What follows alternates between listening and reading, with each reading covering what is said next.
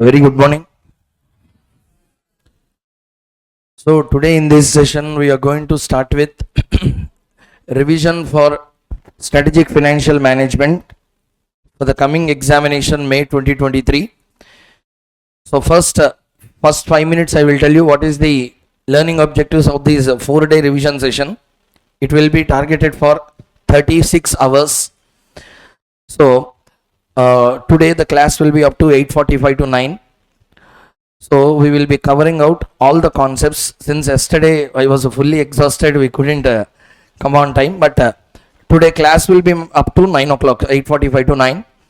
So every day there will be 9-hour session for sure.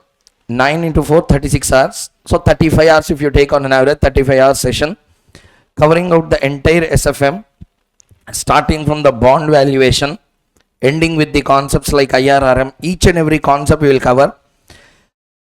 When I say each and every concept, every model in the study material we will cover. I will not leave even a single model. Okay, by the time we complete the entire syllabus, not even a single set of model we will leave from the exam point of view. Okay, you can take study material, you can ask any model. Each and every single model we will cover in the revision classes. Which mean, when I say portfolio theories, a chapter like portfolio theories if you take, from the beginning till the end, there are totally 41 types of concepts in portfolio theories. All the 41 concepts we will do. Means we will do around 40 problems in portfolio theories again. All are study material questions. When I say study material, MTP, RTP, I mean ICAl modules. Hope you can be having an idea about what is that. Okay. So we will be covering out the entire ICAl module, all the models. When you say, for example, bond valuation, yesterday I have shown you already. Okay. So when you say portfolio theories, starting from calculation of a mean calculation, standard deviation, covariance, variance, correlation, like this 41 concepts are there totally. Okay, I summed up 38 questions in portfolio theories. 38 the best questions on the exams. All 38 are past examination questions. You can see in your study material as well. Study material backside, portfolio has 53 problems. 45 I think. Forex is having 53 problems. So in portfolio theories there will be around 40 or 45 problems will be there. All 45 we will do. Did you understand my point, everyone? So therefore, study material we don't leave. I mean to say, I say module we don't leave. Okay. So each and every concept we will take, understand it, the formula, a derivation, understanding the concept, doing the problems, and we will move on to the next one. If it is an easy problem, you can directly calculate. We will go to the next one. Clear? So 4-day session. There are totally 10 practical type of sets of chapters applicable for SFM in the exam point of view. You can see here.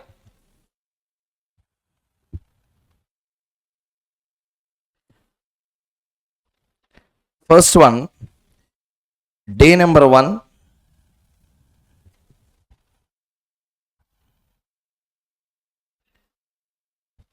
Bonds, including FRA basics.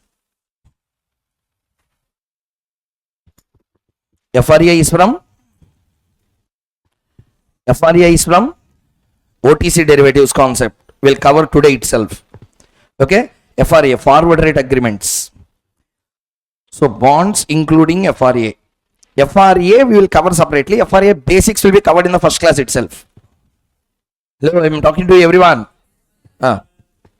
Second, after that, we will be going into the area called as corporate valuation, including economic value added and market value added. Including economic value added and market value added. In this area, bonds, we will be solving 30 questions totally. In corporate valuation, 20 questions we will solve. The best selected 20. Next, number 3.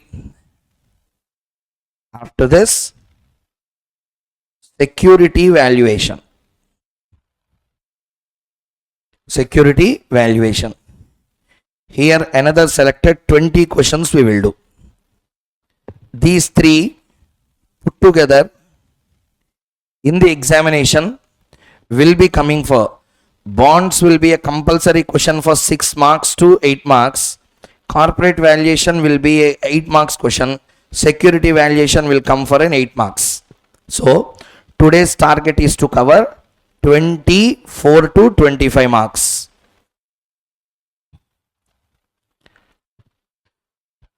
Bond valuation is, I told you yesterday already, there is no concept of not coming from any chapter in SFM. SFM chapter say there are 10 practical topics. I am talking about 13 total topics. Practical are 10. There is no concept called as not coming in exam. Every chapter will have its representation in the paper. If you leave any chapter, gone. That means if you are leaving bonds, you are attempting only for 94. Like that you can imagine. Okay. A bonds minimum 6. Maximum can rose up to 12, 13 also sometimes. Take minimum only. Conservatively if you take, bonds will come for 6 to 8 marks. Corporate valuation confirm 8 marks question will be there. 4 marks and 4 marks are direct 8 marks question. Last attempt la corporate valuation came for 18 marks in exam totally. Don't take extremes. It may come sometimes. But on an average it comes for 8 marks. Next to security valuation. Confirm 8 marks question will be there. 6 marks and 2 marks. Or 4 marks questions or 5 marks and 3 marks question. In some combination, security valuation will come for 8 marks in examination. Clear everyone? So totally, so today's target will be 25 marks. Definitely will come in examination from what we are going to discuss in the today's session. Okay. So with no delay, let us start with the concept. The first chapter we are going to start is bond valuation. So please keep the heading bond valuation.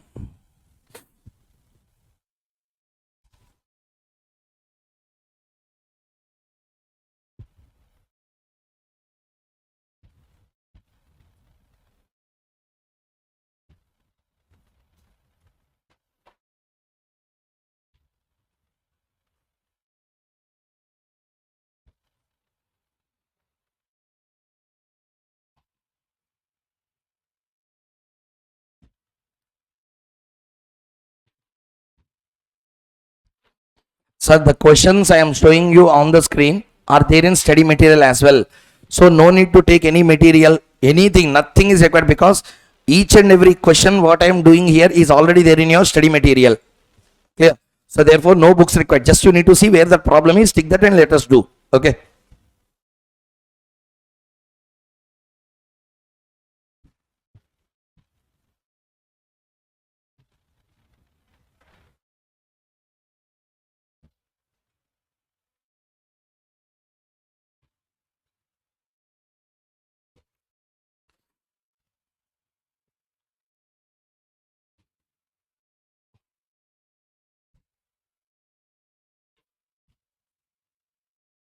Just a minute, I will also open the document.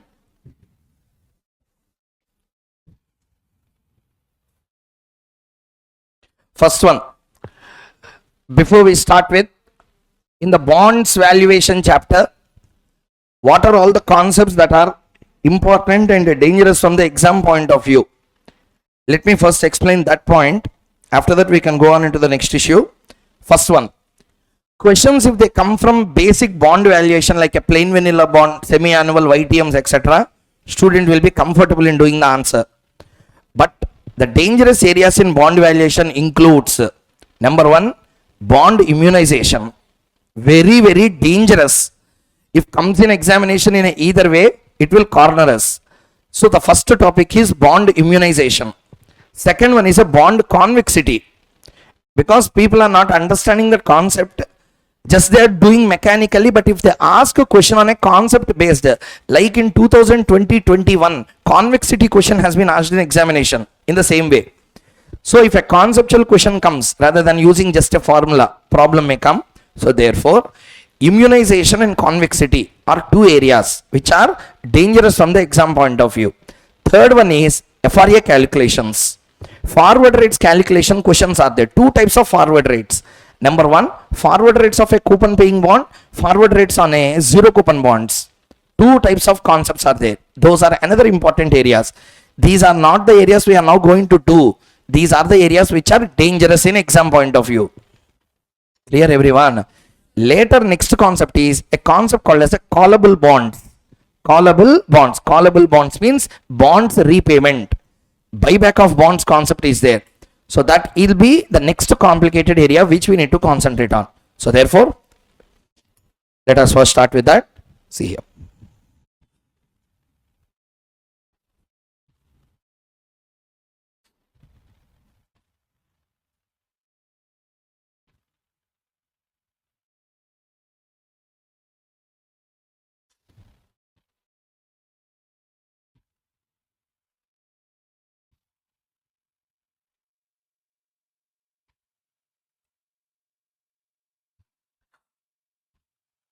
These are the chapters in the second module. First one, what we are going to start with? Bond valuation.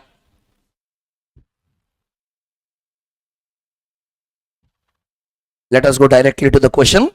First, see here. This is a study material question, not on the back side, just a normal study material question. First, let us see the basics. So we are going to do a chapter called as a bond valuation. Whenever I say strategic financial management, our entire syllabus will be divided into two categories. Number one, decision making. Number two, valuation. I repeat once again, our total SFM syllabus portion is divided into two parts. One is a valuation, another one is a decision making. These are the two things which are involved. Hello, listening everyone. Decision making is involved inside the problems itself. For example, whether to buy the stock, not to buy the stock. All these things is a decision making type. There are two types of concepts in our entire syllabus. Number one will be valuation. Number two will be decision making. Entire forex chapter is a decision making. Each and everything they will only ask you what will be the outflow if you enter into forward. What will be the outflow if you don't enter into forward? What will be your outflow if you enter into options market? That means every time they will ask your decision. Yeah, forex, all these are on decision making side. Another chapters are there. I will tell you the names. Bond valuation, security valuation, corporate valuation, derivatives valuation. All these are valuation based chapters. Clear everyone? Very, very important from the exams point of view. How much decision making is important in syllabus? Valuation based chapters also equally important. In that valuation based chapters, the first chapter will be the bonds valuation. Okay. So why I am taking the bond valuation first? A reason is there. Bond cash flows are static cash flows because equity cash flows will flow up and down every year because the dividend of a equity is constant or not a constant. Obviously, it results in a curious concepts. First, let us see a static fixed income security. Therefore, we are going to first start with the calculation of bond. Sorry, point number one. Bonds, before we start, let's have some basic discussion which everyone also know. Point number one. Bond will be having three elements. Number one, the bond cash flows. What is the bond cash flow called as? What is the bond cash flow called as? Coupons, also called as a interest. Bond will have a fixed life. Bond will have a fixed life, and bond will have a PV factor called as KD, also called as a YTM. So always whenever we see a bond, bond is also called as a bond triangle. Bond will have three elements. Please see here. First element is the life. Second element is the cash flows. The third element is the PV factor, also called as a discounting factor. Life of a bond is fixed. Cash flows of a bond is fixed. PV factor of a particular bond is almost nearest to accurate. I will not tell accurate. It is nearest to accurate because of one good reason. YTM, what you calculate is a approximated YTM, accurate YTM. YTM formula you know na? What is the formula? Sir, okay, no problem. I will explain. I into 1 minus T plus RV minus NP by N whole divided by RV plus NP by 2. You have done that or not formula? RV, NP you may make different words, but still concept is same. Redemption value minus the purchase price. Clear? So institute use RV minus NP, therefore I also use the same words. RV minus NP by N whole divided by RV plus NP by 2. That formula, when you calculate, the answer you will get some 5% or 10% or 14%, something you will get. That is accurate or approximate. Why? Is a question. So, nearest to accurate, we can calculate accurate using a concept called as a IRR. Using a concept called as IRR. So, therefore, bond cash flows are coupons which are fixed. Bond life is fixed. Bond PV factor can be brought to a nearest accurate. Maximum accuracy we can bring. The bond cash flows and bond life, if you have, the PV factor can be easily brought to the nearest accuracy. So this is the situation of a bond. Everyone know this statement. Study material first line starts with this. Value of an asset is present value of future cash flows discounted at required rate. This is a statement used in study material directly. So please tell me everyone, what is the value of any asset? Present value of future cash flows discounted at a required rate of return. Now tell me, I will purchase a share. What is the required rate? On a share, what is the required rate? KE. On a bond, what is the required rate? KD. I repeat once again. Take three types of assets. Asset type number 1. I take share. What is the required return on a share? K. Very good. What is the required return on a bond? What is the required return on a land and building? Did you understand my point or not? I repeat once again. Tell me, what is the required return on an equity instrument? Once again, equity share if I purchase, asset or liability for me. Equity being an asset for an investor, what is a KE? What is the required rate? Very good. Bond? Land and building is also an asset for me or not? Then tell me, this is what we are going to see in a chapter called as real options. What is the concept? Derivatives options chapter when we do. In the third day, there is a area called as a real options. What is the area name? Real option. 2 questions are there in study material. Fantastic questions. They are called as derivative valuation used on real estate properties. Which valuation? Derivative binomial risk neutral models are there. Everyone know na? That model we will use to value the land and building, not the equity shares. How to do that? We will see there. Real options for 2 problems I will do. 2 study material questions I will do. RTP also those same questions are there. Okay. Now listen. Tell me. Asset is an equity. What is the required rate? Bond is the instrument.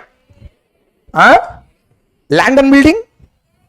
Wrong. If I purchase land and building with my own money KE, loan money KD, mix na KO. Did you understand the point? Like this, some basics we are missing always. Those gaps we are going to fill in the classes. Okay. So small basic concepts which we leave will lead to wrongs that are committed in exam which we are not going to do. So therefore my point is, land and building means the mode of financing is important. How you bought that particular land and building? Using your own funds, then KE is the required rate on land and building. Are you using the loan fund? Then KD. Are you using the mix? Then KO. You already know the WACC calculation. So that we have to use. Everyone understood the concept clearly or not? Now tell me, we are going to start with a concept which is having a fixed income security, a variable income security. What is a fixed income? What is a fixed income? Coupon. Coupon is a variable or fixed. Now listen. In this chapter, there are 2 rates. How many rates are? 2 rates. Rate 1 is a fixed rate called as a coupon. Variable rate is called as a YTM, which is a market dependent rate. Listen carefully. See me. Please. Company issued a bond. Listening. Company issued a bond. Market la RBI has a trading a rate of interest at 6%. How much? 6%. Rate of interest is decided at 6% by RBI. Bond is more risky than RBI bond or not? Reliance bonds are equally risky as RBI, not risky like RBI, more risky than RBI. More risk, more return. More risk, more return. That means RBI is giving 6% means Reliance also will give same 6 more than 6. Answer? Say for example it is 9%. How much, sir? Market is expecting in general, overall market is expecting 9%. Market is expecting 9%. Now listen carefully to the point. I went to a bank and I asked the bank, I want to give a loan. Okay, means I want to make a fixed deposit with you. What is the rate of interest you give me? They said I will give 87.5%. Clear? Now tell me, if I am purchasing the bonds, it is equivalent to me giving a loan to a company or not? Are you understanding or not? If I give loan to a bank, what bank is giving me? 7 to 7.5 it is giving. If I am investing in the bonds of a company, it is as good as giving loan to the company or not? For that, I should also expect some return or not? Say for example, I am expecting market on an average is expecting 9%. Clear? Now listen. Today, my company is issuing the bond. They saw the market. General market tendency is running at 9%. Therefore, market is at 9. My company issued the bond also at 9%. Now tell me, market ongoing rate and the bond rate interest fixed on the bond today, both are same or different? Answer. How much market is expecting? How much my company giving? When I am giving what market is expecting, bond will trade at a par. Bond will trade at a?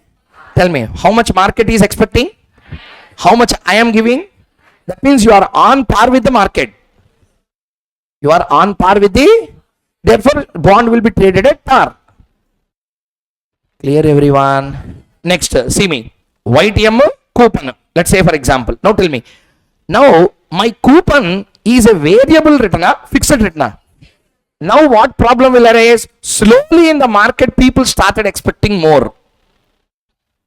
But my company will give fixed cash flow. Now in this case tell me, market is expecting more than how much percent? 9. Market is expecting, but I will give how much? Therefore they are disappointed, they are satisfied, very happy. Bond will start coming down. The value of the bond will come below the par. Are you understanding or not? The bond will be coming above the par, below the par. When I will trade at par? When you match your coupon with the market interest rate, the bond will be traded at par. But now you are matching with the market, you are under the market. Therefore, bond value will also be undervalued. It will not be at 1000, it will be at somewhere around 950, 960, like that it will be traded. Clear or not everyone? First point. Now third case, tell me, how much is the fixed market price first beginning? What is the rate? 9 and 9. Slowly in the market, RBI has reduced interest rates. Slowly the market interest rate came to 7.5%. But still my company is paying how much? How much market is expecting? How much company is paying? I am giving more than required. I am giving equal to what is required. I am giving lesser than required. Automatically your bond will be overpriced. Means what is the moral of the story? Is seeing the question itself. From now you should be telling the answer. Whether bond will be at a par, below par, above par, you should tell. Take any study material question now. Okay. I will show you one study mat question. You answer this. See this. Read the first question. Rupees 100. Par value bond bearing a coupon of 11% will mature after 5 years. What is the value of the bond if the required rate of return is 15%? Now tell me, how much market is expecting? How much my company is giving?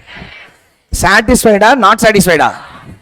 Therefore, bond will be at 100 or below 100? Answer over, it should come below 100. Understood the point or not everyone? Because it is not giving a satisfactory return, it is giving what market is expecting, lesser than what the market is expecting. Obviously, bond will be traded at a discounted price, say less than 100. Shall we continue everyone? Okay, very good. Let us now start doing the problem, please. If you want, you write the facts of the case only. Okay, means a problem facts only you write. This is a study mat question.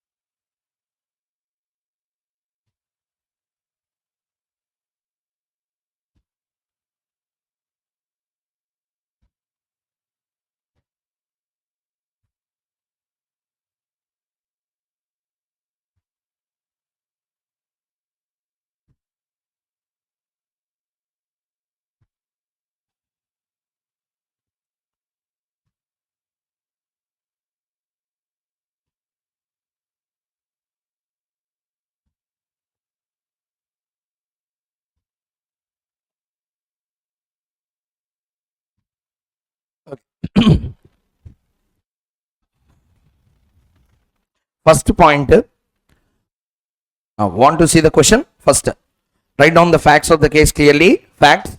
First, par is how much? 100. I equal to 11%. KD equal to 15%. Life 5 years. This is the info given.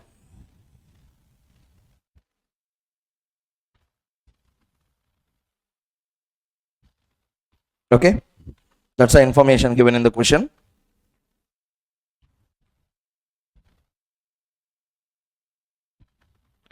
So before we move on to the next one, please see the screen once.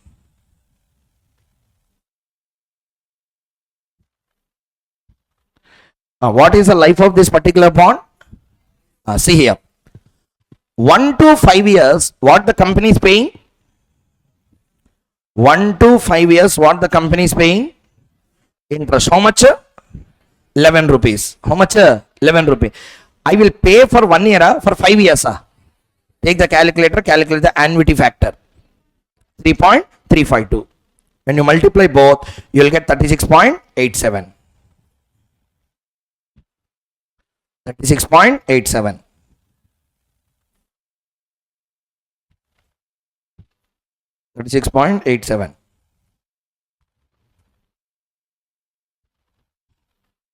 Next, 5th year. So please don't see the answer. I'm putting answer just to make a checking after doing the problem. Okay, do on your own. Sir, I think everyone know how to do this valuation now. So first we need to take the columns. Sir, always follow the institute pattern. It will be always safe for you. Year. Next, cash flow. PV at the rate of. Tell me, PV I should use coupon. PV I should use YTM. YTM is also called as KD. YTM is also called as KD. Required return is called as KD. Required return is called as coupon. Answer, sir. Required return is called as coupon. Required return is called as KD. Very good. So here what is a KD? Next one, PV, CF. Year 1 to 5, 5th year. What is 5 here? Sir, when I write 5, it is 1 to 5, 5th. 5th beginning, 5th ending. Always PV factors are for ending periods only, not for beginnings. Clear, everyone? So therefore tell me, 1 to 5 year, how much I will get? 11. How you got 11? 100 into 11% coupon. And last year, 5th year, I will be getting back what? Redemption of 100. You calculate. Tell me what is the value you got? 5? 7. Okay. 5, 7 or 5, 8. Okay. No problem. 5, 7. So answer is 86.57. Listen. First problem, I will do full analysis. Second problem onwards, no analysis, nothing. Let's start doing the problems only. See the screen once. How to analyze this particular question? Let us make analysis for the first question only. Okay. See here. Please, everyone, observation required. Tell me how much market is expecting.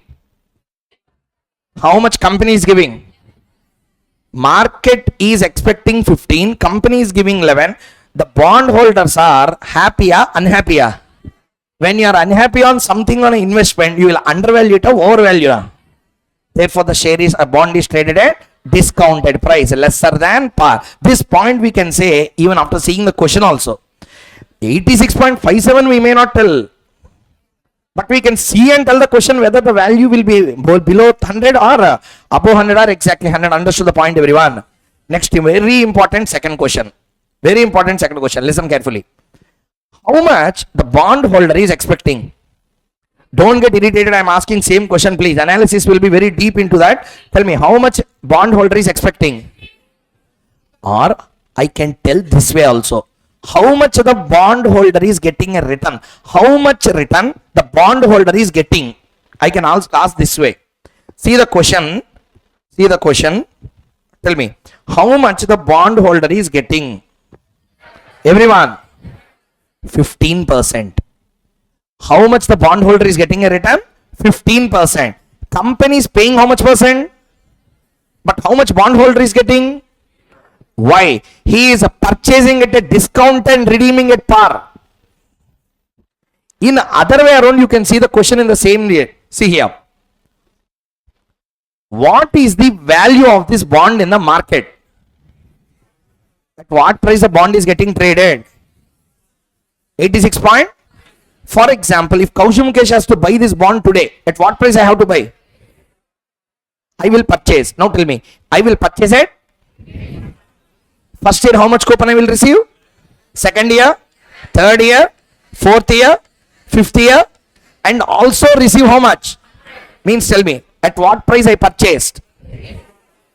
At what price I am redeeming? Redeeming is like a seller, purchaser. Answer. Redemption value is? Purchase is? There is a capital gain or no capital gain? Therefore, your return is a coupon plus capital gain. That's why it's not 11. It is 11 plus capital gain, which came to 15%. Are you understanding the point or not? Any doubt? So tell me, here there is a capital gain or capital loss? That means rather than thinking from that point of view, you can also think in this way. The same question. Tell me, how much the bond holder is getting a return? Why he is getting a 15% return? What answer you will give? He is purchasing it, discount and redeeming it.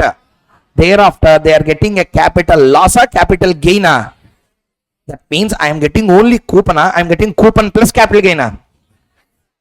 Therefore, my return will not be coupon. My return will be more than coupon. Clear or not, everyone? Understood or not? First analysis is from the price. This analysis is from the return percentage point of view. Clear? I have designed 4 different situations out of this. Please see the screen. Let's complete it fast. First situation. How much? In the year 0 means today. How much I am investing? 1 to 5. How much coupon I am receiving? 5th year. How much I am receiving? Read. R is greater than I. Tell me, what is R? Required return. What is I? Coupon. What is R also called as? KD or YTM is more than? Why? What is the reason? Due to capital gain. Because I am selling it. Which I bought it. That means my return is coupon. Only coupon. Coupon plus capital gain. Coupon plus? Honestly, everyone. See the second case and tell the answer. This one. Don't see the answer. Just see this and tell. How much I am purchasing? Say for example, alternative situation, not 86.57. It is a 90. Now tell me, R is greater than I, less than I? R is greater than I, less than I? How can you tell? I am purchasing at 90, being a discount par, and redeeming it, and getting a coupon of 11 can also be written as 11%. Coupon is paid on 100 rupees or 150 rupees. 100, 11 by 100 means 11%. That means I am receiving 11% plus a percentage of capital gain also I am receiving. So tell me, R is greater than I, less than I? Greater than I, less than I? I will ask you another question. Gunshot, one answer only I should require. It is more than 15 or less than 15? Common sense here. It is greater than 15 or less than 15? Less than 15. How can you tell it is less than 15? You will get 15% if the purchase price is 86.57. Now the purchase price is how much? margin of capital gain is increasing or reducing. Therefore, return will also fall. But it will be more than coupon. Understood the second situation? Let us go to the third one. Tell me. I purchased at how much? I sold at how much? Capital gain or no capital gain? What is my return? My return is coupon. That's why I said you, if you give what market expect, bond trades at par. Understood the concept or not? Okay. Fourth question also, you please do this. Tell me now. Now tell me. At what price bond is trading in the market? Answer, sir. But redemption will be only at what? Now tell me, I am getting coupon, less than coupon. First tell me, what are my two parts of returns now? One is a coupon return. Second one is a capital gain, capital loss. Because of that, my rate of return will be lesser than 11, more than 11, equal to 11. That's all. This is the meaning, sir. Okay.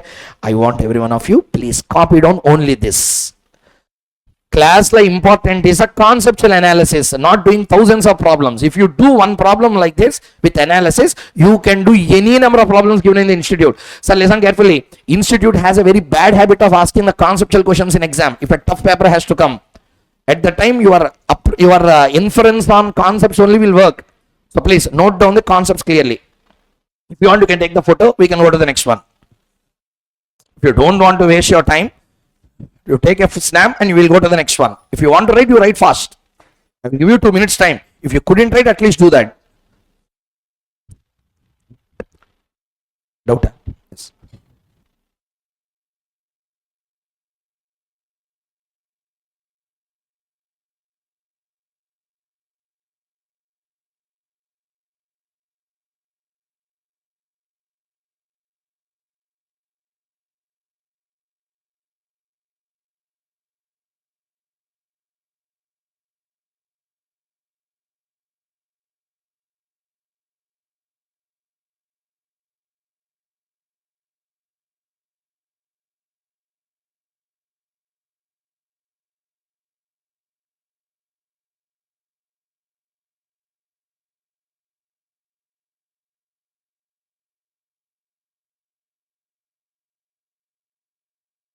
Sir, first point, everyone tell me, understood the concept clearly?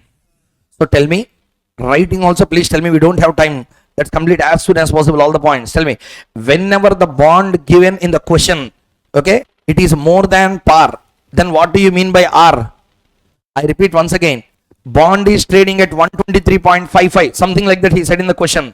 Then how the R will be? Will be less than IA, more than IA. Why? I have to purchase at a premium and redeem at a par. I will get a capital gain, a capital loss. That's all. It will be obviously less than I. Like that, you can make a checking on bond valuation chapter, whether you are doing right or wrong in exam. Clear? So it will be a easy checking. Checking is very easy in bond valuation chapter.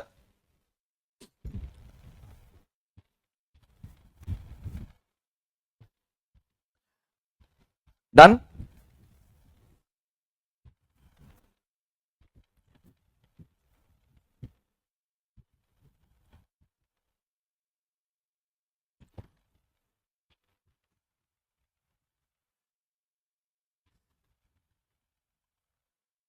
First 3 over.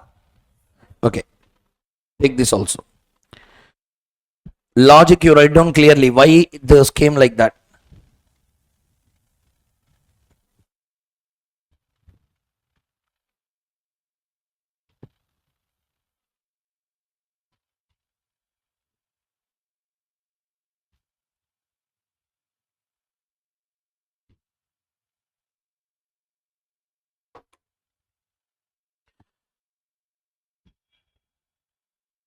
Can I move on to the next one? Can I move on to the next one? Very good. Next issue. So now, what we have done now is called as a plain vanilla bond. Okay? What is it called as a plain vanilla bond? Why it is called as like that? I think you know the vanilla ice cream. Done. Again working. Right, anyway, over almost.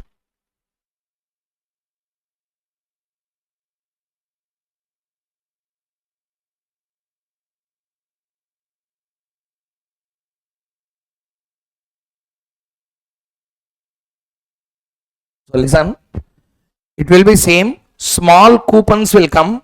Lastly, suddenly one big redemption will come. Coupon redemption will be made every year. Redemption will be made every year. Redemption will be made at the end. Suddenly a redemption will come. Therefore, it's called as a plain vanilla bonds. Clear or not, everyone? Okay, now next issue. Let us see.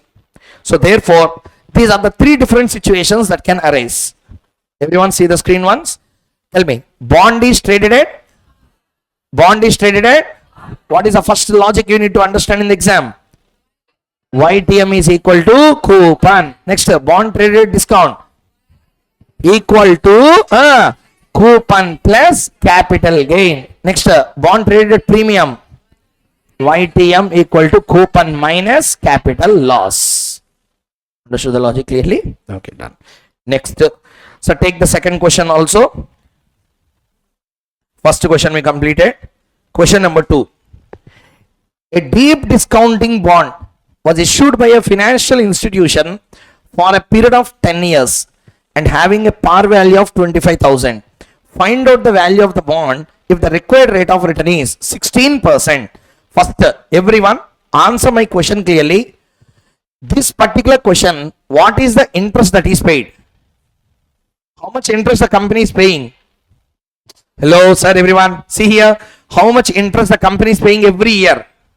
No interest. That's why it's called as a deep discounting bond. Listen carefully. First question is on a plain vanilla bond. Second question is on a deep discounting bond. So please keep the heading valuation of a DDB. I will share this PDF also, no problem. Okay. The breakdown I will share to them. They will also share to you. You can have PDF because all the questions after this are study material questions only. Don't take any printout and waste your money. So see here. Deep discounting bond. So first tell me, what is a deep discounting bond? Simply, listen. No coupon is okay. Listen.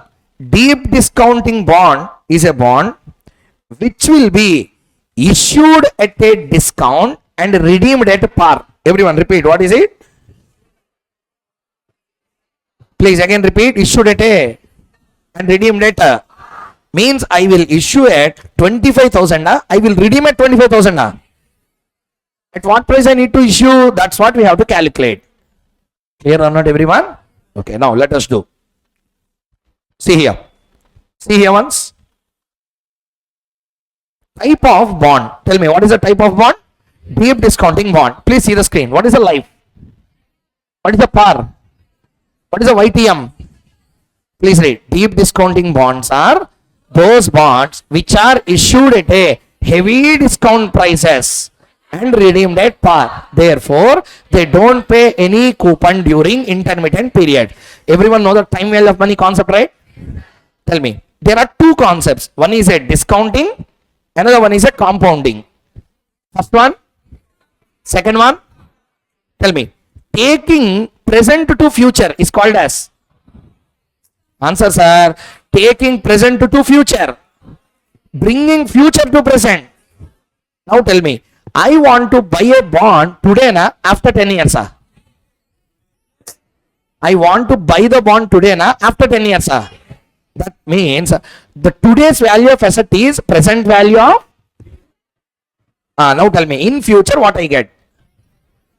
I have to bring it to. That's why PV equal to FE by 1 plus R whole power n formula came. You are buying bond today after 10 years. First tell me that. You are buying the bond today after 10 years. What is the value of the bond today? Present value of all the future cash flows discounted at required rate. I am getting multiple cash flows. A single cash flow today after 10 years. I will bring it to present. Clear or not, everyone? That's a formula. FE divided by 1 plus R whole power n. Please write down. Sir, you may ask a question, sir. Can I write FV equal to PV into 1 plus R whole power n? But valuation will not be done properly by the institute because the logic is not correct, but answer is only correct from your side. We don't want future value. Ready to understand what I said? If you do the same, that's why institute study material, they give format like PV equal to FE plus 1 plus R whole power n they will give. Okay, what does it mean? When I give PV equal to FE plus,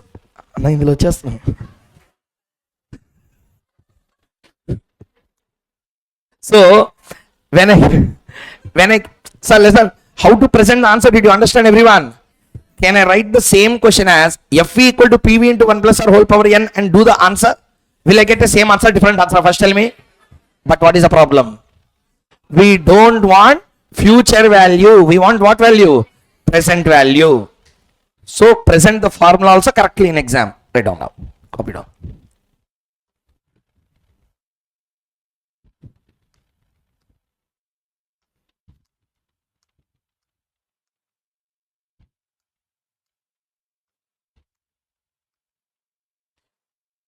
So when you are copying down, please show some emergency. Let's fastly write down. But writing మీద పెట్టుకోకండి. Maximum try to complete it fast. 30 problems in bond valuation we have to do. Please keep it in mind and do. Shall I continue to the next one, everyone? Okay. What is the point? What is the question we completed now? Question number 2. Tell me what is the moral of the story in the second question? We are calculating which type of bond. Coupon paying bond, no coupon bond. Answer. Now tell me. No coupon bond. Now tell me, these kind of bonds are issued at a deep discount and redeemed at a. Tell me, what is the value? I am buying the bond today. I am buying the bond. So today value I want. So what is the value of an asset to today? Present value of future cash flows discount at a required rate. What is the required rate on a bond? What is required rate on bond? YTM or KD? Clear or not, everyone? So therefore, I want future value, present value, present value. Tell me once again, what are the two types of cash flow streams? Present value, future value. Discounting, compounding. Present to future. Future to present. That's all. Like that, this formula has come. Everyone understood? Very good. Next issue. Question number 3. What is the type of bond we covered now? 2 questions.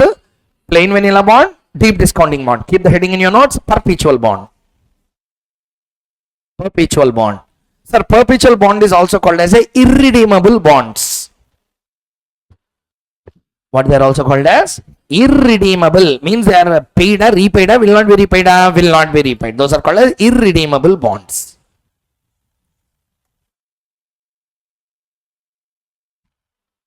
Okay. Sir, first, see the facts. See the facts. Tell me. Rupees 100. First listen. Rupees 100 perpetual bond has a current price of 90. Sir, please, one second. What is the price today? Don't say the question. See my face. What is the price today? Per. Now tell me. R is more than I, less than I. Hey. One second. Don't see the screen. See me. 1 second. Tell me, at what price bond is trading today? That means if I have to buy today, I should buy it. Answer, sir. I should redeem it. Capital gain or loss? Coupon plus capital gain or coupon minus capital loss? Therefore, my R will be less than I, more than I. See the question now.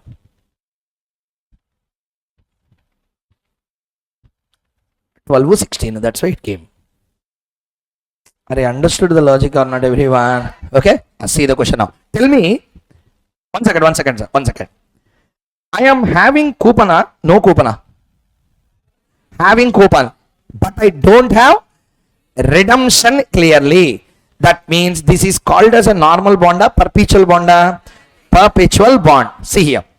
I will tell you one point. Listen first. Later you can copy down. There are 4 types of cash flow streams. First one, single cash flow, annuity cash flow, multiple uneven cash flow, perpetual cash flows. Basics of financial management are dependent on 4 types of cash flows. Please, everyone tell me. Number 1, single cash flow, annuity cash flow, multiple uneven cash flow, perpetual cash flow. Okay. I will first explain about this because our event is belonging to this. Okay, let's not waste time in understanding all others. Single cash flow, deep discounting bond is a classic example. I got multiple, one cash loan. Done. Next one. First kind of plain vanilla bond. Which bond? Plain vanilla bond. 1 to 5, I am getting a same interest, different interest. That's why we calculated PV factor for 1 year, annuity factor for 5 years. That's called as an annuity cash flow. Clear? Multiple uneven cash flow, capital budgeting. Capital budgeting. Asset will give same cash flow every year, different cash flow. Asset will give a same cash flow, different cash flow. That's all. This year I will give 1 lakh, next year I will give 2 lakh, next year I will give 1,70,000. Unevenly the cash flows will come. There I can use 1 year PV factor or multiple years PV factor or every year independent PV factors. That is a third type of cash flow. But the dangerous one is, why it is dangerous? No. Shall I tell you why? Equity depends on PCF only, because equity don't have redemption. Share don't have redemption, sir. When share is not having a redemption, there is a life, no life. Perpetuity, it will continue. Therefore, all the cash flows in our syllabus will be perpetual cash flows. Equity valuation, corporate valuation, portfolio theories, securities valuation, every for that case derivatives, all cash flows are perpetual cash flows only. So if you don't understand this, be scared. If you don't properly understand perpetual cash flows, gone. So therefore, let us concentrate in understanding what is perpetual cash flow. 2 minutes give me, I will explain you how the perpetual cash flows will be calculated. Sir, I will ask you a question. Please listen. Formula, all these things, mucking up, leave off. First, let us understand the concept. I asked you, I will give you 1 lakh, 1 lakh, 1 lakh, 1 lakh, 1 lakh, 1 lakh forever till you die. If you die, your children, they die, their children. Like that, till this world is there, I will give you one. Thank you, Galvin. So, I will give you, I said you, I will give you 1 lakh, 1 lakh, 1 lakh, 1 lakh forever. Okay? Till your Vamsavruksha is there on this planet. 1 lakh, 1 lakh every year I will pay you, I said. Please listen to this example properly. Maybe your required return, say, let us 10% is your required return generally. Sir, leave out that required return 10%, etc. First answer. I asked you, say your age is 24. Okay? Maybe 24, 25, 23 like that. Say for example, don't tell real ages. I'm taking example, some percentage. Listen. Takes an average age of around 23, 24. From now till you die, I will pay you 1 lakh, 1 lakh, 1 lakh, 1 lakh, 1 lakh, 1 lakh forever, I said. You estimated. Maybe I live for 80 years. Later my creativity. After that, they like that, it will continue. Okay, let us take some number of years, you thought. Now tell me, I asked you a question. Either you want 1 lakh, 1 lakh, 1 lakh, 1 lakh, 1 lakh, 1 lakh every year, or ask a bulk amount for those 1 lakhs today itself. Did you understand my question or not? I gave you two options. 1 lakh, 1 lakh, 1 lakh, 1 lakh forever, or a bulk amount for all the 1 lakhs today. You will choose today, every year 1 lakh. Maybe today only everyone will ask, because future is uncertain. Maybe after 1 year I may not be there. Or you may not be there to give me. Anything can happen or not. So therefore that uncertainty element no one will like. Therefore you will ask a bulk. Now tell me, how much bulk you will ask? I said 1 lakh, 1 lakh, 1 lakh, 1 lakh forever till your Vamsavruksha lives on this planet. Tell me how much you will ask? 80 lakhs. Next. 1,000 crores. You can ask, but I am Mukesh, not Mukesh Ambani. So, see here.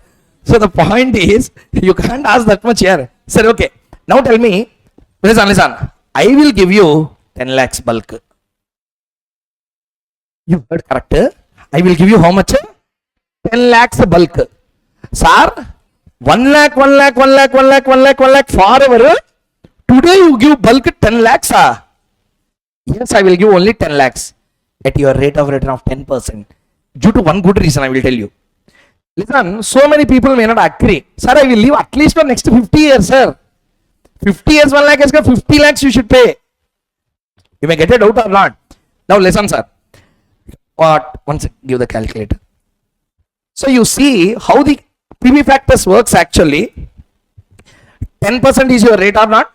So listen, 1 divided by 1.10, 2, 3, 4. Why it is not working? Why this is not working? 1 divided by 1.1. How to use this?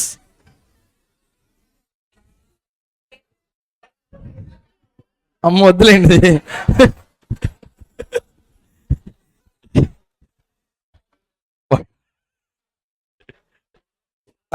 1 divided by 1 point. Sir, you can also try. Sir, one time you give it try, you can understand why it will be so less. 1 divided by 1.1. Say you live for next 50 years. More than that only. Okay? More than that only. Satajayanti Praptirastu. So, I am not telling about that. Example, you live for next 50 years. So, take 50th year PV factor 1 by 1.1. 1, 2, 3, 4, 5, 6, 7, 8, 9, 10,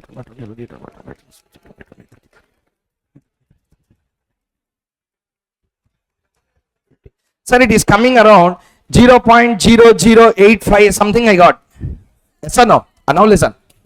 Listen, sir. Please. 1 lakh you receive after 50 years.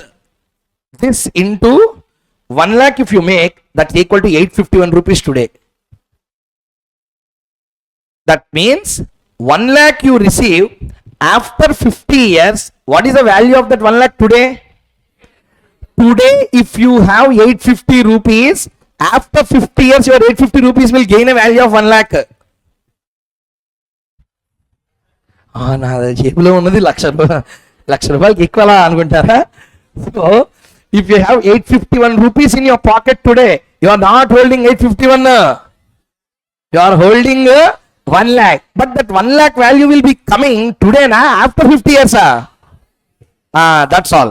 That means when the future is going long to the front, value of your cash flow will be reduced or increased? Answer, sir.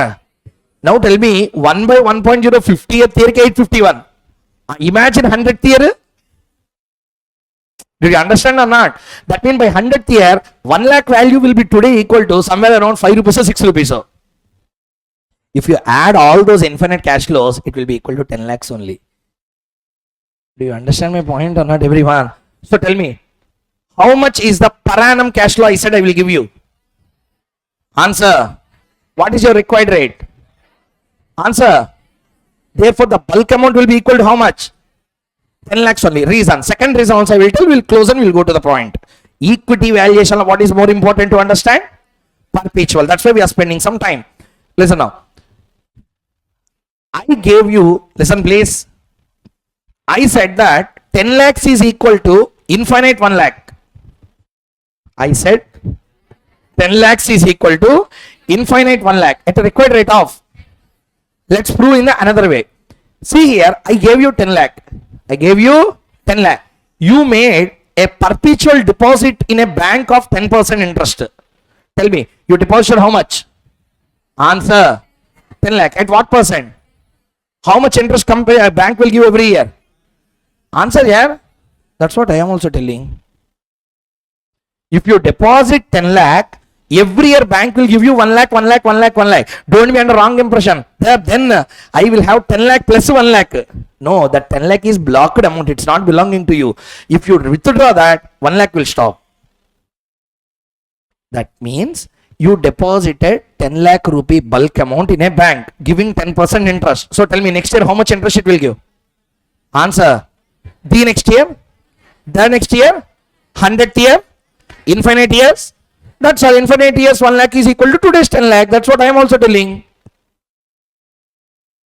Did you understand the point or not, everyone in the class? Therefore, try to understand. Present value of perpetual cash flow formula is, everyone repeat, present value of equal to cash flow per annum, means 1 lakh, 1 lakh, 1 lakh, 1 lakh, 1 lakh divided by required rate, divided by. That's why P naught equal to D by KE. That is the point. That's what I want to explain. Why always P naught equal to D by KE? D is infinite, KE is a required rate. Hope you are understanding the concept clearly, everyone. So which is more important in equity valuation? Perpetual cash flow, say you should understand properly. If you are thorough up to here, I will go to the next one.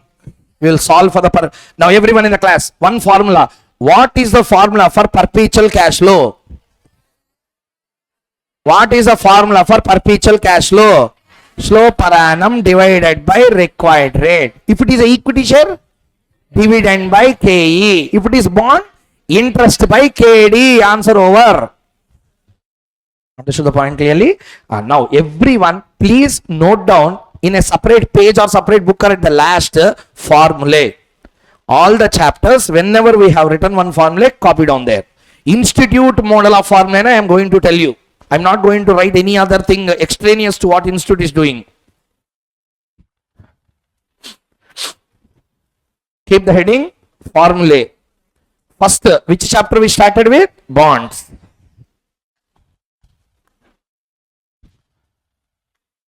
At the end, totally, you should get 76 formula totally.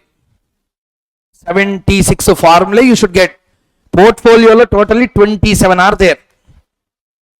Meaning, logic, everything I will take care. But there are. Okay. Write down, sir. Number one.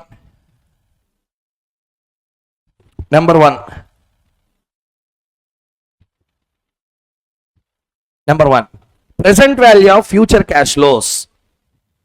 Present value of future cash flows. No more answer from my side. You should tell what is the present value of future cash flows. FV by 1 plus R whole power N.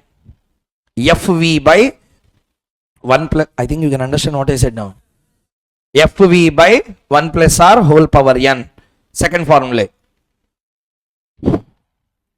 Future value of present cash flows. Future value of present cash flows.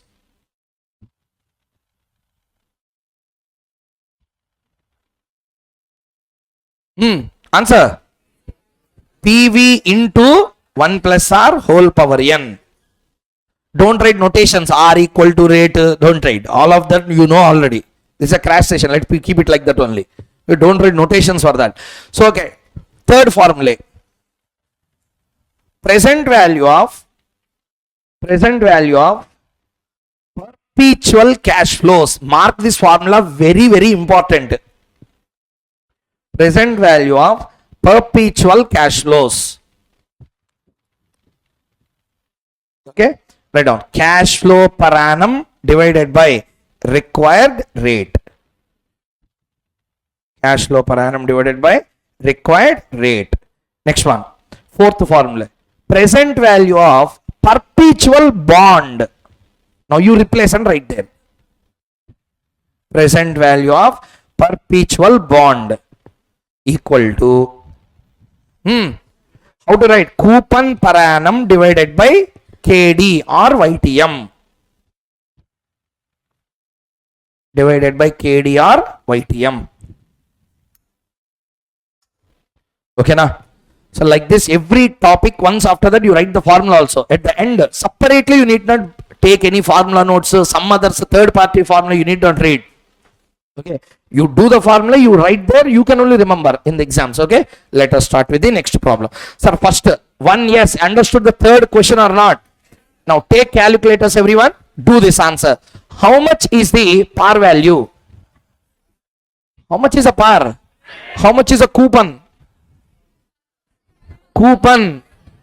So cash flow per annum means how to do? 100 into 12%. Whole divided by 16%. You will get the value. How much? Write down. Answer if you want, I will show you. See this. Since like this you need to present in the exam. So first thing, presentation is important in SFM. Doing answer, okay, he will give you. But how you present is also important. Since like this you need to write. What to write? Since life is not given, this is a perpetual bond. Perpetual bond will pay Infinite coupons. Present value of perpetual bond equal to coupon per annum by RR.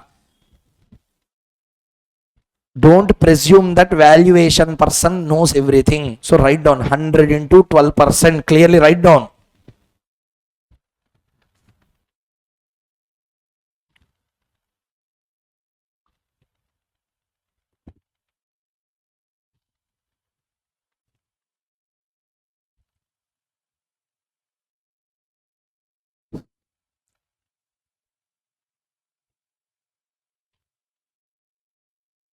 Okay. Can you move on to the next one? Copy down fast. Sir, whenever you are finding that I am going little fast into the problems, okay, please take a snap. No problem. You need not ask me. You stand, you take the snap, you can go to the next one. Instead of spending time on that, let us do more number of problems in the same time. Okay. So therefore, if you really feel that I'm going little fast on to the problem, because I always give importance only to one thing. Concept, if you understand, 1000 problems also you will do. Concept you don't understand, only those problems you can do. So therefore, problem solving is important, but concept is more and more times important than that. So now tell me, the clarity what you got till now is comfortable or not, everyone?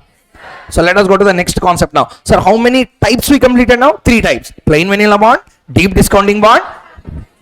Then next type is forward rate bonds. This is CMA final question which is tested for 5 marks in exam. Very good question. Anytime CA can copy it, because these two institutes will copy their questions. Questions coming in this will come there. Questions coming there will come here. They will exchange questions always, because essentially same SFM is also there. Now, I want how you will write this answer. How you are going to present this question. Very good question I found in the study material for them. Read. What is the value of 5-year 5.8% coupon bond if the appropriate discount rate for discounting each cash flow is as follows? Year 1, 2, 3, 4, 5, 5.9, 6.4, 6.6, 6.9, 7.3. Logic I will tell you about the question. Beautifully they prepared the question. Point number 1. Tell me, today is uncertain, tomorrow is uncertain. Today is uncertain, after 1 year is uncertain. Which is more uncertain? Sir, after 1 year is more uncertain, after 2 years is more uncertain. Answer. After 2 years is more uncertain, after 3 years is more uncertain.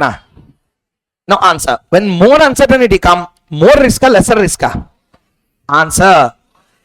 KD, KE, all these are risk rates. Yes or no? Therefore, risk is increasing when the time is going on. See the question. First year, how much is the discount rate? 5.9. Slowly 1 year is passed. Uncertainty increase. They increase the rates. 6.4. Next 6.6. Next 6.9. Next becomes 7.3. Beautiful presentation of a question. Student can understand so many things in the question. They need not do anything. That means they can understand, okay, when future is more and more increasing, the risk will automatically increase along with the future. Because uncertainty increases with the passage of time. Yes or no, everyone? So that uncertainty will result in more risk. More risk, na? More return. More risk. What is the return on a bond? What is the return on a bond? Coupon in YTM. Why? What company gives is a coupon. Sir, listen, you are confused with one point. There is a difference between coupon and return. Coupon is a cash flow. Return is a expectation. Coupon is a, I'm not asking cash flow. Okay, now listen carefully again. More time, more uncertainty or less uncertainty? Bigger future, lesser future, third and second, which is more uncertain? 4 and 3. Therefore, where more rate will come? When more uncertainty increases, more risk or less risk? More risk means more. What is the return on a bond? What is the return on a bond? Automatically YTM should be more or less. That's why more. That's the logic of this question. First understood the question clearly, everyone. If you are comfortable with the question, answer we can do easily. Okay. Now I will give you 2 minutes of time. roughly you do, I will check your books.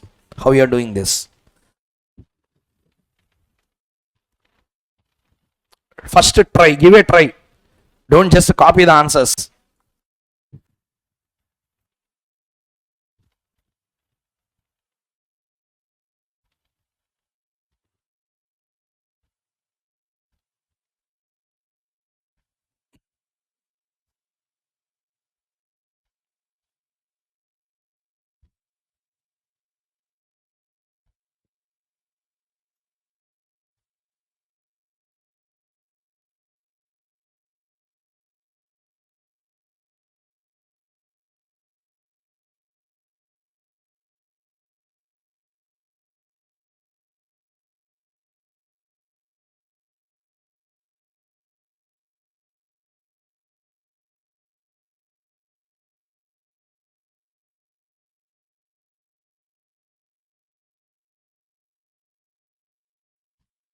Take par value as 100. Since nothing is given, you assume 1000 or 100 anything. No problem. I assumed 100 while I am doing this. Because their study material assumed 100. I started with their assumption without intention of deviating from their answers.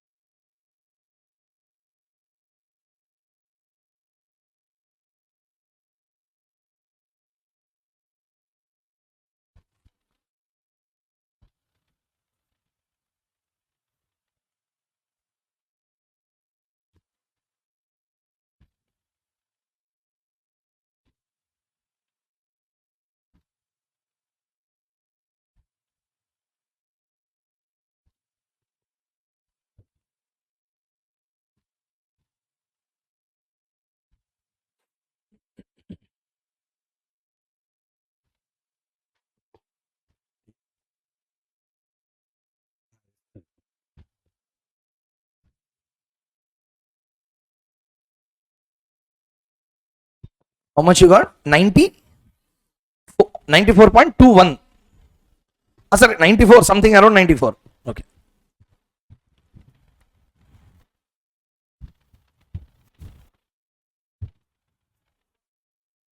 Okay. I didn't remember answers.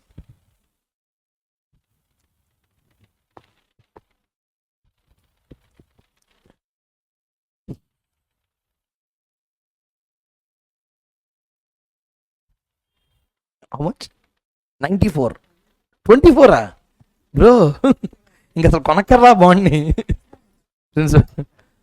You calculate only coupons.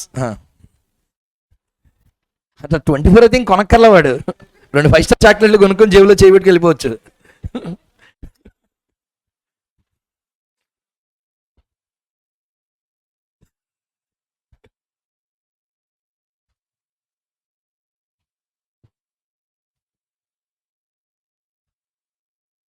Done? How much? 94. Okay. Okay. So time up. Please see here. So how much answer you got? 94. Okay. First, here we need to discount the coupons with the same 5.9 every year or different rates. First year will be discounted using. Second year, wrong, with the 5.9 and the 6.4.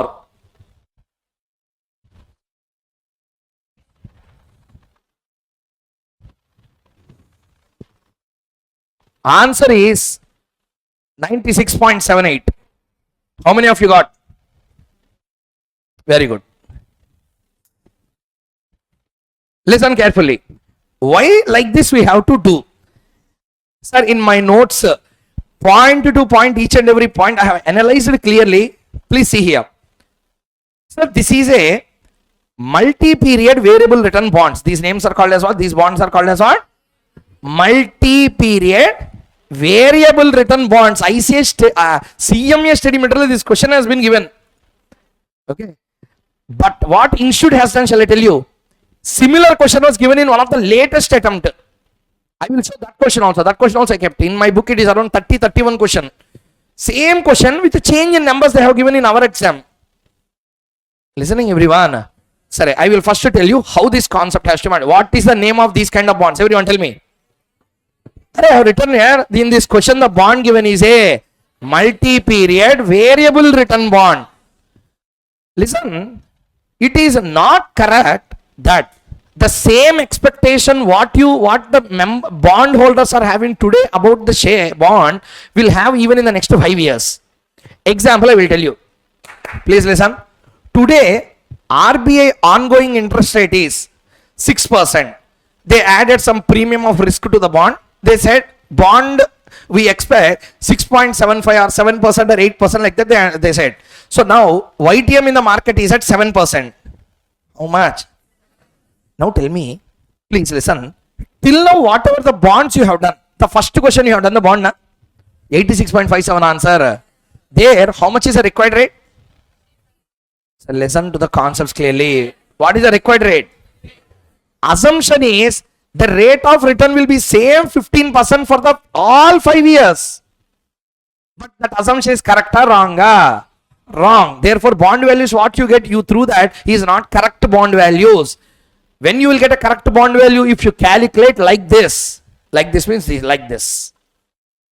Every year market rate of interest will change or will not change? Will change. Market expectation will be same or will be different? Will be different. But when you do normal plain vanilla bond valuation, what is the assumption in the plain vanilla bond valuation? Every year same return will be expected even for the next foreseeable 5 years. 5 years ago 15% తీసుకోవడానికి. When the future is increasing, obviously what will increase? Uncertainty. When uncertainty increases, when risk increases, return should increase. What is the return on a bond? That YTM you are taking constant, which is not actually that. Therefore, which is more practical way of valuation? Variable, multi-return variable bonds or single period variable bonds? This is more practical way. Understood the point or not? First tell me. Okay, now see here, I will ask a question. I explained each and every point in detail in the book, but see there. To understand this, one should first understand concept of discounting. Please read. Discounting is a concept of bringing the future to present scenario. Which one we have to bring?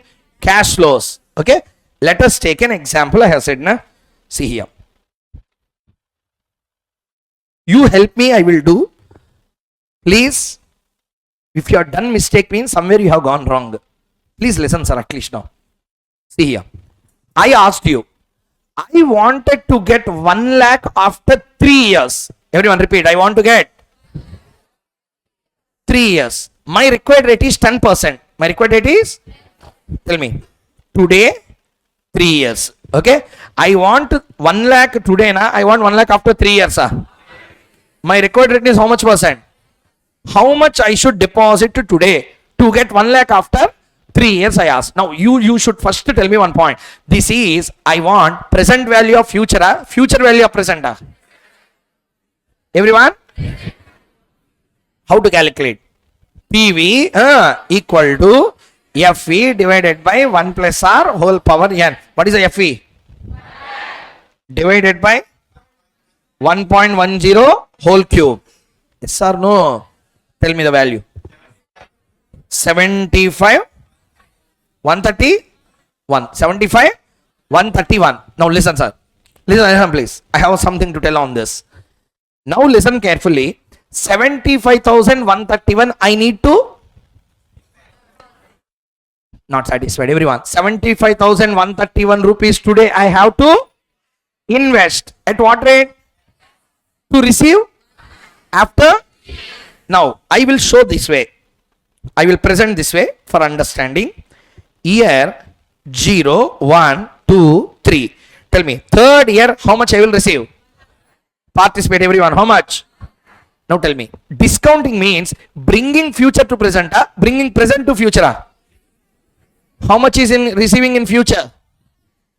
I will discount this 1 lakh by 1 time.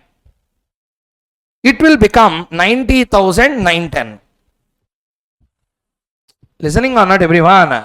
Now tell me, 1 lakh cash flow has become how much? 1 lakh cash flow has become how much? Because I discounted, sorry, because I discounted, I compounded. Discounted, compounded. Now tell me, when I discount one time, third year cash flow became second year. Understood what I said or not? Sir, Muhammad, if you didn't understand, please ask me on the face. Tell me, understood my what I said now? Tell me, how much I will receive at the end of third year? I discount by how many years? Third will become? Fantastic. Next, after that, I will rediscount it by another 1 year. Okay, then what will happen? 82,645. Now tell me, I discounted 1 lakh by one time or two times? Answer. Now, first discounting third year will become? Next discounting second year will become? Now I want first year, I want 0 year. Now again I have to rediscount it by another 1.1 times. Yes or no? How much it will become? This is how you got that answer. Now tell me. Can I write 75,131 as 1 lakh into 1 by 1.1 into 1 by 1.1 into 1 by 1.1? Can I write like this or not? Tell me. First 1.1 belong to which year? Next? Here all are same. But in my question 3, 2, 1 are not same. Now did you understand the valuation how to be done, everyone? That's how the answer changed. Understood the point or not, everyone? Please do this now.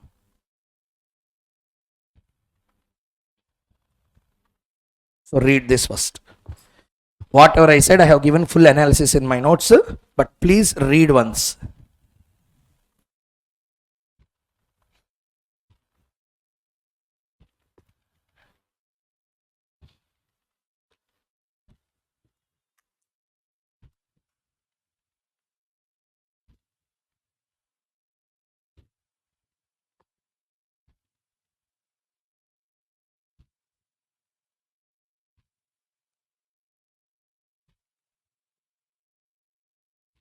Same question, huh? Which attempt it was given? MTP April 21. Okay.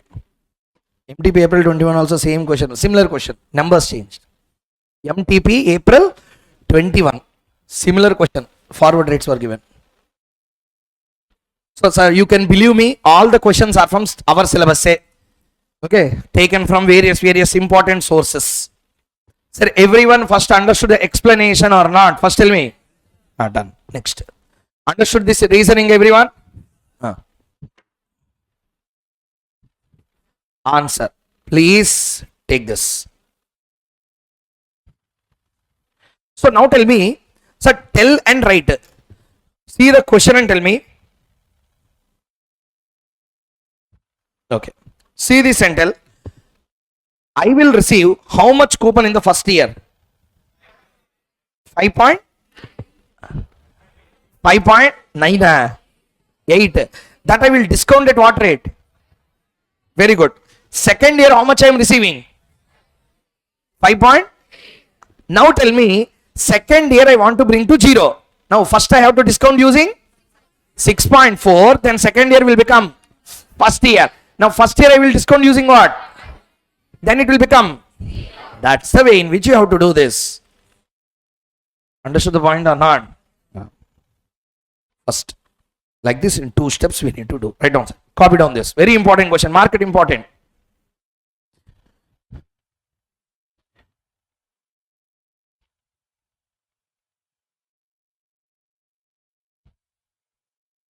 Two minutes time I can give. More than that, please don't expect. If you have time, write it fast or else take a snap. No problem for me.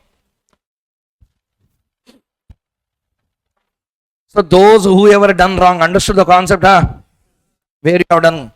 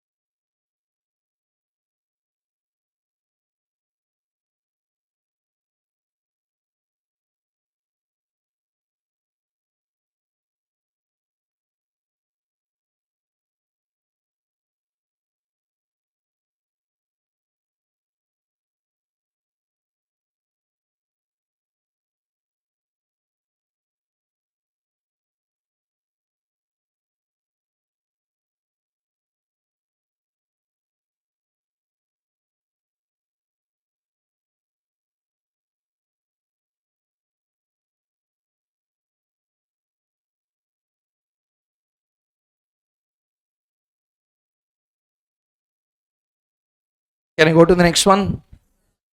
Can I move to the next answer? Okay.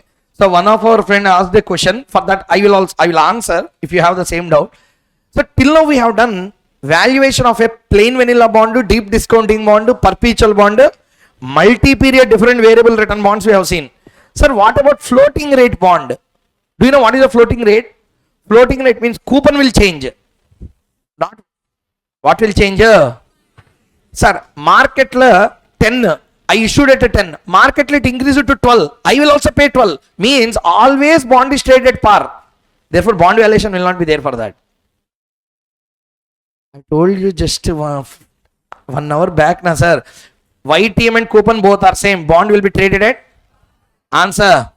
Market let 10. I am giving 10. What will happen? Par. Market increase it to 12. Floating. I also increase it to 12. What will happen? Par. Therefore, valuation concept will not come. Am I clear? So floating rate bonds you need not value. They are always traded at par. In my book there is one problem also on that. RTB question. I will show that. So anyway, everyone understood to here clearly. Can you go to the next one? Okay, next. Study material question again. Sorry, fifth one. Very sorry, fifth one. 6 year rupees 100, 6 year bond of rupees 100 has an interest of 12%. Interest is paid half yearly. If the required return is 16%, compounded semi-annually, compute the value of the bond. This is a question that is being asked. Now, answer my question clearly. This is a single coupon bond, 2 times coupon. Answer. Semi-annual bond, semi-annual coupon bond, per annum. Means I will receive every 6 months. I will receive coupon.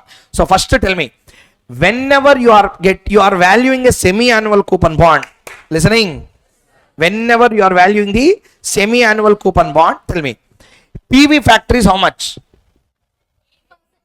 No, here PV factor is how much? 16%. 16% will be for 1 year, but I am getting coupon after 1 year, after 6 months. Therefore, I need to discount at 16%, 8%. Coupon. Tell me, how much is a coupon rate? 12% will be paid 2 times, 6% will be paid 2 times. Therefore, everything will be half, life will be doubled. Life will be. Therefore, we don't write years in the first column, we write terms or period. Whatever you want, you can write. So, I just follow terms. So, how many half yearly terms? Like that we can speak it. Clear everyone? Let us start doing the problem. Do problem number 5. If you want, write down the facts clearly. Coupon 12%, YTM 16%, life 6 years. Life 6 years. Life 6 years. Tell me, how much will be the life now? Revised life. 12 years. 12 terms. Which terms? Half yearly terms. 12 half yearly terms. Write down clearly. 12 half yearly terms. Coupon equal to 6%. 12 into 1 by 2. Half yearly, na? YTM equal to 16 into 1 by 2. YTM equal to 16 into 1 by 2. How much? 8. Fastly do this and tell. 1 minute time.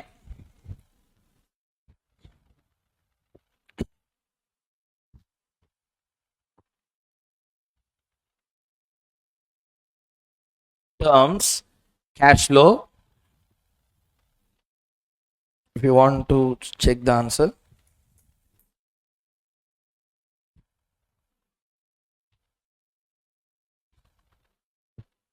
So this is the answer, sir.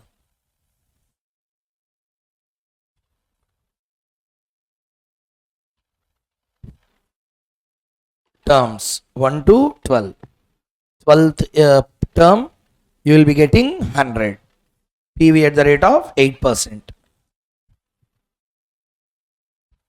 Done with the answer, everyone? Please copy down.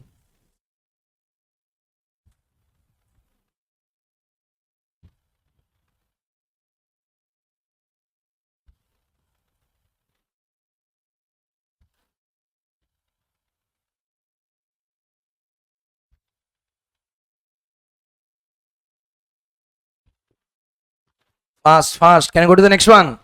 Okay, next. We completed how many questions, sir? 5. Take the sixth one. Study material question again. I think you might have seen these questions already. Okay. See the question. See the question. Messrs. Agfa Industries is planning to issue a debenture series on the following terms. Everyone read the question. What is the face value? Face value. Term to maturity. Okay. Yearly coupon rates. Now here, what is changing? What is changing? See here, yearly coupon rates. So see there, 1 to 2 years, how much is a coupon? 3 to 4, 5 to 7. Rate. Current market rate of interest on similar debentures is 15. The company proposes to issue so as to yield a return of 16% per annum. Okay. So the investor, to the investor, determine the issue price. Assume redemption is at a premium of 5%. I will give you time. 2 minutes only maximum for this problem as well. Please do first. Try to solve. Study material question again.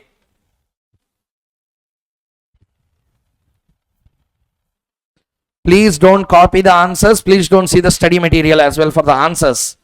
Do it on your own. I will share this entire material with you, the questions also. Okay. So no problem. Just in the break time, I will share with you.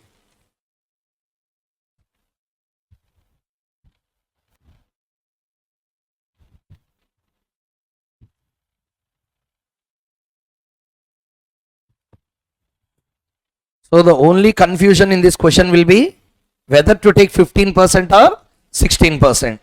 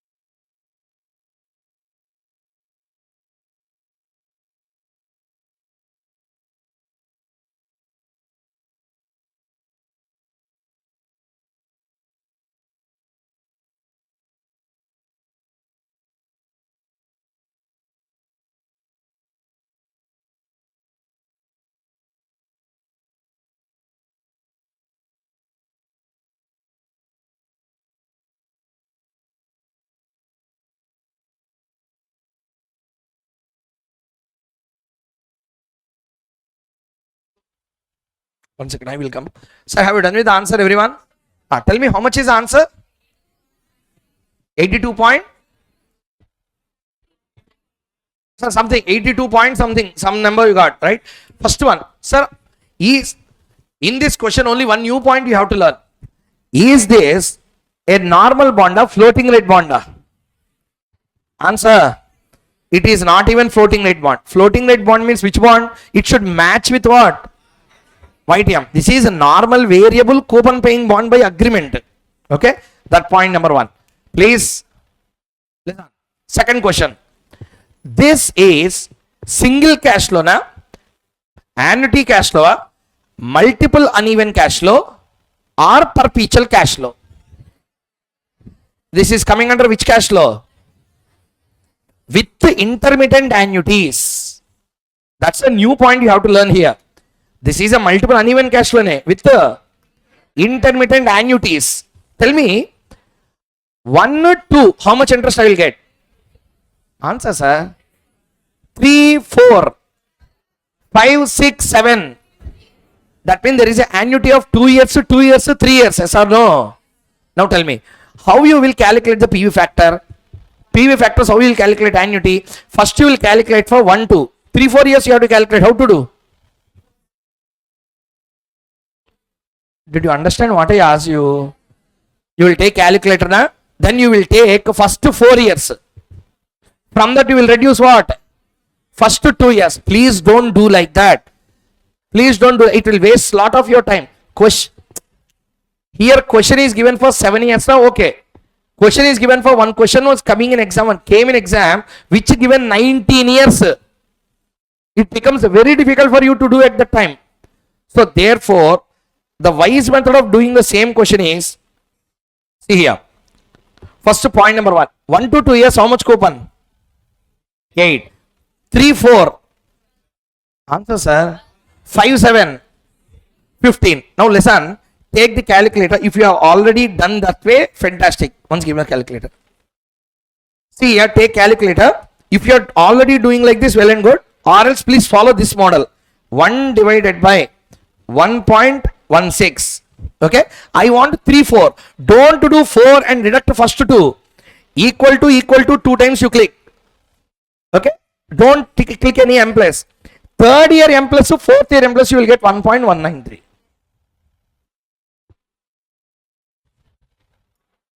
Did you understand how we are done? Sir, how generally students are doing is, they are doing first 4 years, reducing the first 2 years annuity. In this process, what will happen? In mind, it will be given as 1.156. He will type 1.656. Gone. You will write there correctly, but in calculator you will type wrong. To escape those mistakes, how to do? 1 divided by 1.16. Everyone click on the calculator. Now I want 5, 6, 7. How to do? 1, 2, 3, 4. Don't do anything. 5, 6, 7 only you click M plus. 5 M plus, 6 M plus, 7 M plus. Directly 1.24.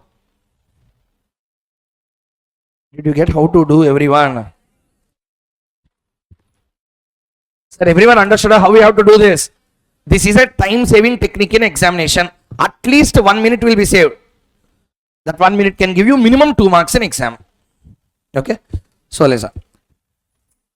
Redemption is made at para. Redemption is made at a premium. Premium. Okay. Done. Now we have calculated and completed question number 6. Sir, discount rate is 16%. Listen, why? I will explain. Market law, what is the ongoing rate? Market law, what is the ongoing rate? Though in the market law, ongoing rate is 15, company is issuing the bond at such a rate which will give actual yield to their bondholders at how much? I am investing in the entire market. I am investing in that company bond. Therefore, that is more specific rate for me. We have to consider 16%. Okay. If you want, you can write a note there. Yes, sir.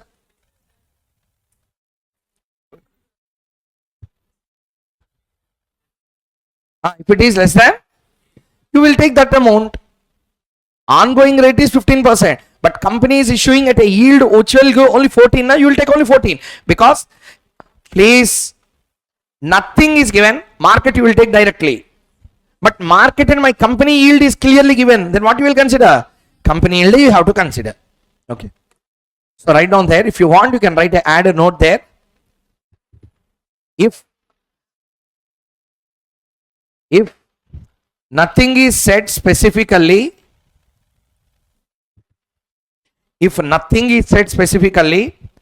market rate will be considered as yield rate. Market rate is considered as yield rate.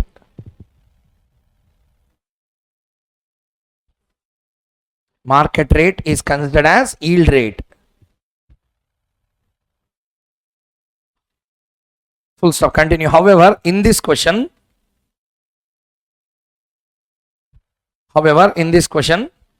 company yield is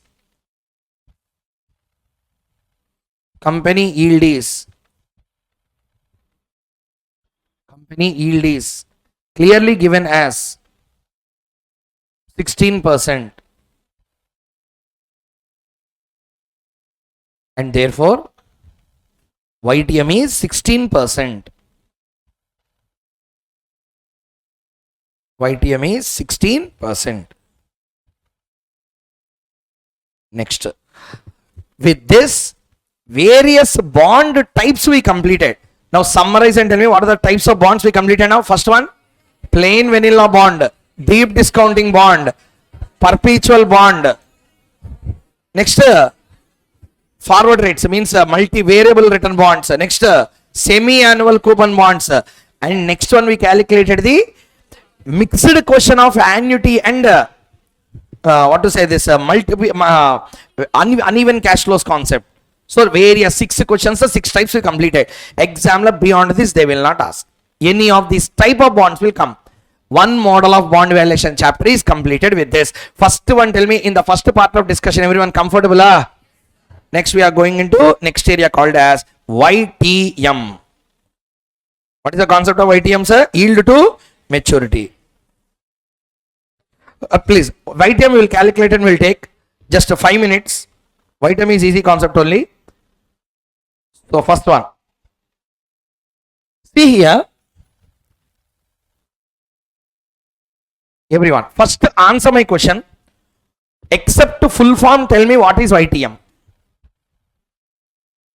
Other than full form, tell what you know about a YTM. It is the return. But okay, required. Okay, next, beyond that, earned by investor,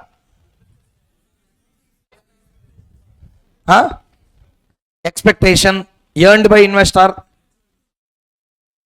actual investment. Okay, next,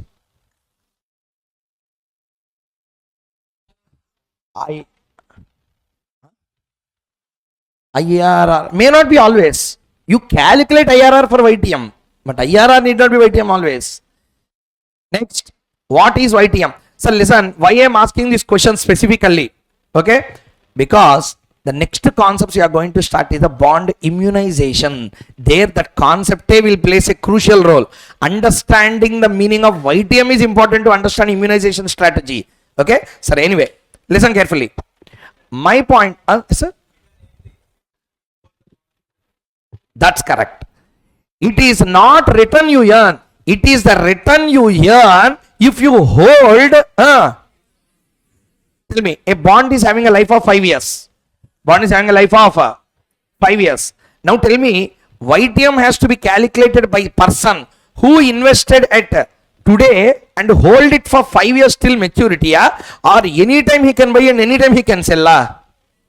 Sir, I purchased somewhere, so 3rd year I purchased, 4th year I sold. For me, YTM can be calculated this way. Answer, sir. Common sense, sir. Please tell me. See the question. See, normal YTM question. They will give life of the bond or not? Answer. They will give redemption value or not?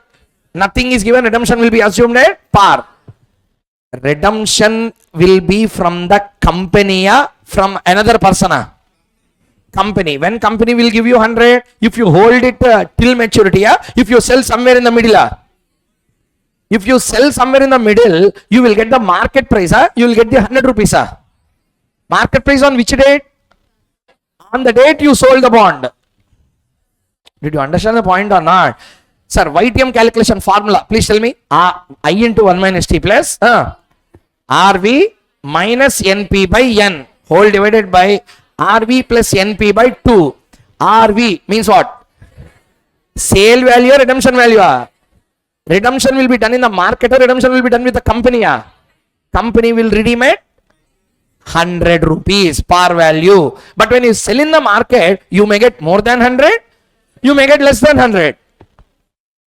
Therefore, YTM can be calculated only by such a bondholder who is holding the bond throughout the life of that particular bond. Clear or not, everyone? Till it's on maturity date, it should be there with you. Clear or not, sir? Everyone in the class? Answer. Everyone understood the concept? Clear? That's the concept of YTM. YTM means you should not sell in the market. On the maturity date, you should hold the bond in your hand. Then only that formula RV will be justified. Or else, you will get one YTM. If you sell in third year, you will get another answer. Clear, everyone? On this say, we are going to see two concepts. One is bond immunization. Another one is a forward rates. How to do that? Okay. So, for that, this is a base. Concept related to YTM. Please see there. YTM is a concept of calculating the return that is expected from a bond instrument. It is similar to what? KE for equity shares. Next, please read.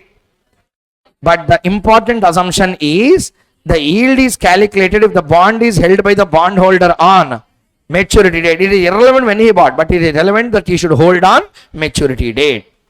There are two methods of valuing YTM. Please see the screen. From here, importance will come. Complicated concepts are going to start. There are two ways of calculating YTM. What is the first one? What is the second one? Example, what we need to do? Both. Both. Every question you see, Institute will do both. What is the first model? First model, you will get one answer. That is only approximation. From that we need to derive accurate. Using what model? IRR. How to do that? Today we are going to do two problems in that case. I will make you to do without a formula. How to calculate IRR is our target today. Without using any formula, we can do that. Or else Institute will use delta NPV by Indu sir. You don't need any formula. With the concept, you can do much more easily. How? I will show you now. Before going into that, tell me, what is YTM? Return bondholder will get if you hold the bond till its maturity. There are two methods of calculating YTM. Number one, formula. Number two, formula is an approximate accurate answer. And IRR is a, I will ask you one question. Already our friends have already said this answer, 1 or 2 persons previously. Why formula is an approximate? Why formula is an approximate only? Why not it is accurate? Reasons are clear. Tell me, bond is giving a, listening everyone? Please listen sir. Bond price is 100 par. Market value is 90. Market price today is how much? Par is? Now tell me, if I have to buy today, I will buy at what? Fantastic. I will buy at 90. But I will sell it. I am going to get a capital gain, a capital loss. It doesn't come from sky, and I am not teaching any rocket science. It is interpretation of this formula. RV minus NP is a capital gain.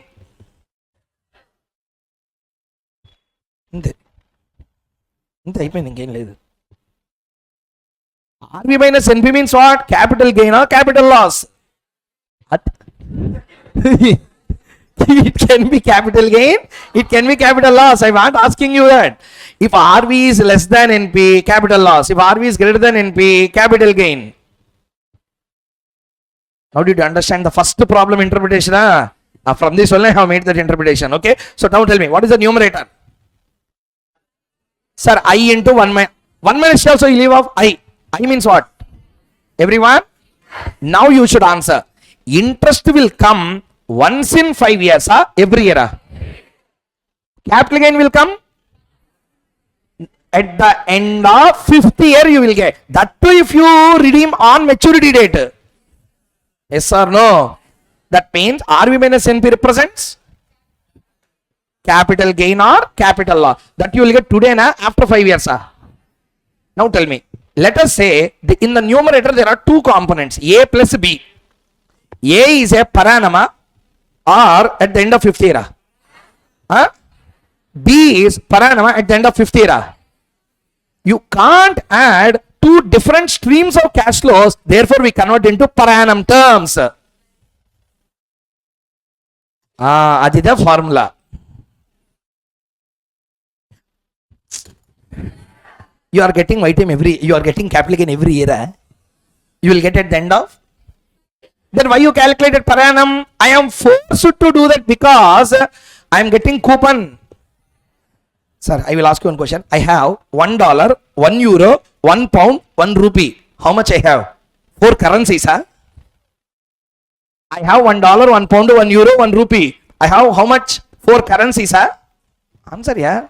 Or 4 rupee, dollar, euro, pound, I should convert everything into one common currency now. Understanding or not? Convert everything into dollar or into pound or into euro or into rupee. Then you will get a proper answer. Yes or no? Like that you can't add both. Capital gain comes at the end of 5th year. That's a 5th year cash flow. Coupon is every year cash flow. How can you add every year cash flow with the 5th year cash flow?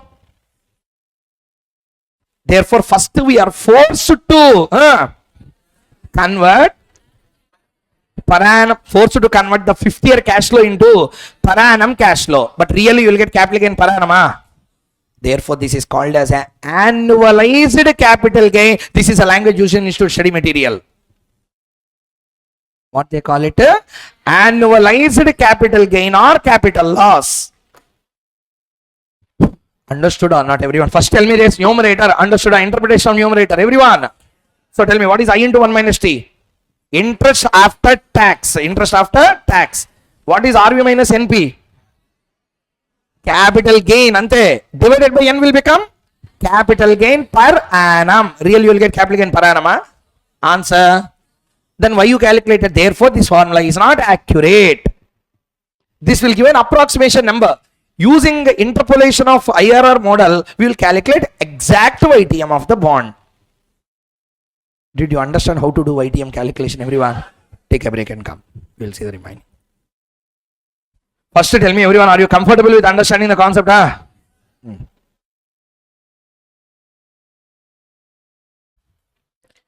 So let us continue. I into 1 minus T plus RV minus NP by N whole divided by RV plus NP by 2. First everyone tell me, understood the logic of the formula or not? In order to maintain, first point, tell me, numerator A plus B are there. Yes or no? A is a interest, okay, interest after tax. A is a per annum cash flow. But if you have to really take RV minus NP, you have to add or deduct. But RV minus NP is a cash flow which comes today after 5 years. It is a today's cash flow, 5th year cash flow. But I into 1 minus T is a every year cash flow. To a every year cash flow, can I add a 5th year cash flow? Therefore, we have to convert that also into per annum cash flow. Clear, everyone? So, therefore, we added into per annum. So, RV minus NP by N we have calculated. To maintain consistency with the formula, they have taken average price. Which price they have taken here? Average price. Instead of NP, they have taken RV plus NP by 2. That means this is a price, average price. That becomes an average price. When you use averages, you will get a accurate answer, average answer. Therefore, YTM is a average YTM. But we don't want average YTM. We want accurate YTM. For that, we need to use IRR technique. First one, everyone understood the logic clearly. Shall we go into the next one? Let us start. See here. Here I made full analysis on this. Read. Take a minute time. Read it fast. Let me make it full screen. Read now. Fastly read the concept. Return on investment means return by investment. Return means total realization minus initial investment. So return on a bond is of two types, coupon and capital gain.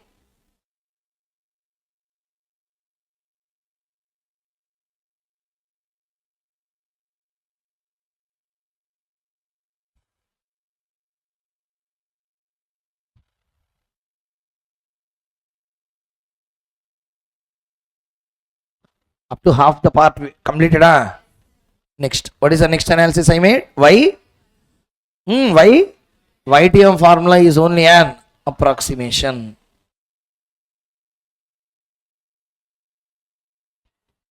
Instead of considering capital gain, formula consider annualized capital gain, which means capital gain per annum. But really capital gain does not come every year. It comes only on maturity. But formula will consider as if it recurs every year, which is not accurate. But formula is forced to be like that, because in the numerator the first cash flow is a coupon which is recurring every year. To that per annum cash flow, okay, we can't add maturity level CG. So CG being RV minus NP is converted into per annum terms. So to maintain consistency, denominator also has to be considered average price instead of actual. On the whole, these factors made the formula an approximate. Everyone understood the concept clearly? Yeah? Analysis, everyone understood? Institute, one RTB question is there. One very good question on this. Let us solve that. Take question number 17. I want every one of you to calculate approximate YTM. Accurate YTM we will do together. Approximate YTM I expect students to do.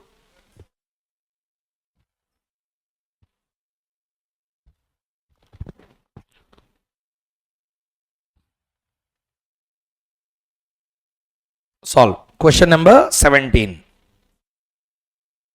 This is the Institute RTP question. Old RTP question. But very good question on YTM.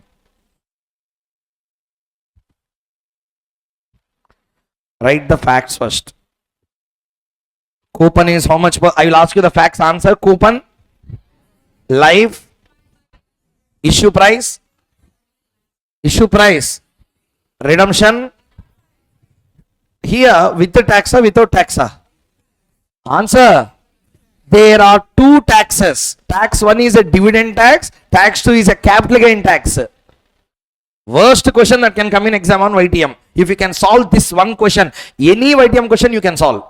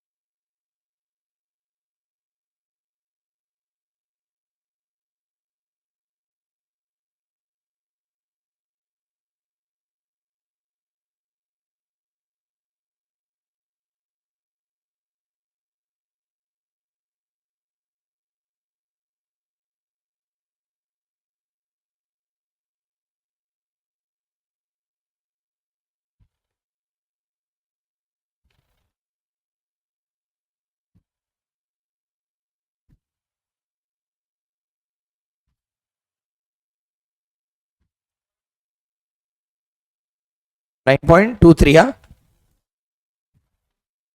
Okay. First, everyone tell me Interest will be 9 6.3 9 6.3 very good, like that. Redemption, I mean RV minus NP, that amount will be 105 minus 90 or 105 by 90 into 90%. Why 90%? There is a capital gain tax of 10% is there. Clear? Okay, that's all. So you can do that way, or alternative way is also there. Since I need to explain the students na direct formula I can't write, therefore I explain this way. See here.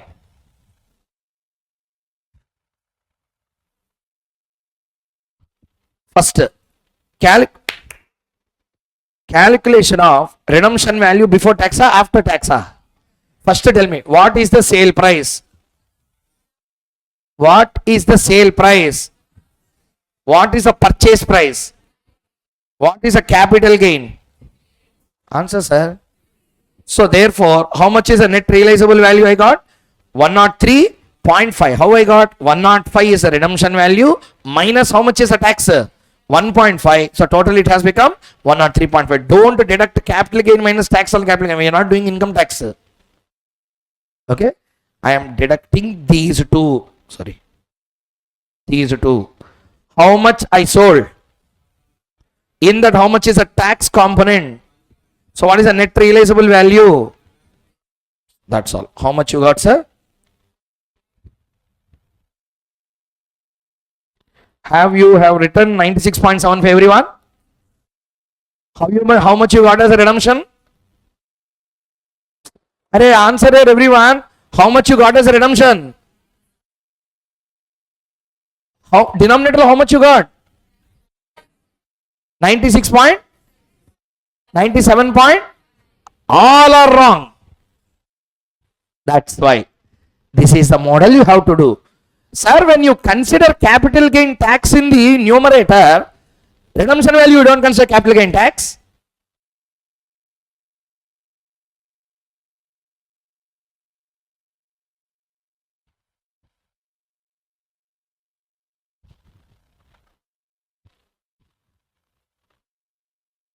That's why you do mistakes in exam. Copy down this.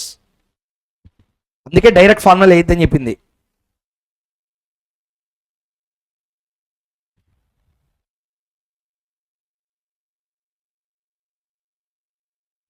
Don't make direct formula every time. You don't, sir. 1 second. Did you understand your mistake, everyone? Tell me. 1 second, sir. Please wait. So, copy చేసుకుంటున్నా ఒక్క నిమిషం. What you have done, I will tell you. Here, you have done 105 minus 90 divided by 5. You got some number. This into 90. Correct. But you have to consider here also, na. Therefore, don't do like this. Don't do the stunts. Calculate realizable value after tax. So, see here. See the answer now. What is the sale price? 105. At what price I purchased it? Answer, sir. How much is the capital gain? Means technically in 105 you are receiving entire 105. You are receiving only 103.5. There you are considering. Then why you are not considering here? Now did you understand the mistake you committed? Please note it down. That's why it became important question. RTP, old RTP question.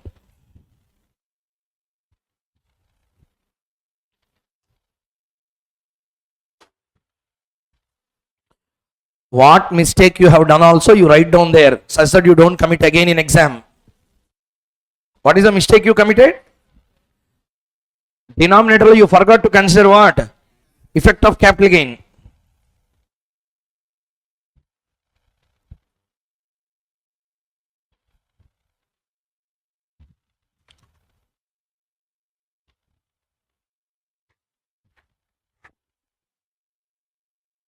Into? No, you should not.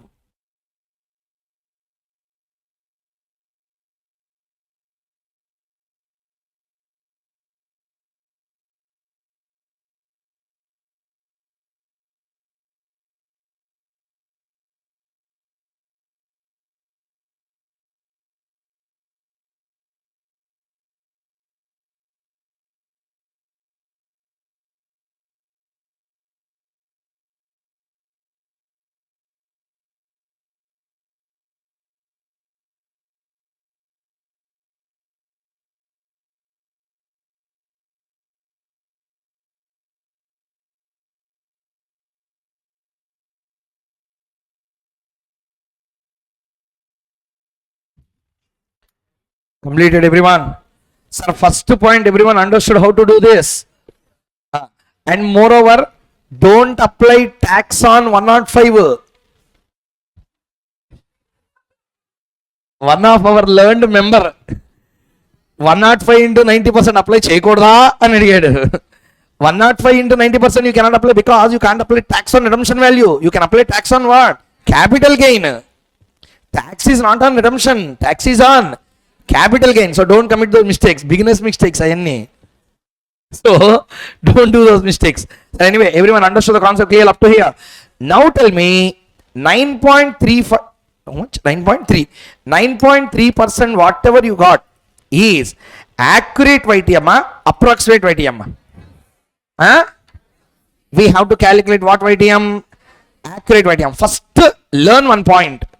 Accurate will be 9.3, less than 9.3, more than 9.3, no one will know as of now. Yeah, but there will be marginal difference, or there will be a very little difference, I can tell by seeing the question itself. How? Do you know how? Difference between RV and NP. How much is the RV?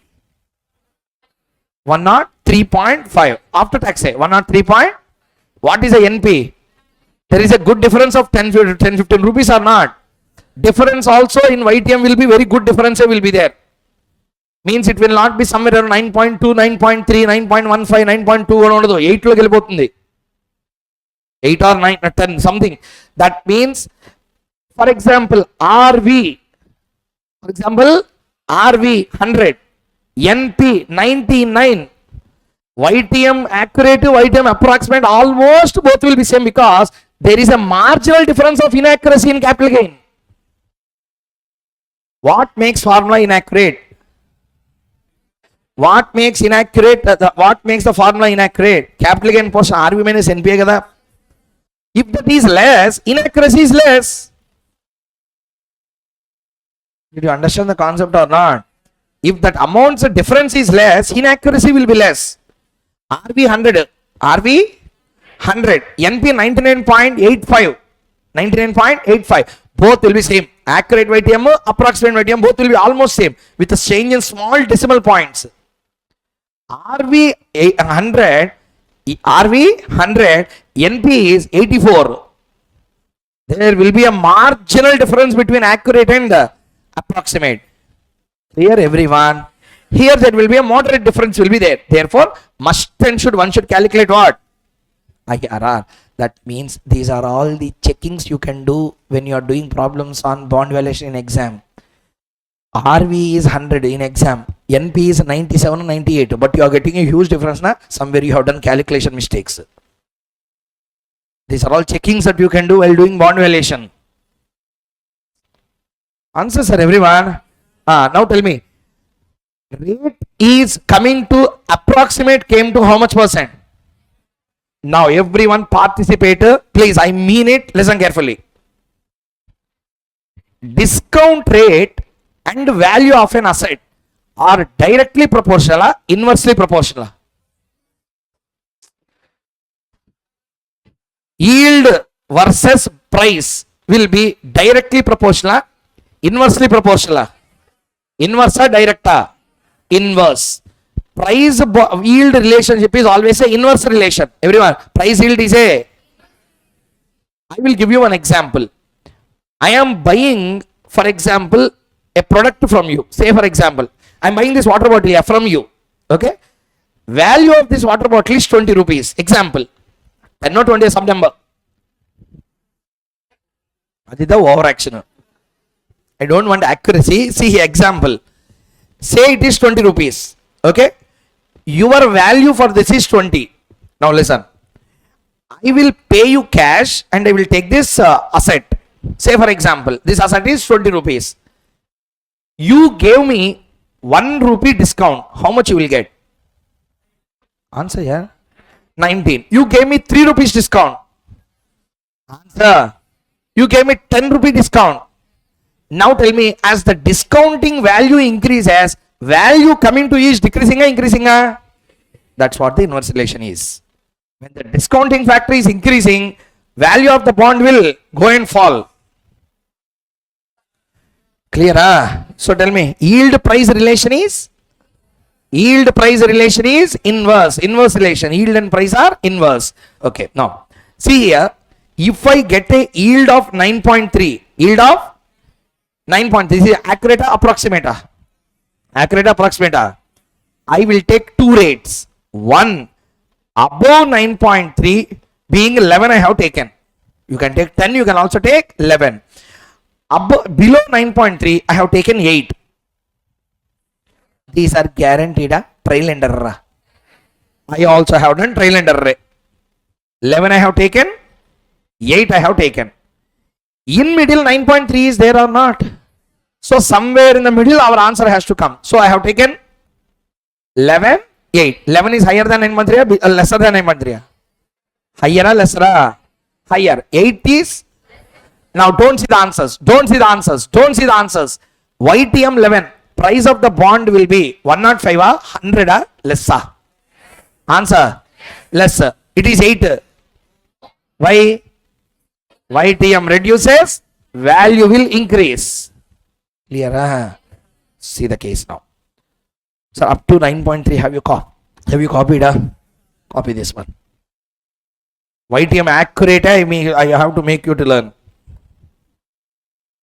Calculation of IRR accurate.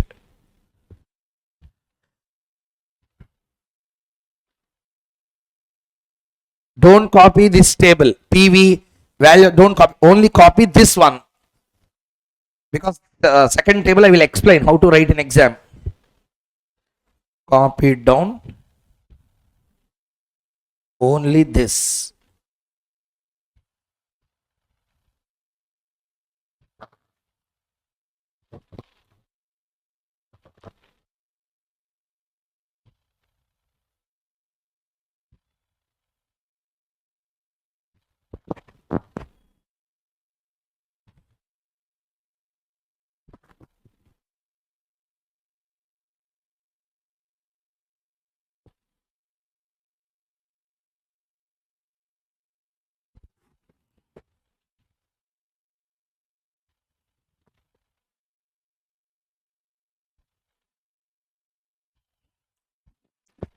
Copy the answer. Don't copy the below table. I will explain how to do.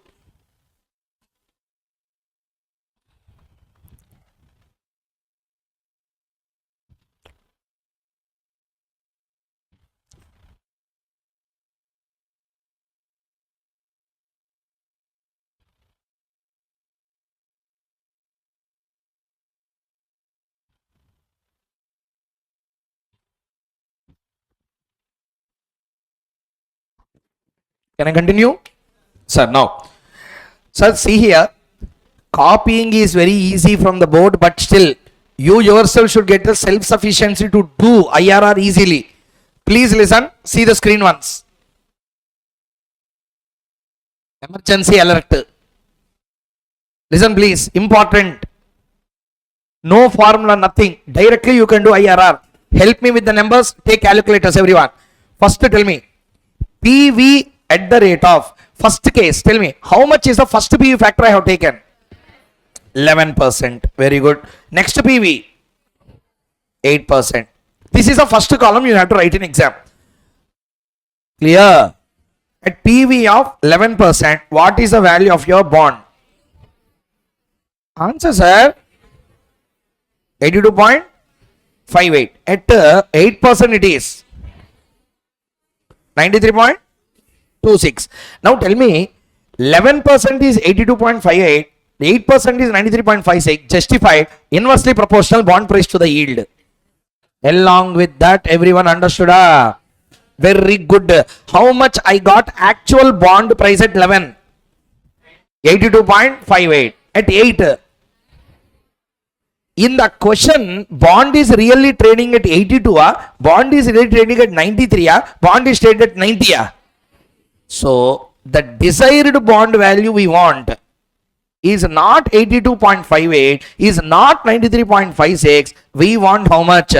90. Clear, everyone? Now tell me, what is the change? Positive, negative change, correctly tell me. 82.58 minus 90. minus 7.42. 93.26 minus 90.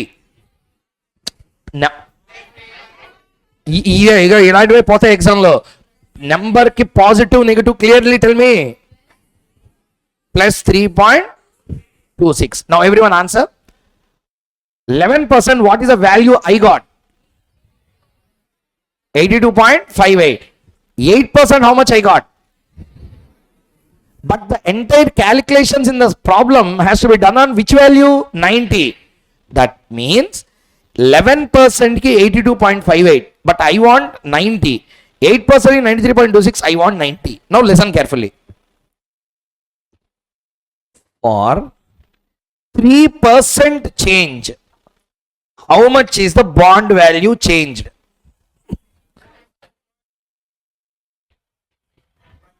10.6.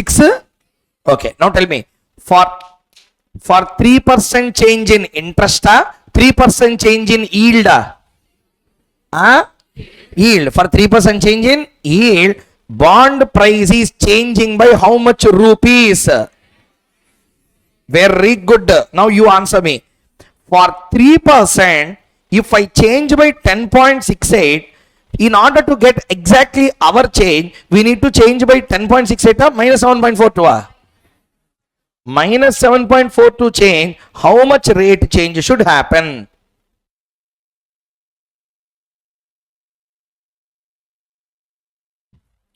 Did you understand what I said here?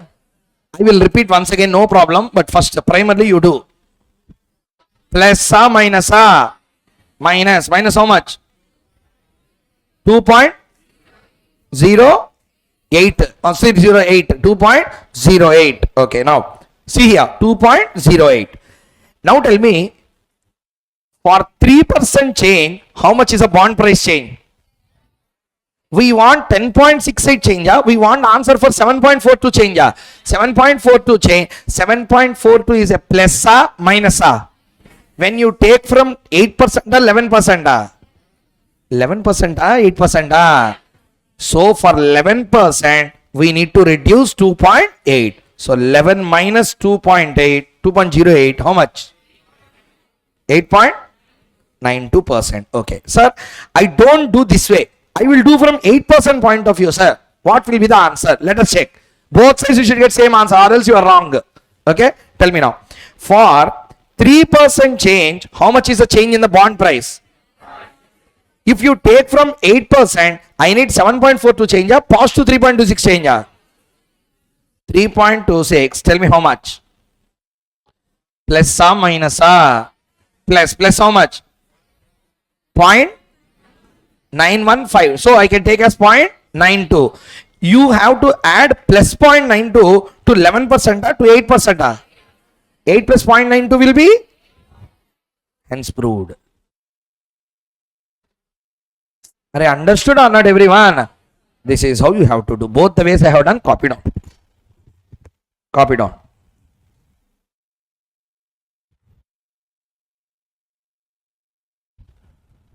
Sir, first one, everyone understood without formula how to do this? Everyone?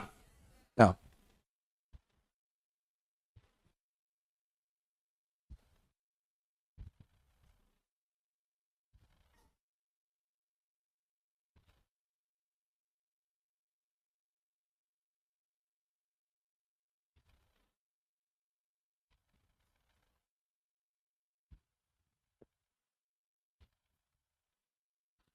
Sir, in one way, if you get one answer and second way you are getting another answer in exam, means what happened?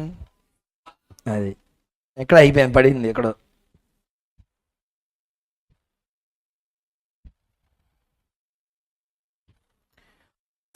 Yes. One second, sir. Yes. 50 year. Yes, 100.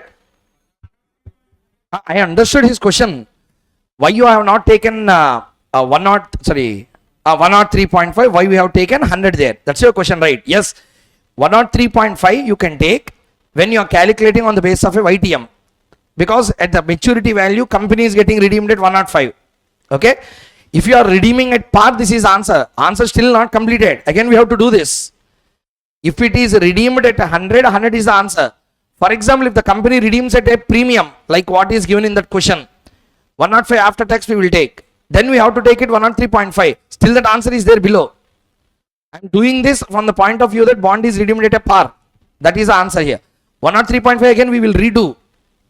That will match to the answer what is given there. Then you will get somewhere around 9 point something you will get as an answer. We will do not yet completed, sir. Copy down only if the bond is assumed to be redeemed at par.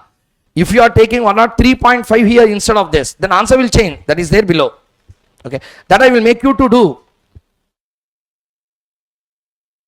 Now tell, everyone understood how to calculate the bond price changes are using this without using a formula. No. So below, copy down this.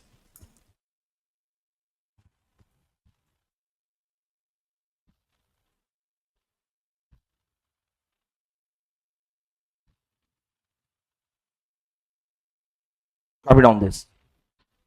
Lastly, we need to write a note. Below that, we need to do for 103.5.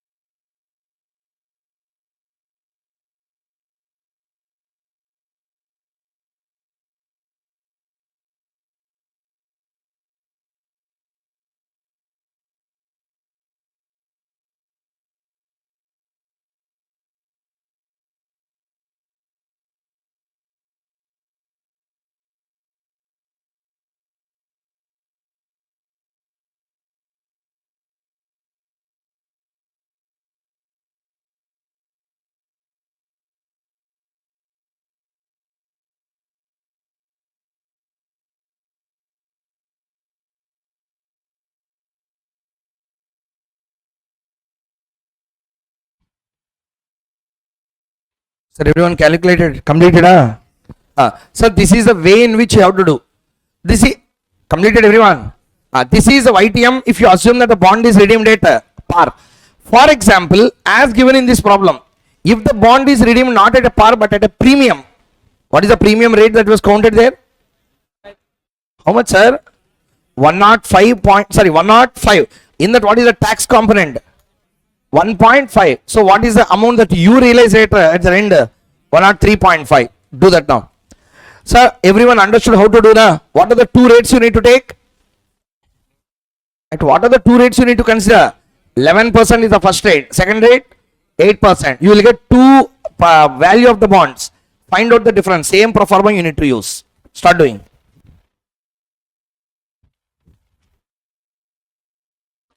Write down if the bond is redeemed at premium. If bond is redeemed at premium.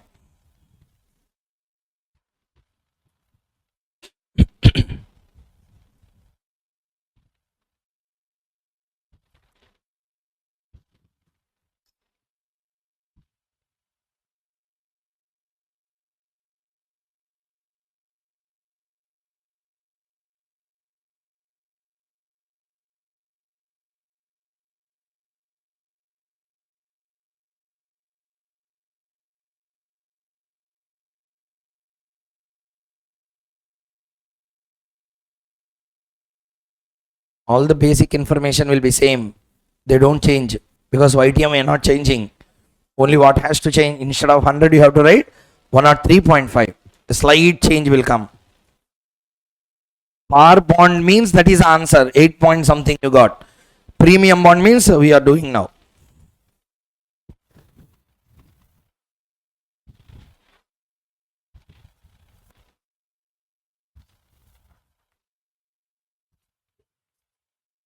3. 3, 3. No, in should follow only 3. And one important thing, in should always follow 3 digits in PV factor. It don't consider 2, it don't consider 4. So you also consider only 3 digits. For example, 10% 1 year means 0.9091. In should will consider 0.909. 3 digits say you can continue. Round off with the third digit.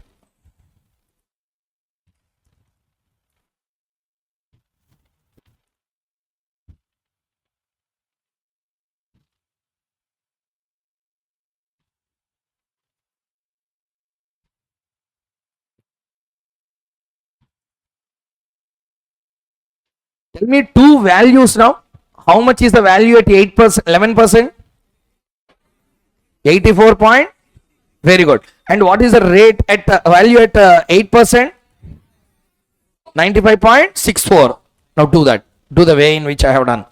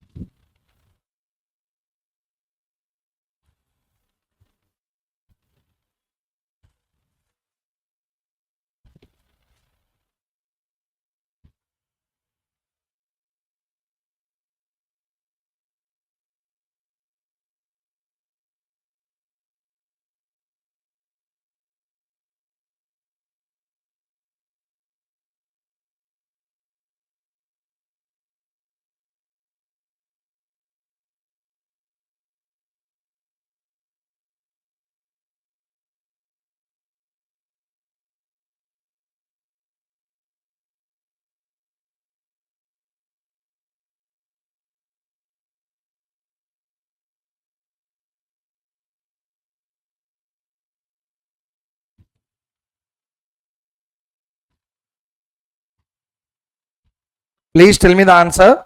First, I want column wise. PV factor, how much difference is there? 3%. 8% and 1%, how much is the change? 3%. For 3% change, what is the change in the bond value? 10.98.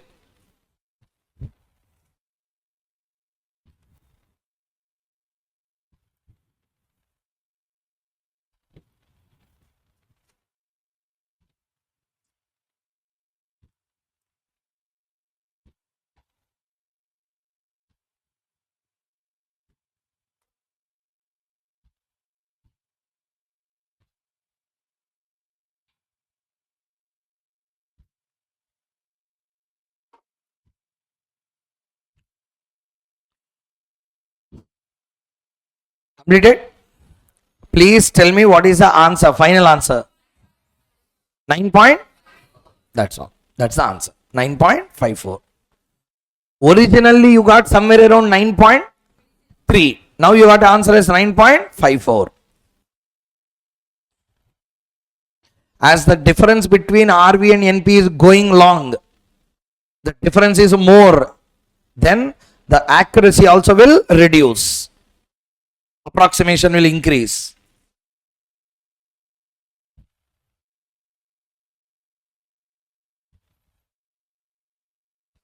Can I get the final answer, everyone, please? 9 point. Everyone got the answer, 9.54. Very good. So let us move on to the next one. So what is the question? What is the topic we completed now? What is the area of concept we completed now? YTM of a bond. Sir, we have done accurate, approximate, both. Both we have done. Next. Listen. Now we are going to do a question on realized YTM. This is also an RTP question given in one of the old RTP. Please visit the question properly, analyze. We will start from here. Concepts become more complicated in bond valuation chapter. Please listen carefully. Let us start. First one, what is the par value? So when I tell complexity is there, please, really there will be a complexity. Please listen carefully. What is the par value? What is the coupon rate? What is the life? What is the market price? What is the reinvestment rate? He is asking us what is the realized YTM. First point number 1. Anyone, can you tell me what is a realized YTM?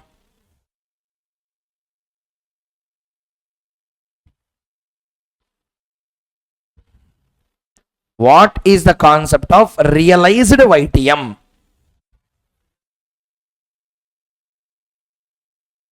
Sir, okay. First point. Tell me, I will do one analysis. From that, maybe you can really appreciate the concept of this realized YTM and other concepts around. See here once. So I'm doing here. See here, please. Actually, I asked you one question.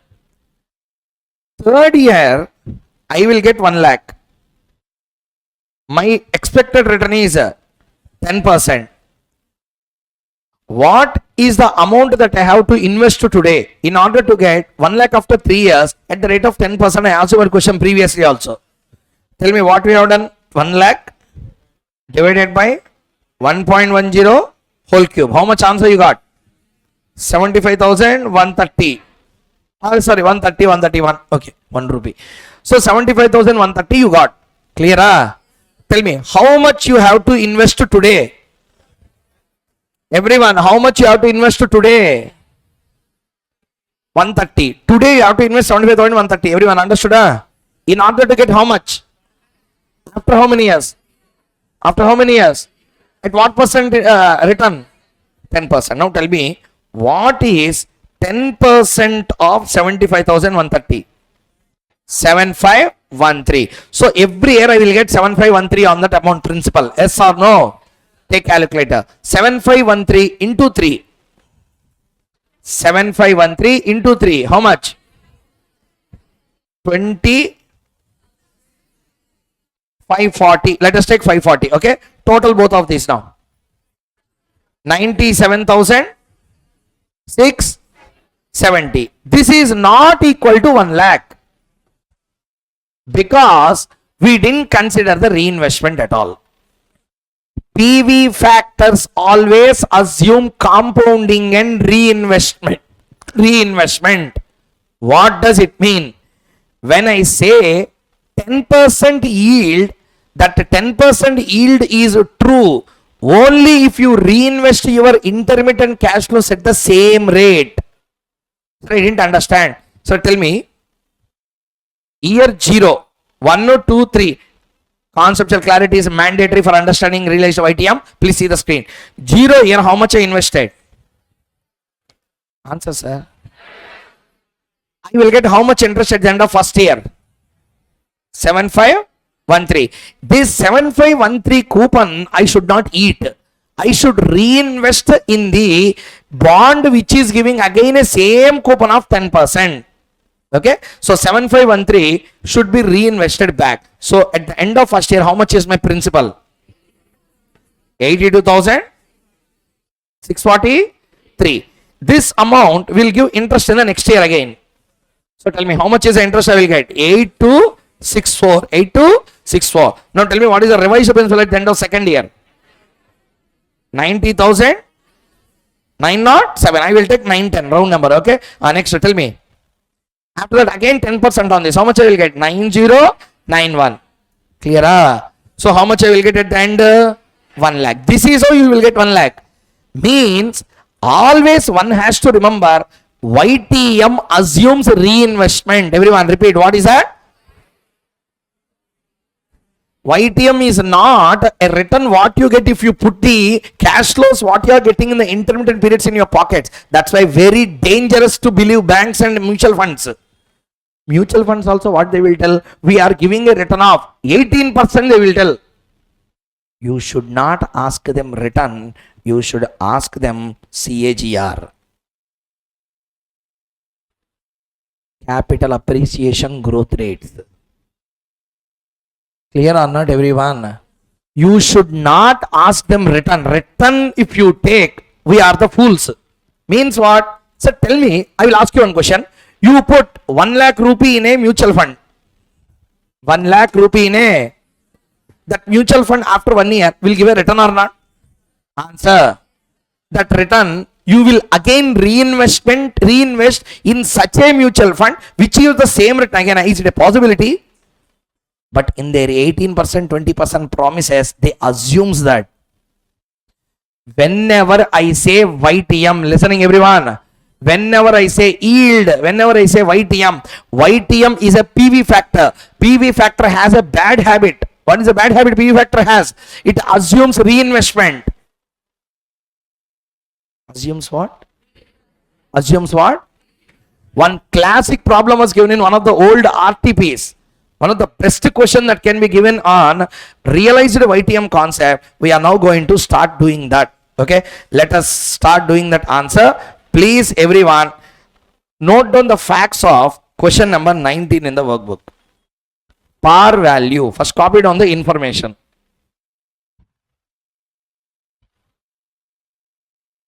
Par value 1000, coupon 10% per annum,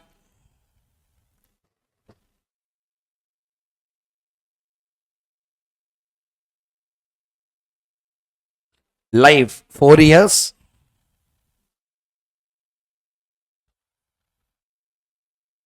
market price 1020, reinvestment rate 9% per annum. This is the information. Now first point you should tell me, everyone listen, how much is the YTM? How much is the YTM? He will not give in the question. We have to calculate. First every one of you in the class, now this is a time for you to recalculate YTMs. So you have to do two YTMs now. What are the two YTMs? Actual, approximate YTM, accurate YTM. Will you do on your own? Do now. Sir, I am telling you very clearly, if you do the revision classes properly, again you need not do SFM.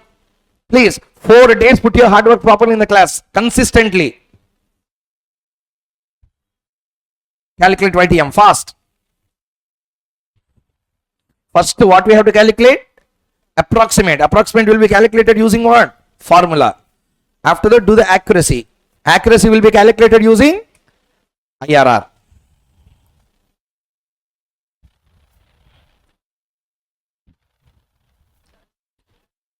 Always tax need not be given. Don't fight for that. Don't assume some tax rates.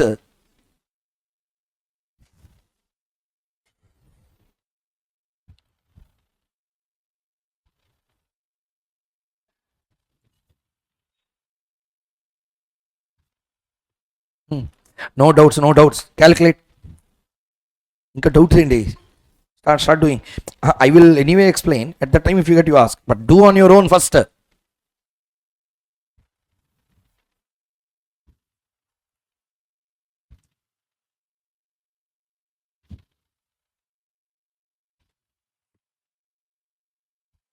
First YTM formula, I into 1 minus T plus RV minus NP by N whole divided by RV plus NP by 2.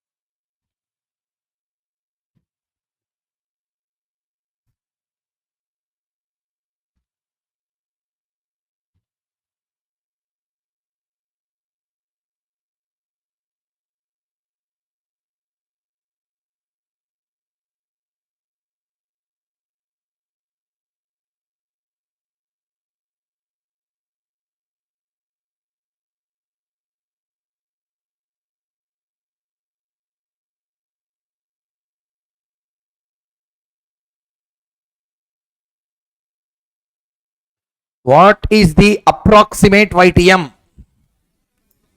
What is the approximate YTM? Why you are getting different answers for formulas here? So I will tell you how you have to do. 100 plus RV 1000 minus 1020 whole divided by 4 whole divided by 1020 plus 1000 divided by 2 into 100. You should get same answer. 10.40 na.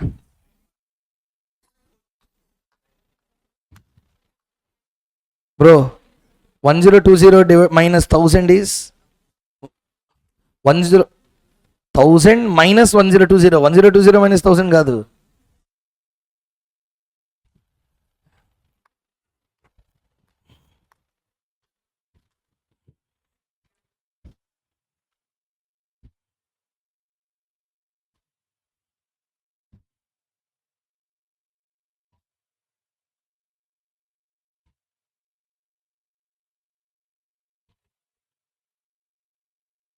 See here, this is the answer here.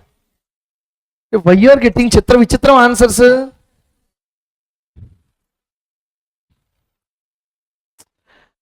I really thought that you will do on your own without mistakes, at least for formula. First one, tell me, everyone got 9.41, ah? Now, I am only telling you, take two rates, okay? I am taking a rate of 9 and 10.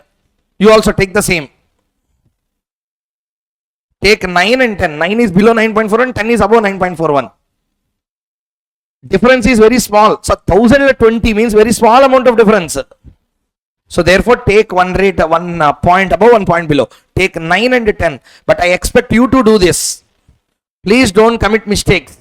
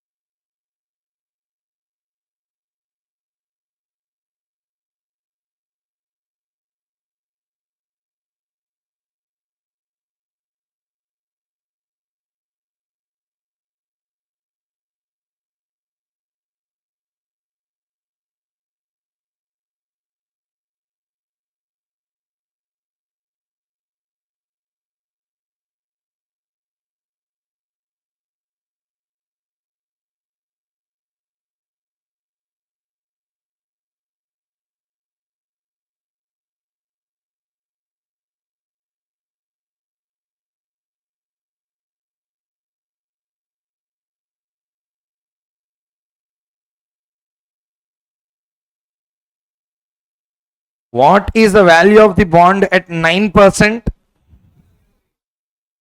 What is the value of the bond at 9%? 1032. 1032. Okay. What is the value of the bond at 10%? 10 par values anyway.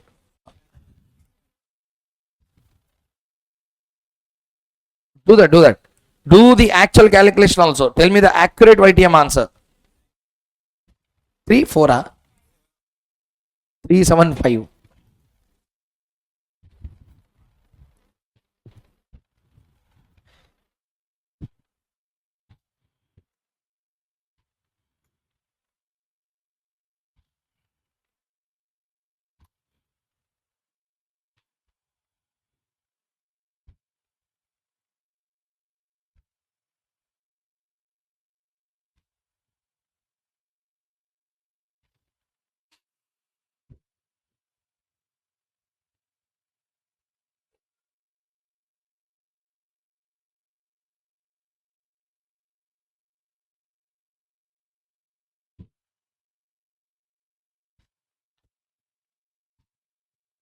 Time up for your calculations, everyone. Done with the calculation, huh? Sir, everyone, please dictate your answer. 9%, what is the value of the bond? 1032. 10%, 1000. Have you found out the difference? Tell me. Two rates we have taken, 9 and 10. What is the difference in PV? PV different, 1%. For 1% change in the bond, Sorry, 1% change in the yield. How much is the price change? 32. 1% ke 32. We want 32 rupees change. We want less than 32 change. You got some answers. Accordingly, you have to calculate. Tell me what accurate YTM you got. 9 point. See the answer. 9.375. I rounded off to 9.38. Please copy down, sir, if you didn't copy already. If you didn't do.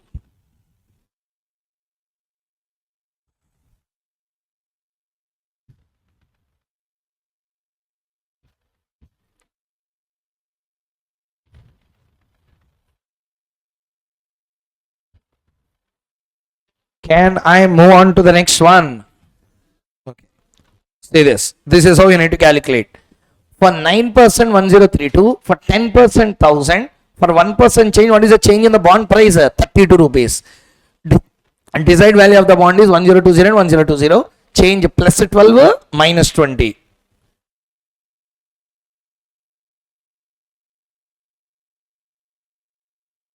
Both sides you should get same answer. If you get a different answer, somewhere you have done wrong.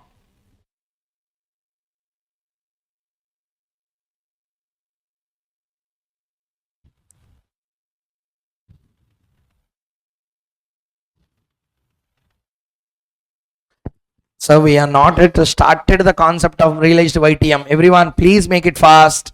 Shall we continue? Now listen. First point. How many of you got a wrong answer up to here? Everyone got a right answer up to here? Wrong answer. So where you did wrong? Now you got a right answer. Okay. You got a wrong answer. Where you did wrong? Desired value of bond. How much you have taken? 1000 you have taken, huh? No. Desired value means what is the price it is trading in the market we need to take. Par you should not take. Par anyway 1000 always. Okay. Every remaining all the other persons have got 9.375 being 9.38 or not, everyone. Now the real story starts. Till now whatever you have done is a new thing, already known thing. Already known. What great you have done. Just YTM accurate, YTM approximate. Now listen. We are required to calculate YTM, realized YTM. Listen, you should use your common sense and tell me one answer. Nothing. My model also you don't see. Just you tell me one answer. See the question. I will put a question before you. Tell me.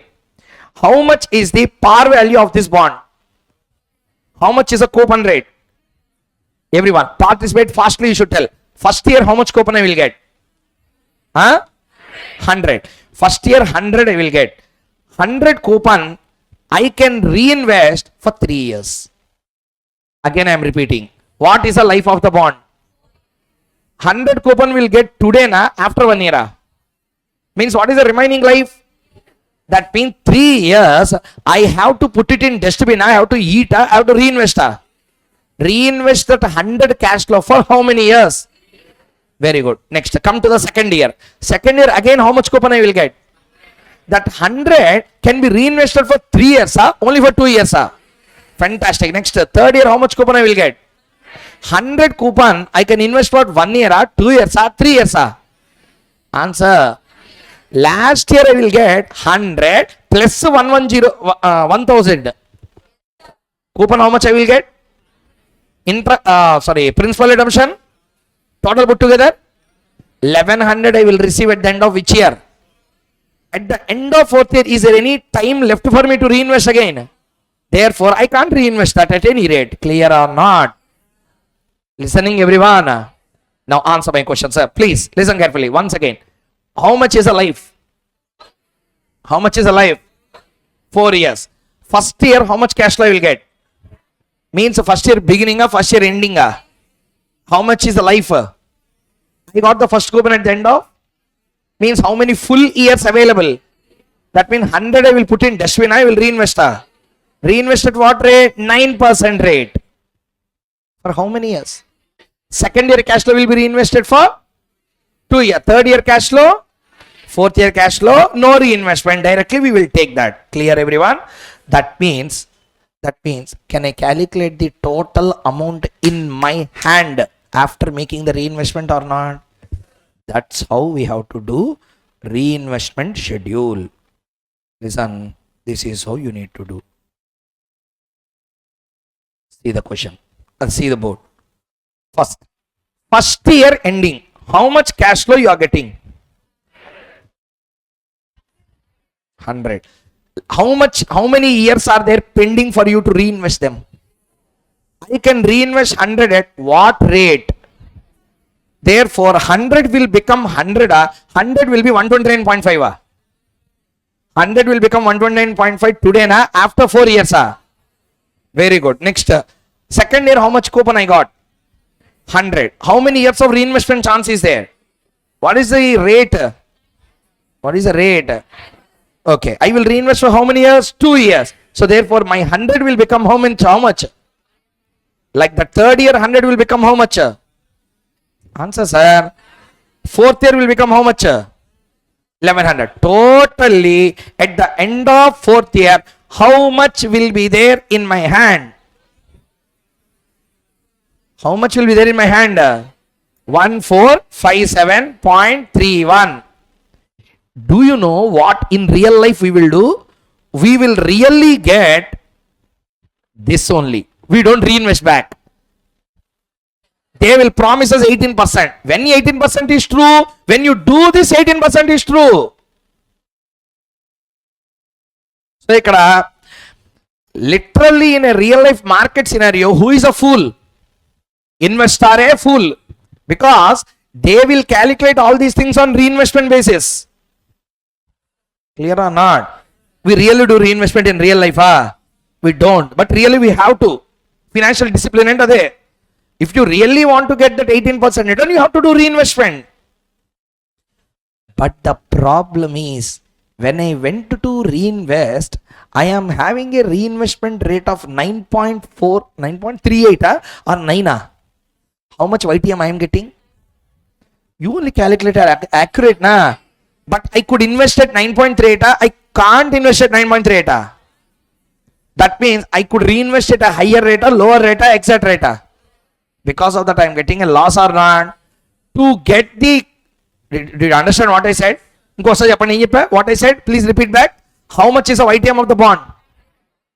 But I am reinvesting that YTM cash flows at what rate? 9%. That means I am reinvesting at the same rate or lesser rate. I am getting a gain or loss? Loss. To cater that, mitigate that loss, there is a concept called as a immunization. Allah immunization study ochindi. If the rates fall in the market, even in that case, if you have to maintain your YTM, what you have to do? Bond immunization you have to do. Clear, sir, everyone? So therefore, first point, everyone understood reinvestment schedule clearly, yeah? Tell me, with what amount I started at the beginning? With what amount I started at the beginning? How much I put in the market? Answer, sir, 1000. And 1000 or 1020, you can take like that. Originally par is 1000, but originally I invested how much? 1020. So see here. Future value equal to present value into 1 plus r whole power n.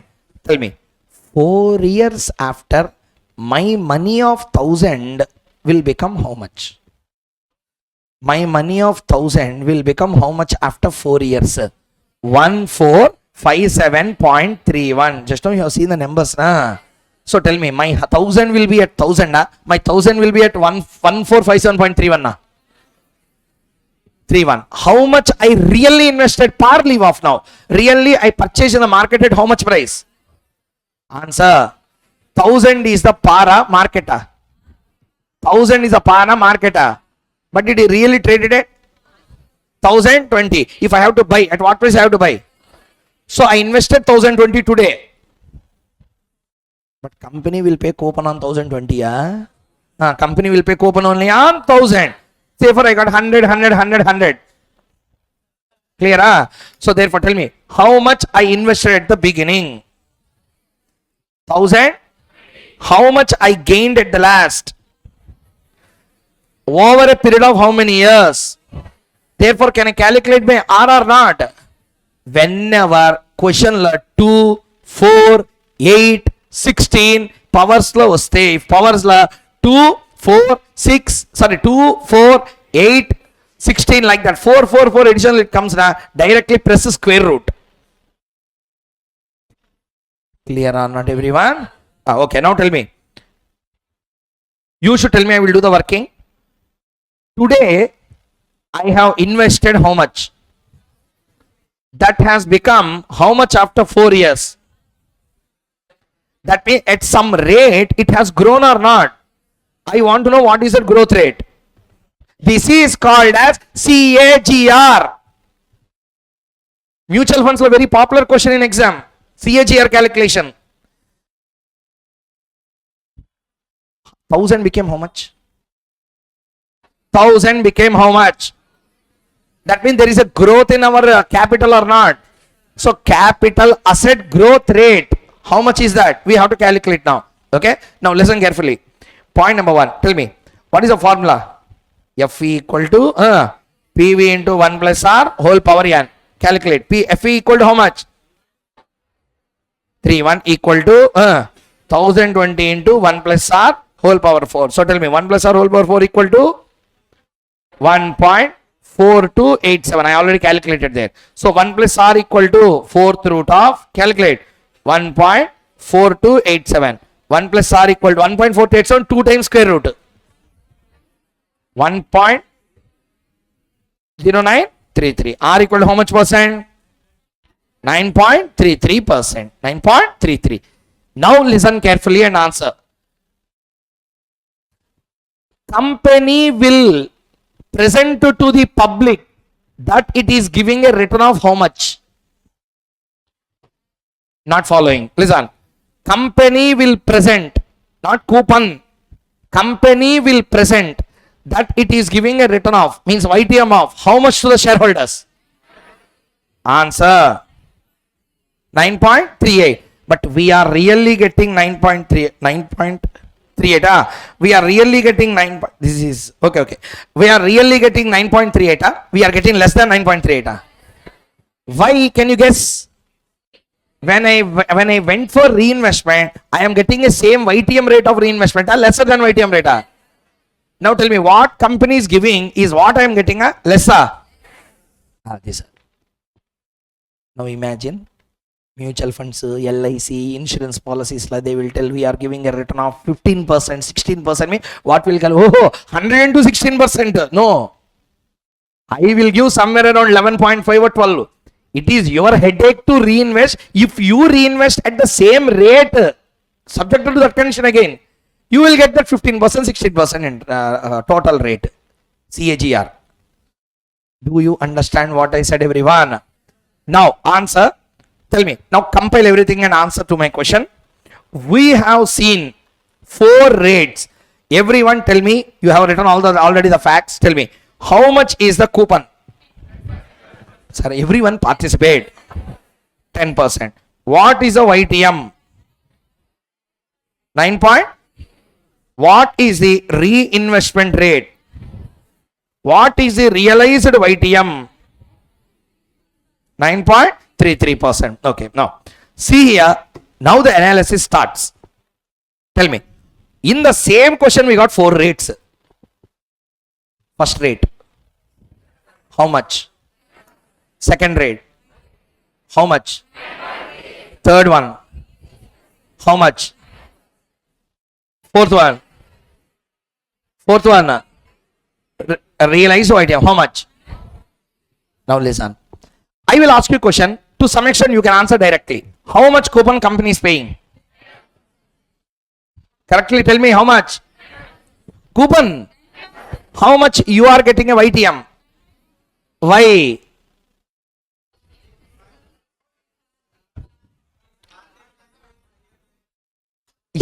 First point, logically tell market value more than par, all options leave off.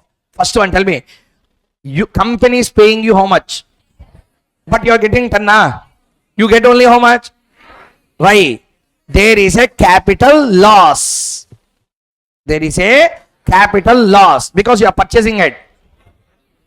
1020, redeeming it. You are having a per annum capital loss of 5 rupee. That eroded your coupon. Clear or not? How much coupon you got? 10%. But 10% coupon, how much is taken by capital loss? Some percent it has taken, and only 9.38 was left to you. First point, everyone understood to here. Tell me, what company is paying you? How much you got in hand? You invested that at what rate? And immediately it fall to 9.33. Simply, I will tell this way. Maybe you can understand much better. Listen, I taught you 10 concepts. Your brain has taken 9 concepts. You done 9 concepts like 8 concepts revision. Or I can tell like, I taught you 10 hours. You listened to 9 hours. You done after going home revision for 8 hours. What you left is 9 hours stuff. If I taught you 10 hours, you heard only 9.38 hours content. You revised it 11 times much better than me creatively you have done. Now your realized knowledge can be more than what I gave. Are you understand the concept or not? How this realized YTM? What I give is a coupon. What you take is the YTM. What you revise is a reinvestment. What you actually have at the end is a realized YTM. Answer over. This is the idea. Hope everyone understood the concept clear. Answer here, everyone. Like that it will be. I pay you interest of 10. What you are doing with the 10%? You have purchased at a higher rate. Capital loss la some amount is gone. After that, at least you are reinvesting at a correct rate. You are reinvesting at a 9% rate, which is lesser than what I give you. That means you are doing perfect revision or bad revision. So what you remember at the last will be lesser than what you received. So this is the point. Hope everyone understood the realized YTM concept clearly. Exam la 2 types of question were tested. One, this type of question, one where no reinvestment is made, one question is there. Shall I tell you where that question is? Have you found one question called as a non-convertible debenture question will be there. Ispat limited case. I'll show you the question, you can remember easily. See here. 29th question. Study material question. Ispat limited. Study material question.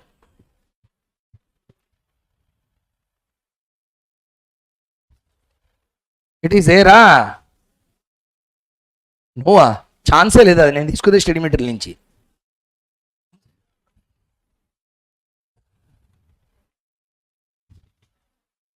Some RTP or MTP from institute sources only this was taken.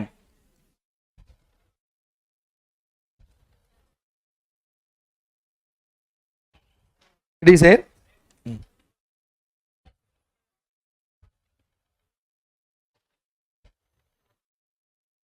It's not there. RTP, there's somewhere institute source. I have taken from institute source only. Sir, I am not teaching anything other than institute questions. All are institute questions only. What I am taking in the set of 5 questions, the worst question I am taking and teaching you now. Okay, whichever is worst, in my opinion, tough to understand. I am taking only those important questions. In this question, they asked 2 questions. Calculation of realized YTM. If the reinvestment is 0, means what would have happened if reinvestment means 0? Means what do you mean by that? He didn't even reinvest anything. Here at least how much reinvestment is done? Their reinvestment is 0. Means I taught you 10 hours. You heard 9 hours. You revised 0. Then what you will remember? You can't tell 0. How you can tell 0? You heard for 9 hours, na? Something will be remembered. Like that, something only you will get. Are you understanding or not? We will do that problem at a later stage. First point. Everyone answer my question. Realized YTM. Understood or not? Tell me what is realized YTM? See, no revision. Realized YTM gone. Realized YTM is the YTM which the bondholder actually have in his hand at the end of maturity, provided he makes a I will ask you another question now. I want realized YTM as YTM. What to do? Reinvested YTM. Answer over. Now did you understand the point? What I asked you the question? I want realized YTM equal to that of YTM. What to do? Reinvested YTM. But always there will be some bond in the market which gives your yield percentage of interest. Sir, my bond is giving 10.28% yield. Exactly, is there a bond in the market which gives 10.28? Then how can I get? That's why immunization. That's why immunization will help you. Bond immunization concept came for that reason. The reasons, everything we will see later. First point, everyone tell me, understood or not? So please take a snap of this particular answer. Rather than writing, please take a snap, complete it fast. If you understand that itself is enough, you can do the answers later.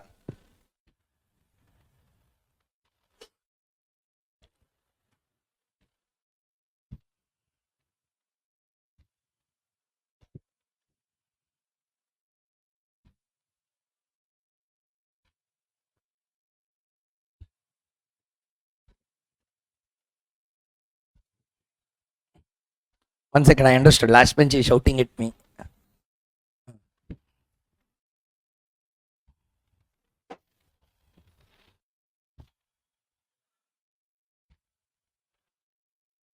నన్ను వెళ్ళిపోమంటారా? Okay,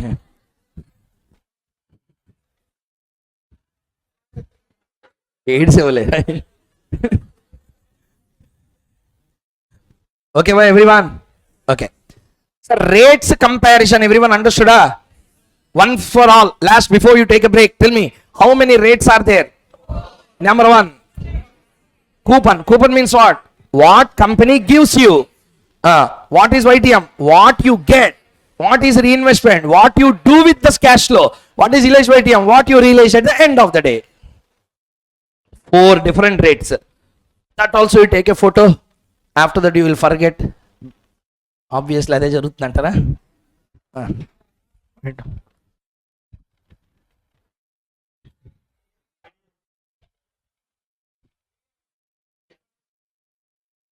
Write down. Copy. Take a photo. How many rates are there totally? 4 rates. 10%, 9.38%, 9% and 9.33%. Coupon. Coupon is a cash flow what a company gives to a bond holder over its life. Next one. YTM is the return what a bondholder actually gets on his investment. This differs from coupon since coupon is a cash flow paid on par and YTM is calculated on investment value where there is a capital loss. Reinvestment rate is a rate at which YTM cash flows are reinvested. It is a known rule that PV factors assume reinvestment and compounding.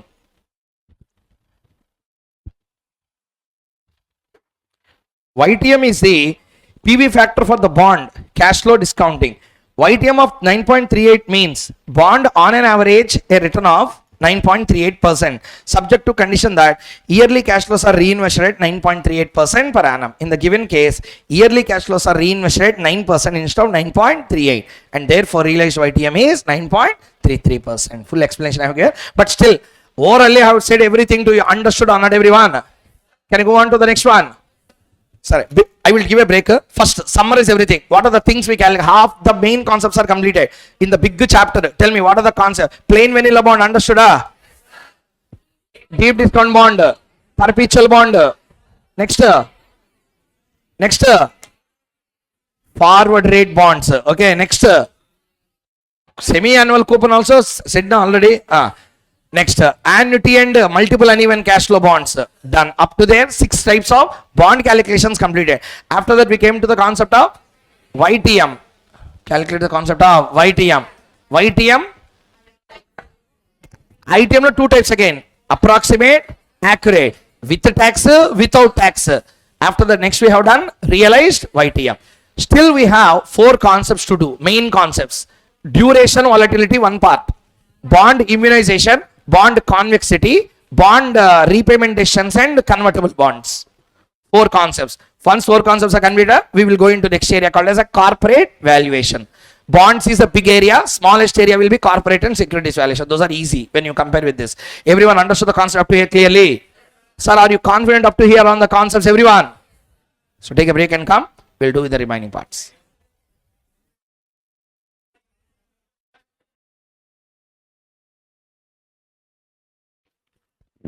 So let us continue.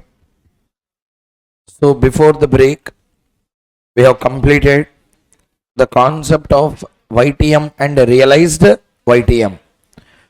So now we are moving on to the next areas. Duration volatility is the first area. 5 concepts are still left out for us. Duration and volatility, that is the first concept. Once that is completed, there is an area called as a immunization, later convexity.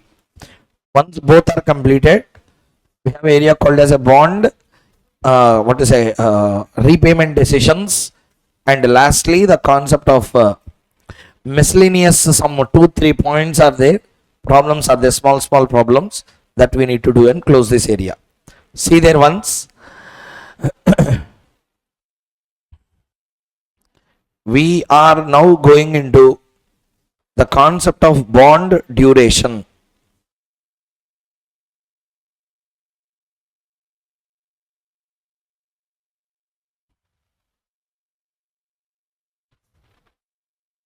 Examination question, 8 marks. Let us see.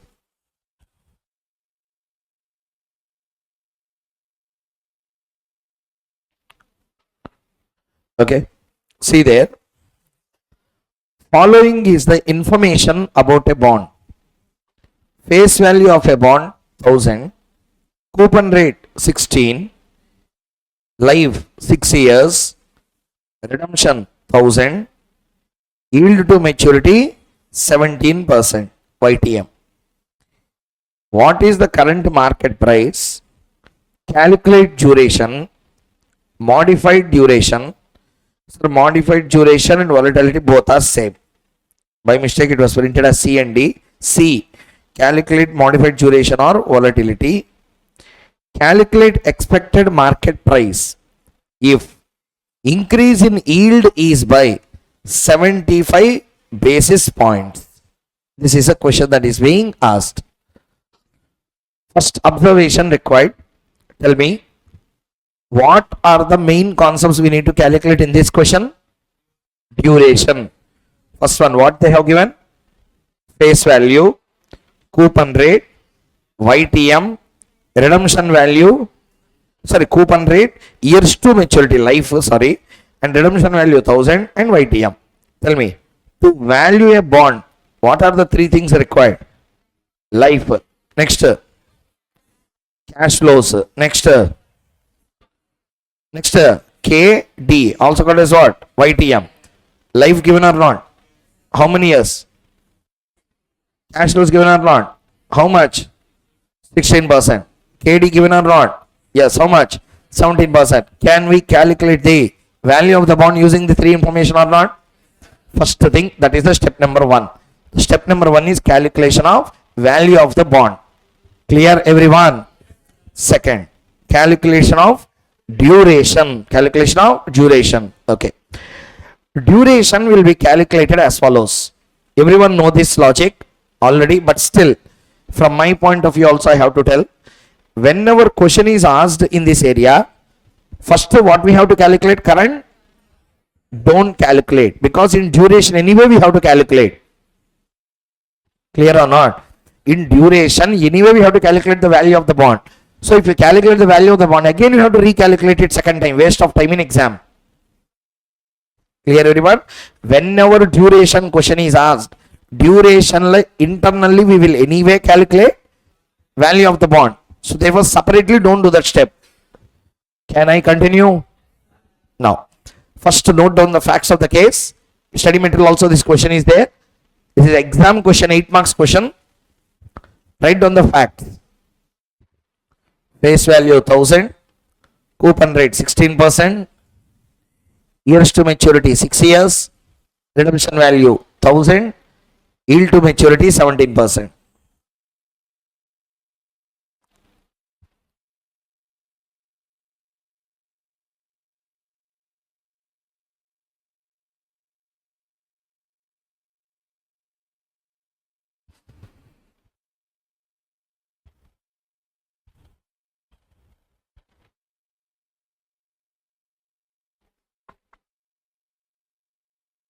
Okay, ma'am. Shall we continue? Now listen. First point number one. Please, performer for duration I will tell you. Logic, concept, interpretation, everything we will discuss later.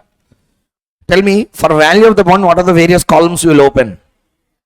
First, tell me, year, cash flow, PV at the rate of 17%. Next one, duration calculation, la, up to here everything is same. Clear? Ah? Later you have to add two columns. Proportion. What is this? Proportion. Proportion means here PVCF one total will come on not? This is X, this is Y, this is Z, this is A, this is B, this is C. Total will be some amount of P will come. Price. You have to calculate X by P, Y by P, Z by P, A by P, B by P and C by P. Like this, we have to calculate the proportion. What we have to calculate, sir? Proportion. Lastly, this proportion into terms. Terms means X by P some amount will come na, into 1. First year, second, third, fourth, fifth, sixth. This into 2, this into 3, this into 4, this into 5, this into 6. What are the 6 columns? Year, cash flow, present value cash flows, proportion into term or time, whatever you call. Clear? You will get the duration. First, will you do the answer? First, do that. Working, please make in the class. I want a perfect answer, but make it very fast.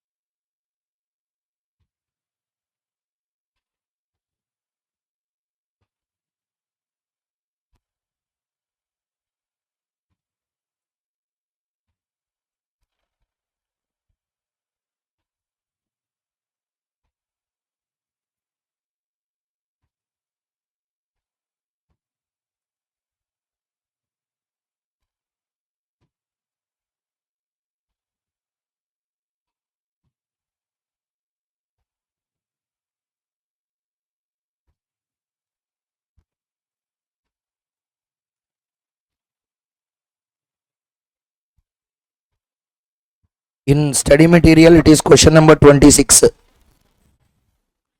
In study material, it is question number 26. Have you found it?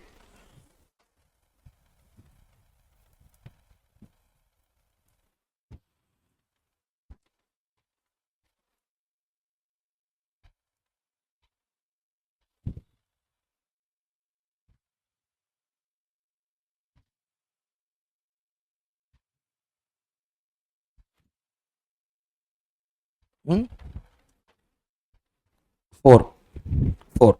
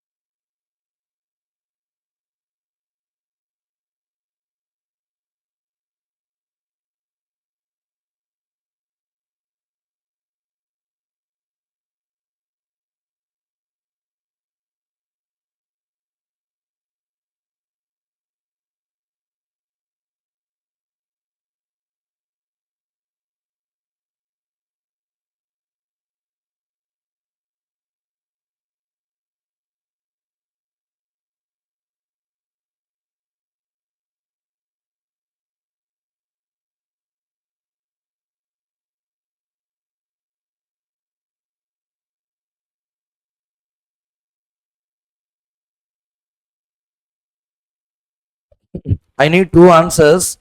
Answer for question is, what is the current market price?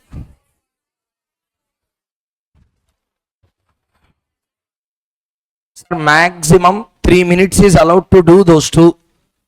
You are taking lot of time, lot of speed should come. Please everyone tell me, what is the value of the bond? 964.4, somewhere around 10 paisa 5 paisa change, no problem, no worry, you will get the same answer, no problem. Rupees lo change should not come, paisas lo change come, no problem.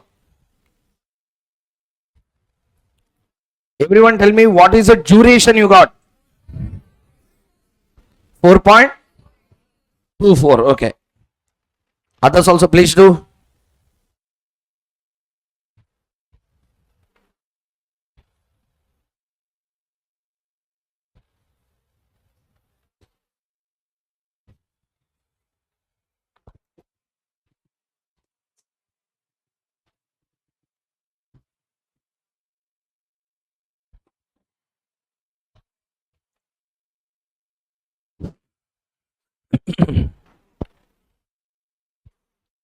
Completed doing, everyone? Okay, see here.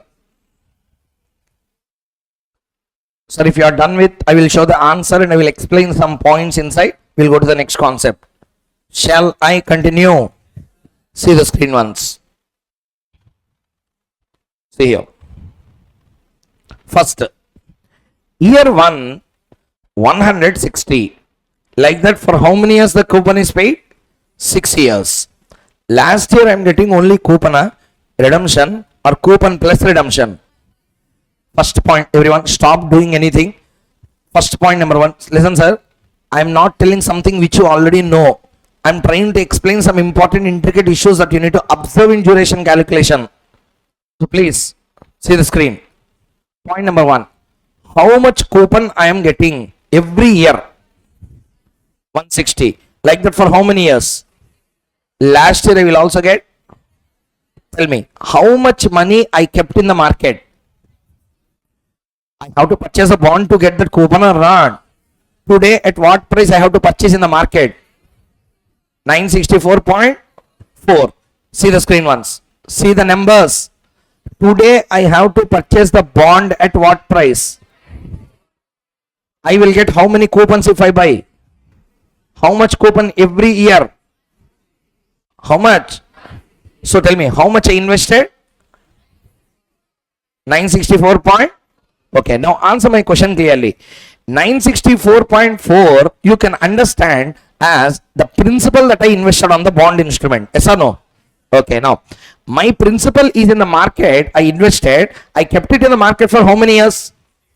Answer 4.24 only. That's called as a duration. Duration is called as a principal holding period. Sir, I will explain this way. Please see here, sir. Tell me, first year, how much is the cash flow that I am getting? 160.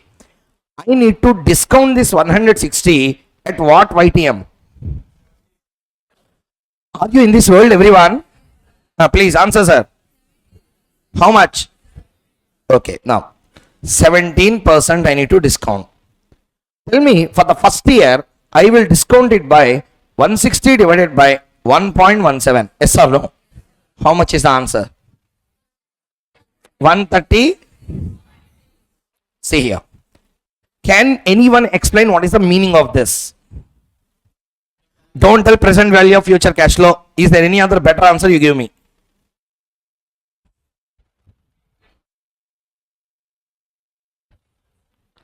Whenever try to understand, take a cash flow, okay, hit the cash flow with the PV factor, it will break the cash flow into two parts. One is a principal portion, another one is a interest portion. Clear, everyone? Repetition once again. Take a cash flow, Hit the cash flow with a discount factor. Discount factor will always takes out interest portion. Balance what is left is the principal. Like this, if I tell na, you will be saying okay for that, but real logic you can't catch.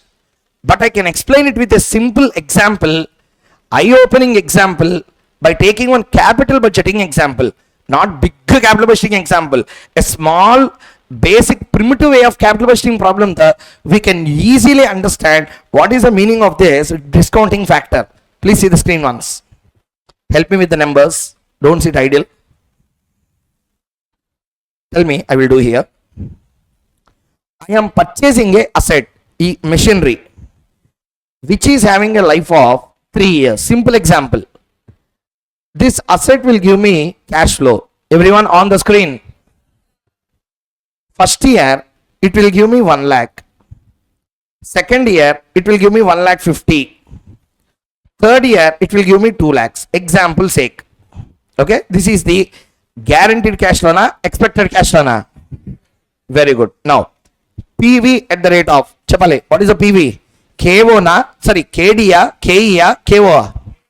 I am using both equity and debt funds. What I have to use? Let us say KO is, say for example, 16%. How much, sir? 16%. Okay, now KO la, KO, inside KO, KE is there, KD there, both are there. Very good. Next one, PVCF. Please help me with the numbers. 0.862, 743, 641. Very good. Please multiply and tell me 86,200.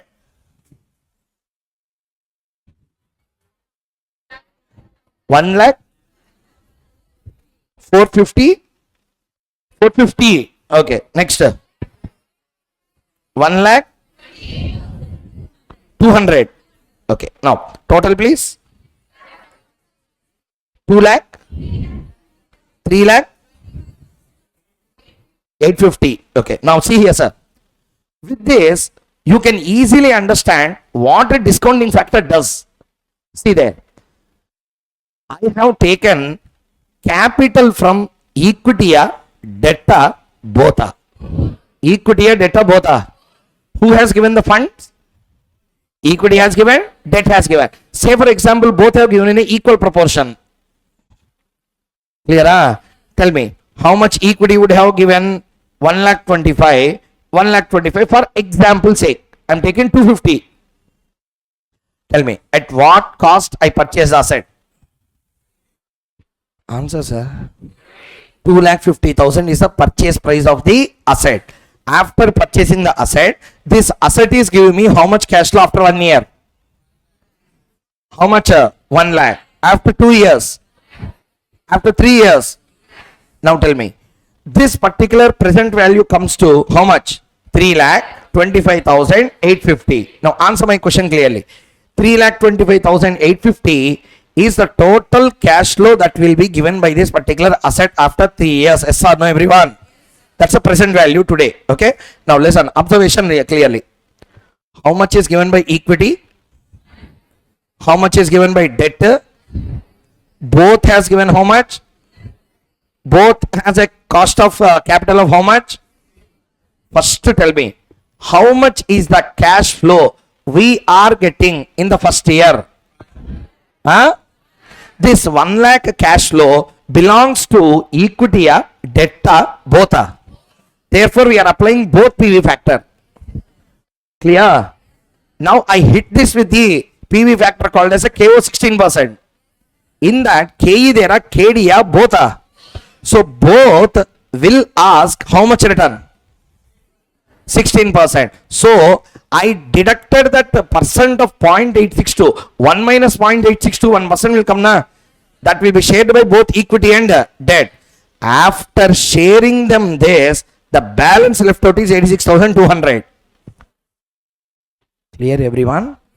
Tell me how much cash flow I got at the end of first year. That 1 lakh belongs to equity or debt or both. Therefore, both cost I incurred. After paying them the required return of 16% for the first year, still how much balance is left out? Very good. Next one. Tell me. 1 lakh, second year, how much cash flow I will get? That 1,50,000 also belongs to equity or debt or both. Both. I hit again with the 16% PV factor. Again, how much is separated? 1,11,450. This 1,11,450, Allah, listening everyone, is after incurring the cost, before incurring the cost? Answer, sir.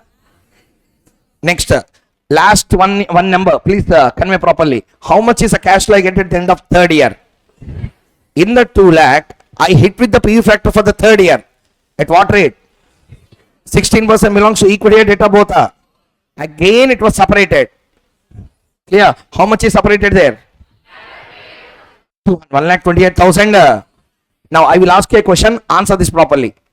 These cash flows are after paying the expected cost of capital, or after paying the expected return, or before paying? Again, I am asking.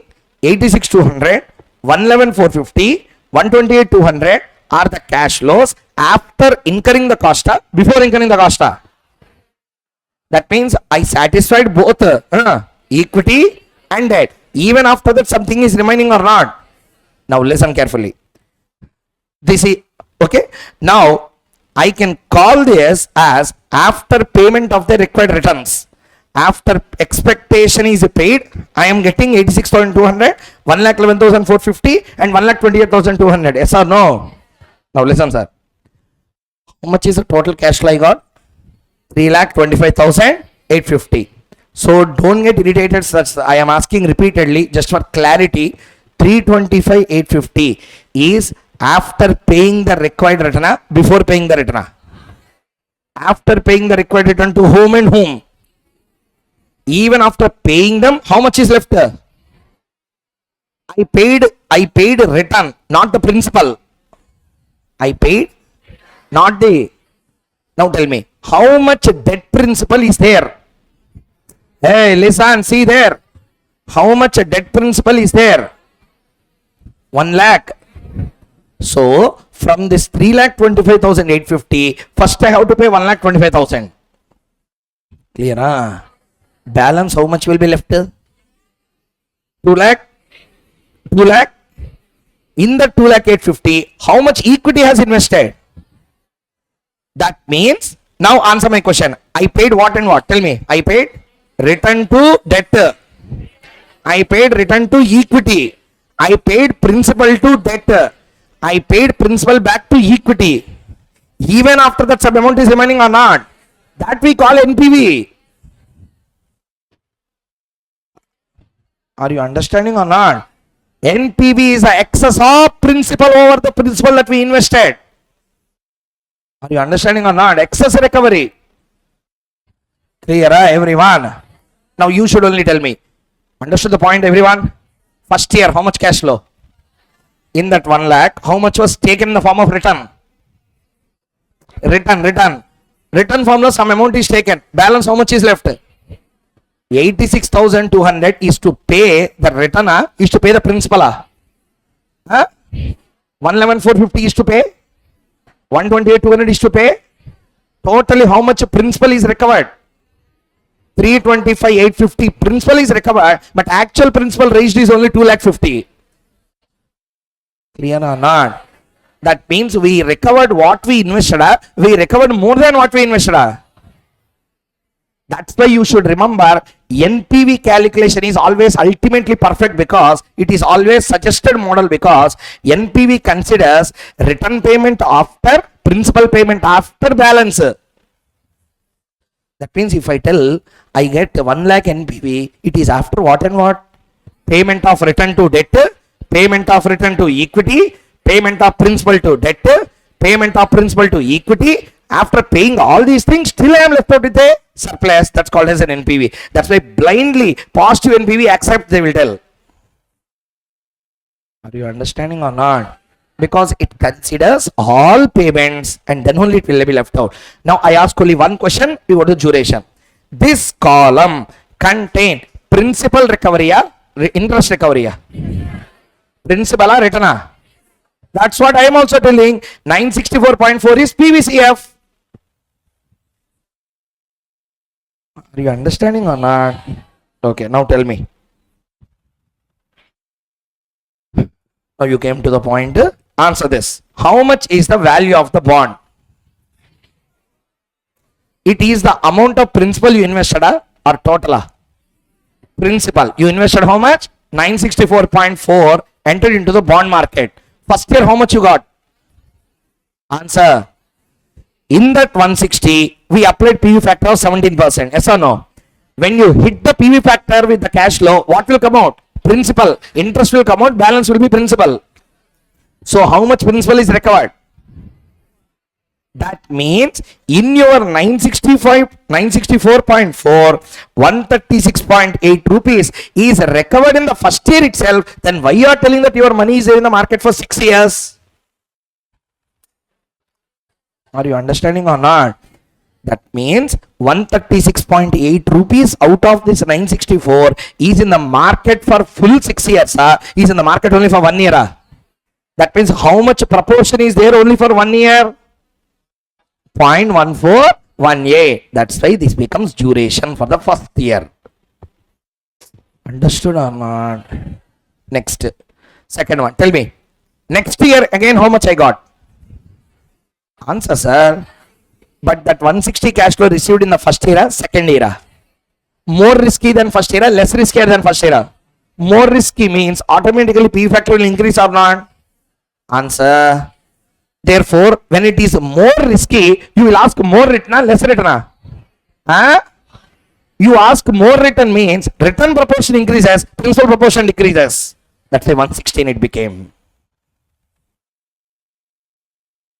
How beautifully these models have been cleared. Are you understanding or not? La kanna adbhutanga untundi SFM. So it is a times more interesting if you understand the numbers and their meaning behind. So when the year is passing by, automatically uncertainty will increase or decrease. Uncertainty increases means risk increase or decrease. Risk increases, you will ask more return or less return. Return is return means P factor only is a return, yes or no? So more return you ask, automatically more return deduction will be made. Previously in 160, 136 is recorded as principal. But now year passed by, uncertainty increased, risk increase, return increase. You ask more return on 160, principal proportion is only 116.8. Clear or not, everyone? So how much principal is recorded in the second year? How much principal is recorded in third year? 90. I will ask you random number answer. 85.44 is amount of principal which is in the bond market for 6 years. Wrong. It is there only for how many years? 85.44 divided by 96.4 is, sir, 964.4 is 0.0886 means 8.86% of your principal is in the bond market only for 4 years and not for 6 years. Clear or not? Now I will ask you another question answer. How much amount is in the market for full 6 years? What's wrong with you? How much amount is struck in the market for full 6 years? 452.4 is in the market for full 6 years. Clear? Now tell me, on an average, your money is blocked. Your money means which money? Principal money is blocked in the market for how many years? 4.2424 years only. Logic understood or not? First tell me that. Understood the logic or not, everyone? That's all. This is duration. Just observe the question if you want. You can see. Have you done the answer, everyone? Just I am giving you 1 minute time. If you want to observe the numbers, you can do.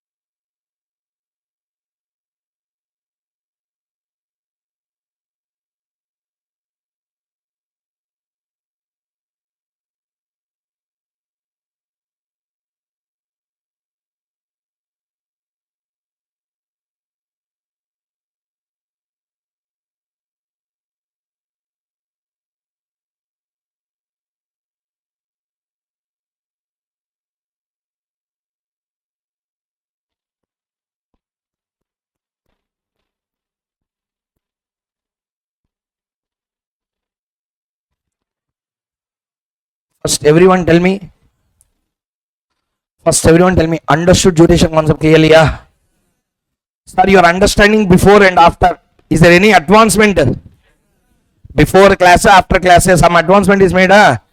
So always remember, duration is also called as principal payback period. Duration is also called as a principal payback period. That means your principal is coming back on an average in 4.2424 years. That means the money you kept is coming back in 4.2424 years. It is coming back to you. Clear? That means you need not, sir, what is the importance of knowing about this 4.2424? Everyone will get that question also. Did you understand my point? Sir, I will calculate. I understood my locking period of 4.2424. I know that. What I can do? Maybe, sir, what can you show? 4.2424, I came to know that there is a lock-in period only of 4.2424 years of my principal. My 964.4 is not blocked for entire 6 years. It is blocked only for how many years? 4.24 years. I came to know. What is the advantage of knowing that? Anyway, technically company will make redemption only after 6 years. On an average, I am getting back in 4.24 years. Knowing it, what is my advantage? No, sir. Comparison line. I am seeing only that bond. What can I do? Yes, sir. 1 second. Yes.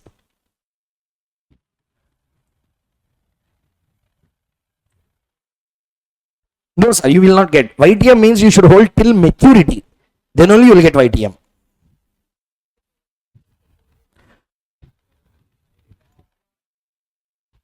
Okay. Next. ఏంటి తెలుసుకుని ఏం చేస్తావు?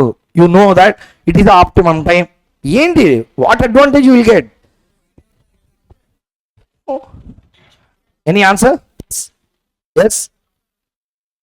I am asking only about this bond. Comparison leave off. Sir, my question is very straight.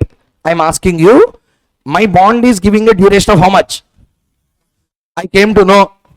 I understood that this is the optimum duration. Knowing it, what is my advantage?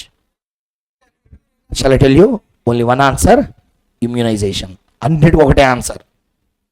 Duration is used for immunization. So really people will use. Internet look search cheyandi. LIC, all immunized LIC bonds they are having now. LIC website lo open lone they are keeping immune bonds and non-immune bonds. LIC uses immunization like anything. Immunization is the heart and soul of insurance companies. What they generally do, I will explain when we come to immunization strategies. Did you understand the point? So conclusion you tell me, reasoning we will see later. Knowing about duration, what is advantage? Immunization we can understand clearly. Yeah, only for that reason we will understand the duration. Duration is useful for that. Or you can tell in another way. Duration is useful to calculate volatility. Duration used to calculate volatility. Okay. Now, sir, if you want, you write these notes. Some important points are there. Please write down.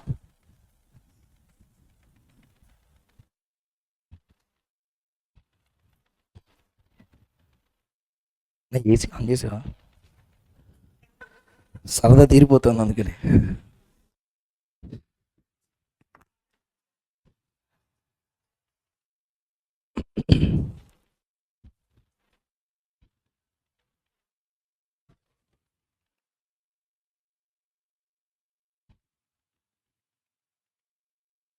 What I need to change?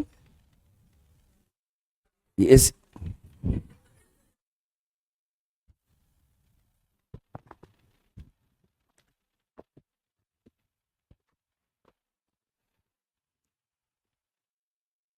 Please write down the notes, important points after the classes.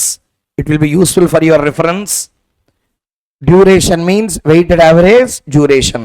When we say average, it is only an approximate. To calculate this weighted average, the weights are proportion in which money is recovered.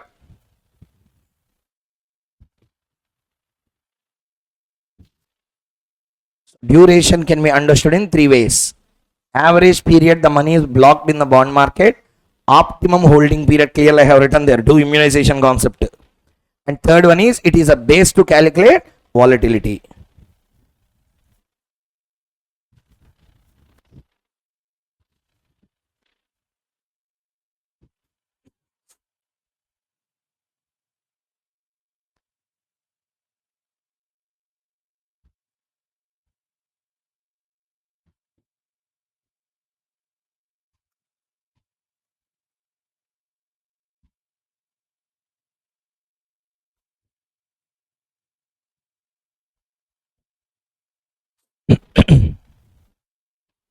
Done?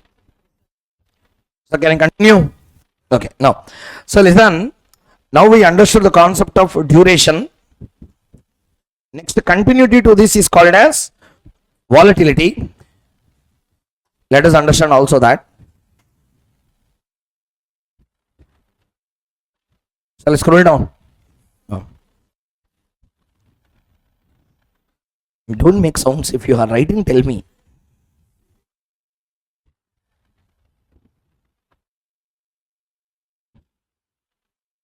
Can I move? Can you scroll down? Read that content. In the given case, investor entered into the bond market by investing in a 6-year bond at the rate of rupees 964.4. That 964.4 is in the bond market only for 4.2424 years on an average and not for 6 years. Therefore, duration concept is also called as principal payback period. Understood, everyone? So, everyone, all doubts clarified with regard to duration, everyone? Next stage of duration is volatility. It is called as a rate of change. It is called as what's a rate of change. Okay. See here, volatility is calculated as duration by 1 plus YTM. Duration by 1 plus YTM. Please do that. Keep the heading volatility.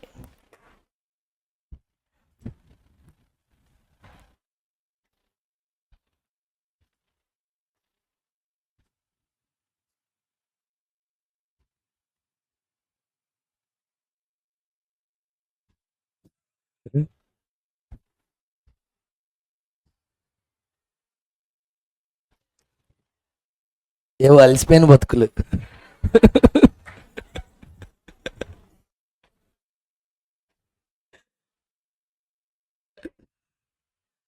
నాది కాదు, నాకేసావా? ఉంచు పర్లేదు, నాది అలసిపోయిన బతికే.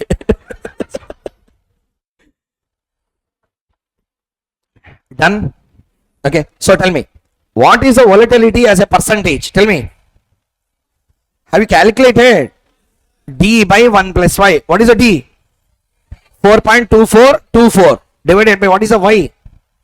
17%. So 1.17. So answer should be 3.63. 3.63. Okay, well calculated, everyone?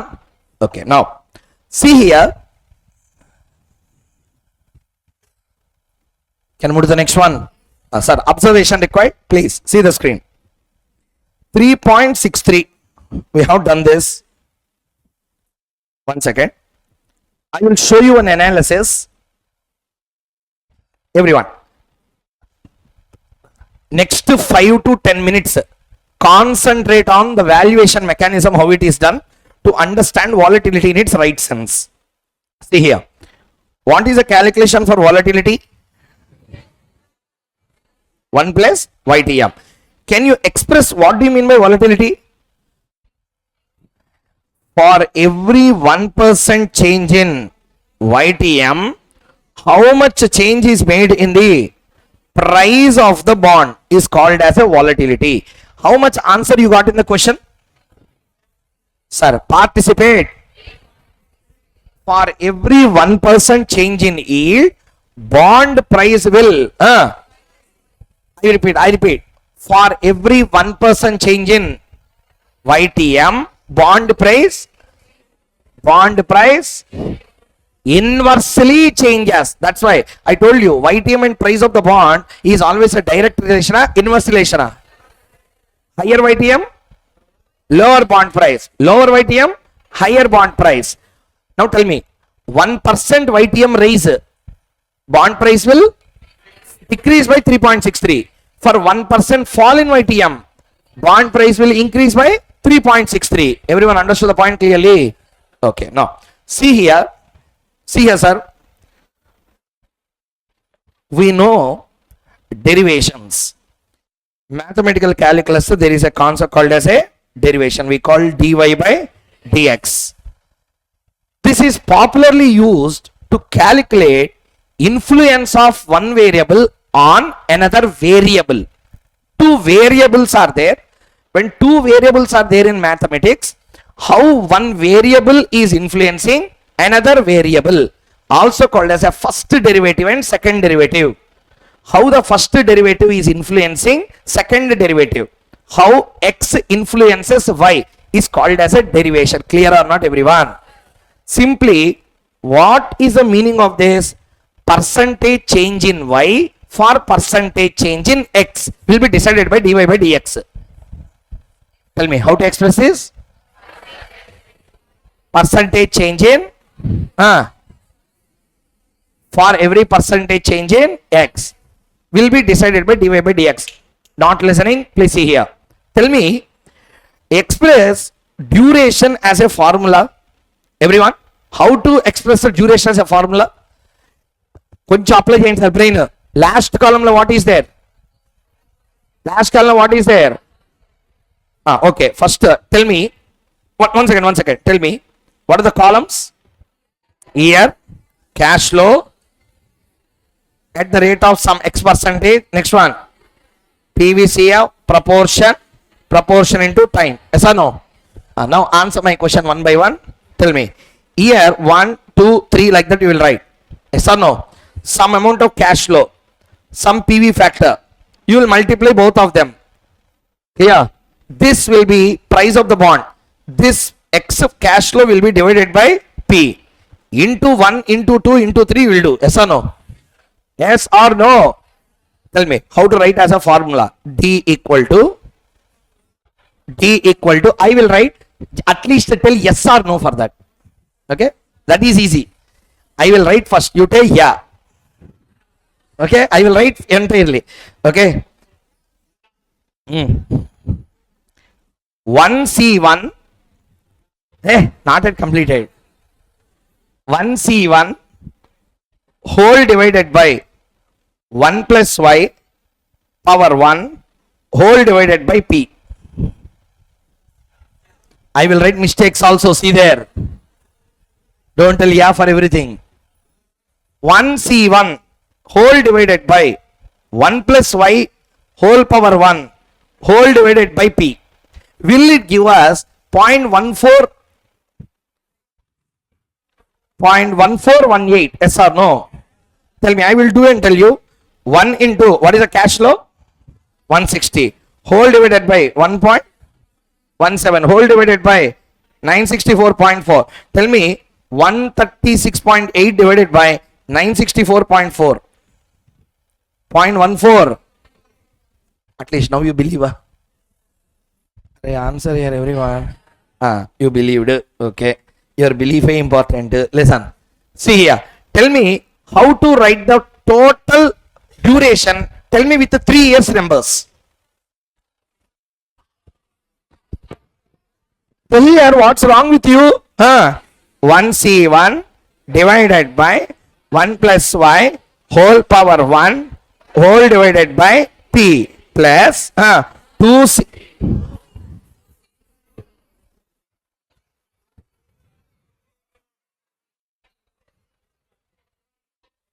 Tell whole divided by 1 plus y whole square whole divided by P plus 3C3 divided by 1 plus y whole cube whole divided by P, so on. NCN plus MV.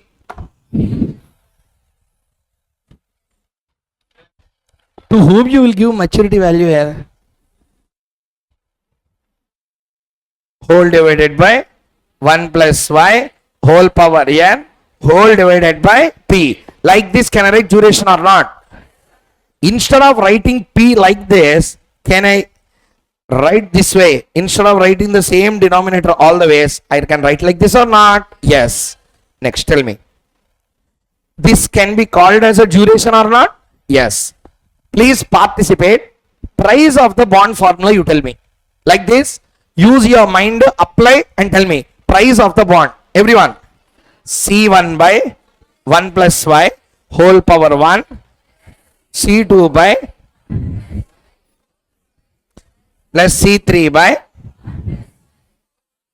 plus so on plus Cn plus mv whole divided by 1 plus y whole power n. Can I write like this or not? Last, participate properly. Why I am telling all these things now has a reasoning. In a crash I am taking all these stunt means you should understand. Somewhere I am going to link these issues in convexity. So please listen carefully. My point is, answer, there is a concept called as a derivation. Mathematical calculus law. Sir, I will give you one example. Y equal to x square. Y equal to x square. Differentiate y with respect to x. Differentiate y with respect to x. How to do? I will tell you the mechanism. See here. Whenever dy by dx is equal to this 2, you have to bring front. Okay na? 2x whole power 2 minus 1. Here. So tell me. 2x power 1. So how can I write this? 2x. I will give you another assignment. Please do this. Y equal to x cube. How to write? 3x power 3 minus 1. How much? 3x square. Understood the point? How to write? Answer. If you understand this much, it is more than enough. But another question I will ask you, answer. Y equal to x power minus 2. How to write this? Sorry, I will tell you. Tell me. 1 by x square. Tell me how to write. Dy by dx equal to x power minus 2. Can I write like this or not? Answer. Dy by dx equal to minus 2x minus 2 minus 1. How it will be? Minus 2x power minus 3. Yes or no? Can I write this as minus 2 into 1 by x cube? I can write it as minus 2 by x cube. Remember the notations clearly. I will put it before you. Remember how to do this. Especially this is important. This one, I mean. Observe.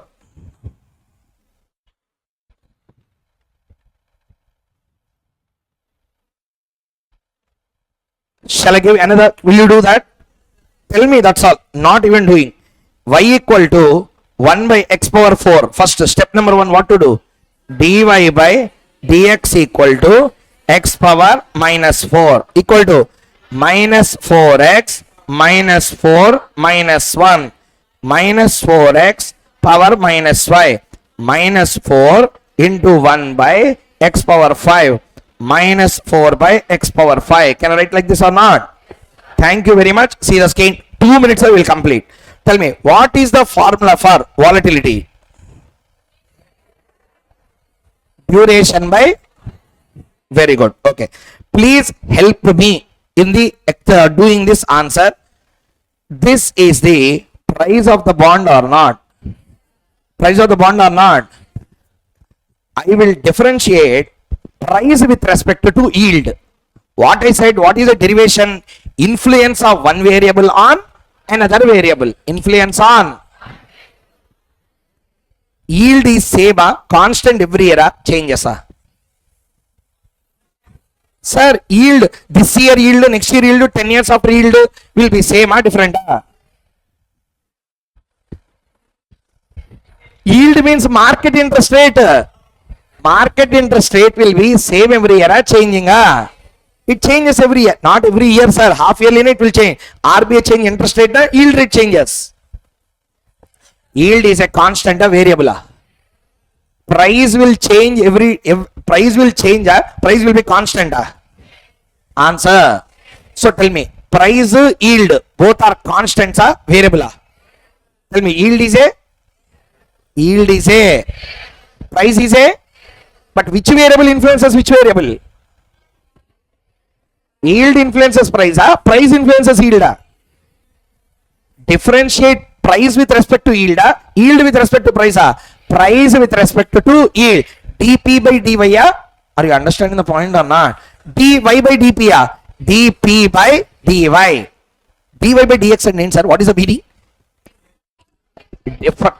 Influence of x on y. Yield change will lead to price change, price change will lead to yield change. That means who is influencing slack? Influenced slack variable? Everyone. Influencer. Influenced. So tell me, who should come on denominator? Yield. Who should come on numerator? So dy by dp, dp by dy. Very good. Now differentiate. dp by dy equal to, tell me, c1 by 1 plus y whole power 1. Can I write that as c into 1 plus y whole power minus 1? Sir, don't sit idle. Speak something. Okay, or slowly we'll go into other locum. So please see here. C1 into whole power minus plus 1 power minus 2 minus 2. Next, C3 also not needed, 2 is enough. Okay, next, Cn plus mv into 1 plus y whole power minus n. Up to here, understood? Okay, now tell me how to recalculate this one. C1 into, how to do this? Calculate correctly. Minus 1 into 1 plus y whole power minus 2. Yes or no? Next, plus, continue. C2 into minus 2 into 1 plus y whole power minus 3 plus so on plus Cn plus mv into minus n into 1 plus y whole power minus n minus 1. Up to here, clarity, everyone? Everyone? Okay, done. Now tell me, minus 1 into C1 will become minus 1 C1. Can I write minus 1 C1 or not? Yes. Minus 1 C1 into 1 plus y whole power minus 2. Plus, tell me, minus 2 C2 into 1 plus y whole power minus 3. Next, continue. Plus so on plus minus n into Cn plus mv into 1 plus y whole power minus n minus 1. Did you understand up to here what I have done or not? Last one model I shown you, 1 by x square x power 4. Same model I have used here. Answer, sir. Understood up to here? Now, everyone tell me, minus 1 C1 divided by, tell me how to write, 1 plus y whole square plus minus 2 C2 divided by 1 plus y whole power 3.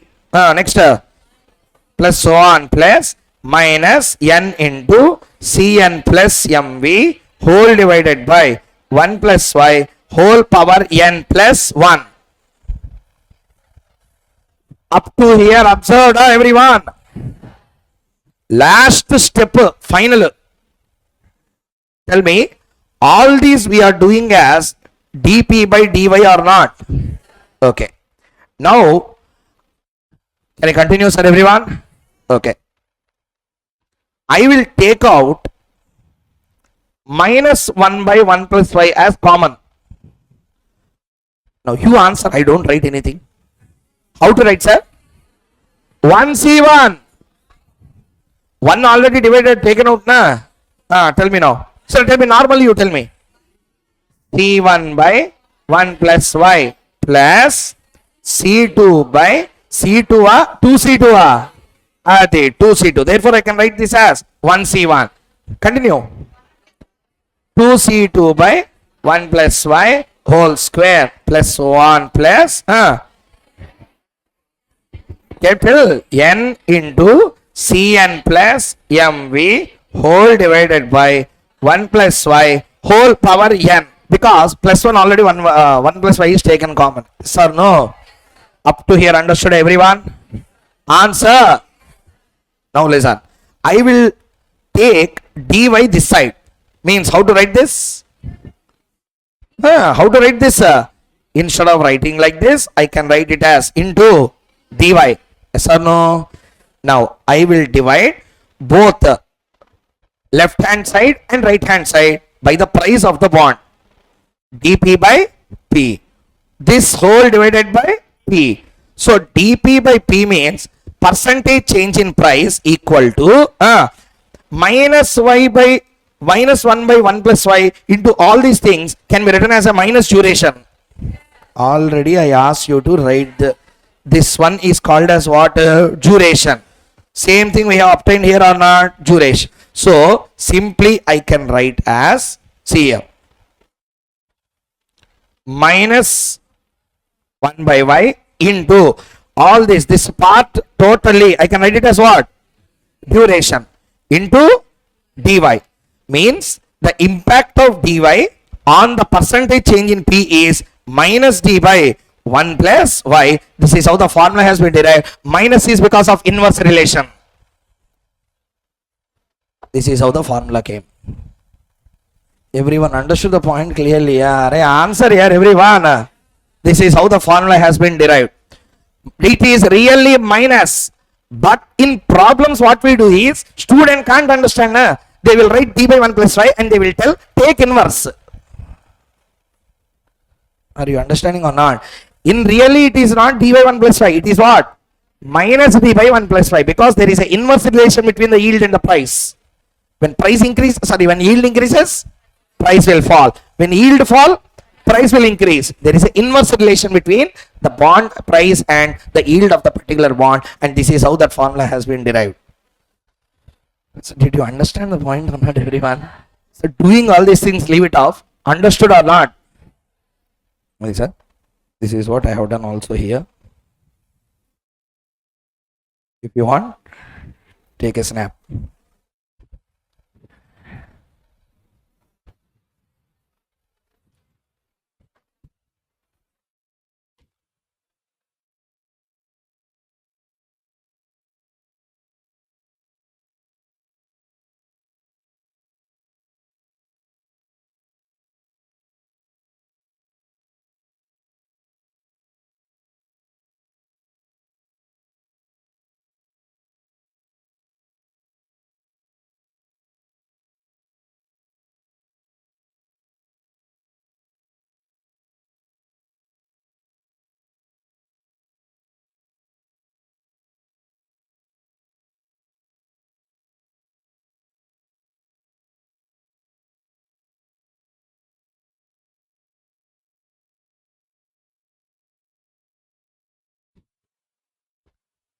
First point, everyone tell me, understood the concept clearly? Yeah.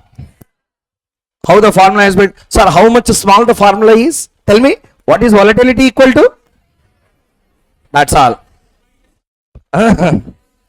Minus d by 1 plus y. Really, that's a formula.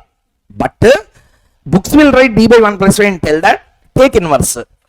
Because there is a negative symbol there. Student will get confused, a negative symbol, why it came. So therefore they will write d by 1 plus y and ask them, you will take inverse. If yield increases, the price fall. If yield decreases, the price increase. Like that they will take. Hope you understood the derivation of how it has been derived. Yes or no, everyone? Done. Okay. Now he is asking another question. See the question? Calculate. Please read. Calculate expected market price if the increase in yield by 75 basis points. Now you should only tell me yield increased by how many basis points? 100 bps will make 1% interest. 75 bps will make 0.75% interest. Okay, now tell me YTM is increased or decreased? See the question. YTM increase or decrease? Increase by how many basis point? 0.75%. When YTM increases, price will come down or price will rise up? Decrease or increase? How many times? 0.75 into 3 point some amount you said 663. Tell me. 2.72. What? Take calculator. What is the present price of the bond? Minus 2.72%. How much? 930. That will be the revised price of the bond. If yield changes by how much percent? 0.75%. Price of the bond will come down by price of the bond will come down by amount I want, difference amount. 964.4 minus, you got some answer na? 26.23. So tell me, if the yield in the market fall by 0.75%, the price will fall by 20 some amount, 26.23 or some amount. That much amount it will fall. That's the meaning of volatility. With this, we have completed duration and volatility concepts as well. Hope everyone understood the concept clearly. Can I go to the next one? Next issue. Now, before going into the next one, let us take question number 14. Both are study material questions only. I don't know the question numbers exactly. If anyone tell me, I will write here. Please check the study material and tell me the question numbers.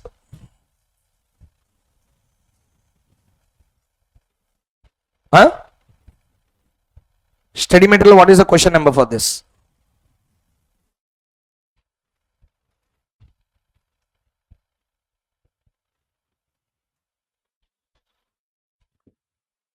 If it is not there, it will be there in OTC derivatives because this is a forward rates concept.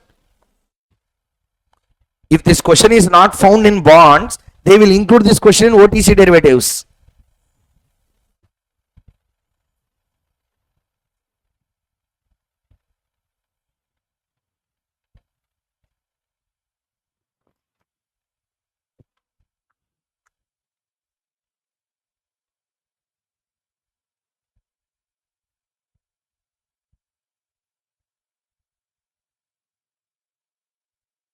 Anyone could find?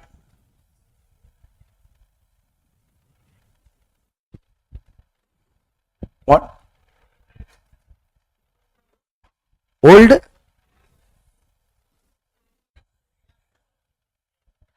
It should be there in study material. Very important, because a recent question 2021 attempt to this question was asked. Numbers different, concept ditto. Years also same. 3 years bond he asked. 2021 attempt to this question has been tested. I'm talking about 14.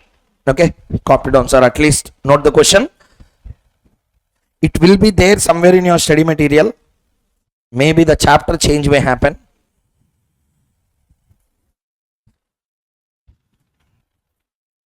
Second.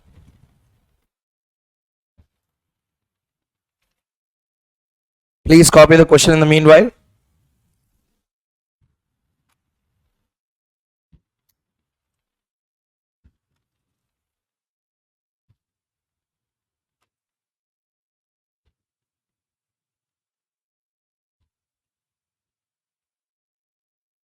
Bond valuation, only these are the questions. Only these.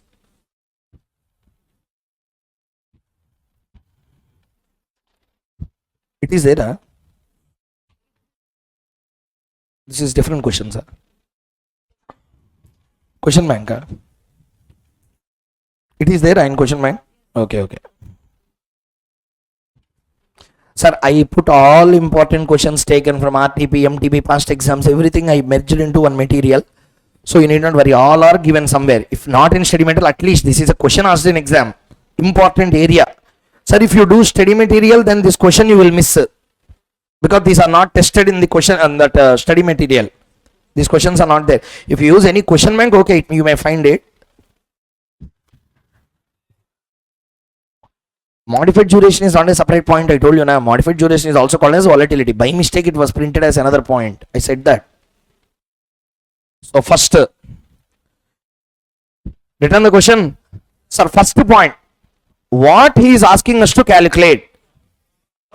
What he is asking us to calculate? Keep the heading. Concept of forward rates. Very, very, very, very difficult. Important area for OTC FRAs. If you don't listen now, gone. You can't understand OTC derivatives.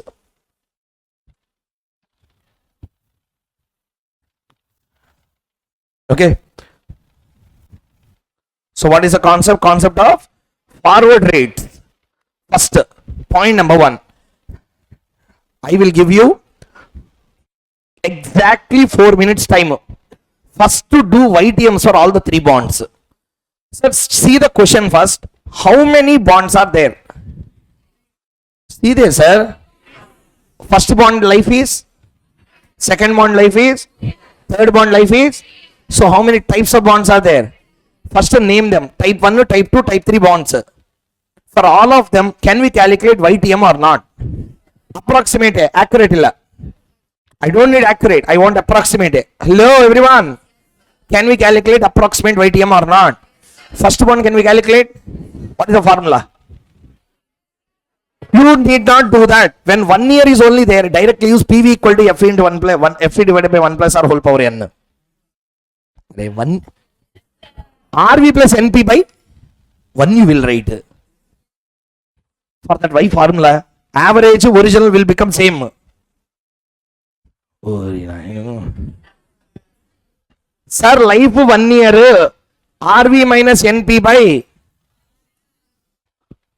1 year life with enter sir n 1 automatically what will happen? Directly you can calculate na? That's what I am telling. So I want you to calculate less than 4 minutes you take. I want 3 YTMs. Calculate first. Calculation of YTMs.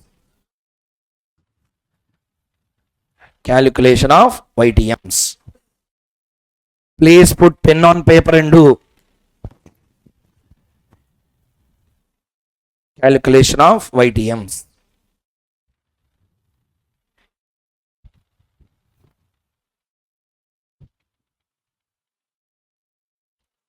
No, don't do like that. Wrong. PV equal to FE divided by 1 plus R whole power. Into the. No, don't do like that. Normal formula. PV equal to. Right. FP divided by 1 plus R whole power n. Always remember everyone, not to any one person, everyone. 1 year life aithe, don't do normal formula. Directly do PV equal to FE into FE divided by 1 plus R whole power n. Do that formula.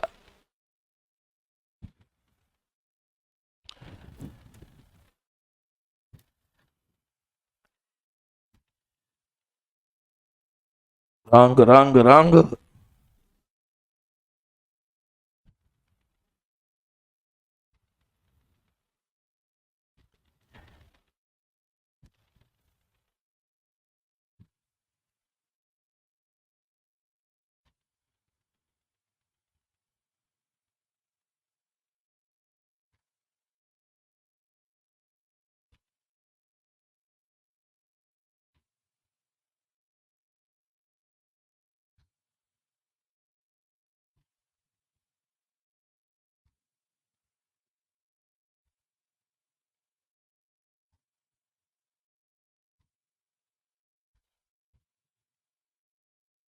First, yes.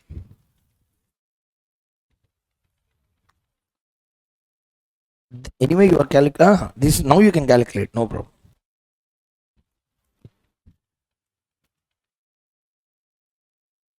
First 2 over everyone. First one 9.3 29, 9.29. Second, 10.10, 9, 10.83.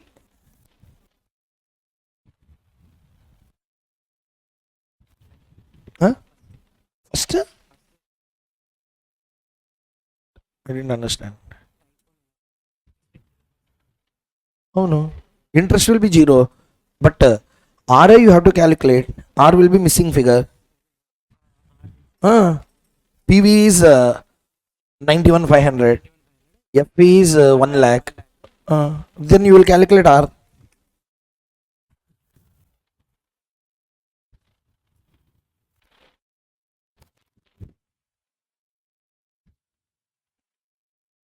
Don't, which one? First one, Don't do like that. I told you, when only 1 year cash flow is there, directly use this formula.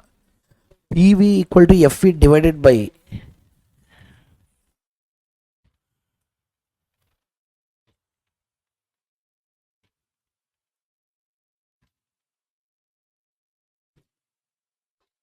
so too much time you are taking. First one completed, how much? 9.29. Second, 10.83. Third one, same, 10.83. Ah, 10.83 first, second one. Third one 10.88. Okay. Sorry, 89. Make it fast, everyone. Sir, if you have completed, we can make an analysis on that.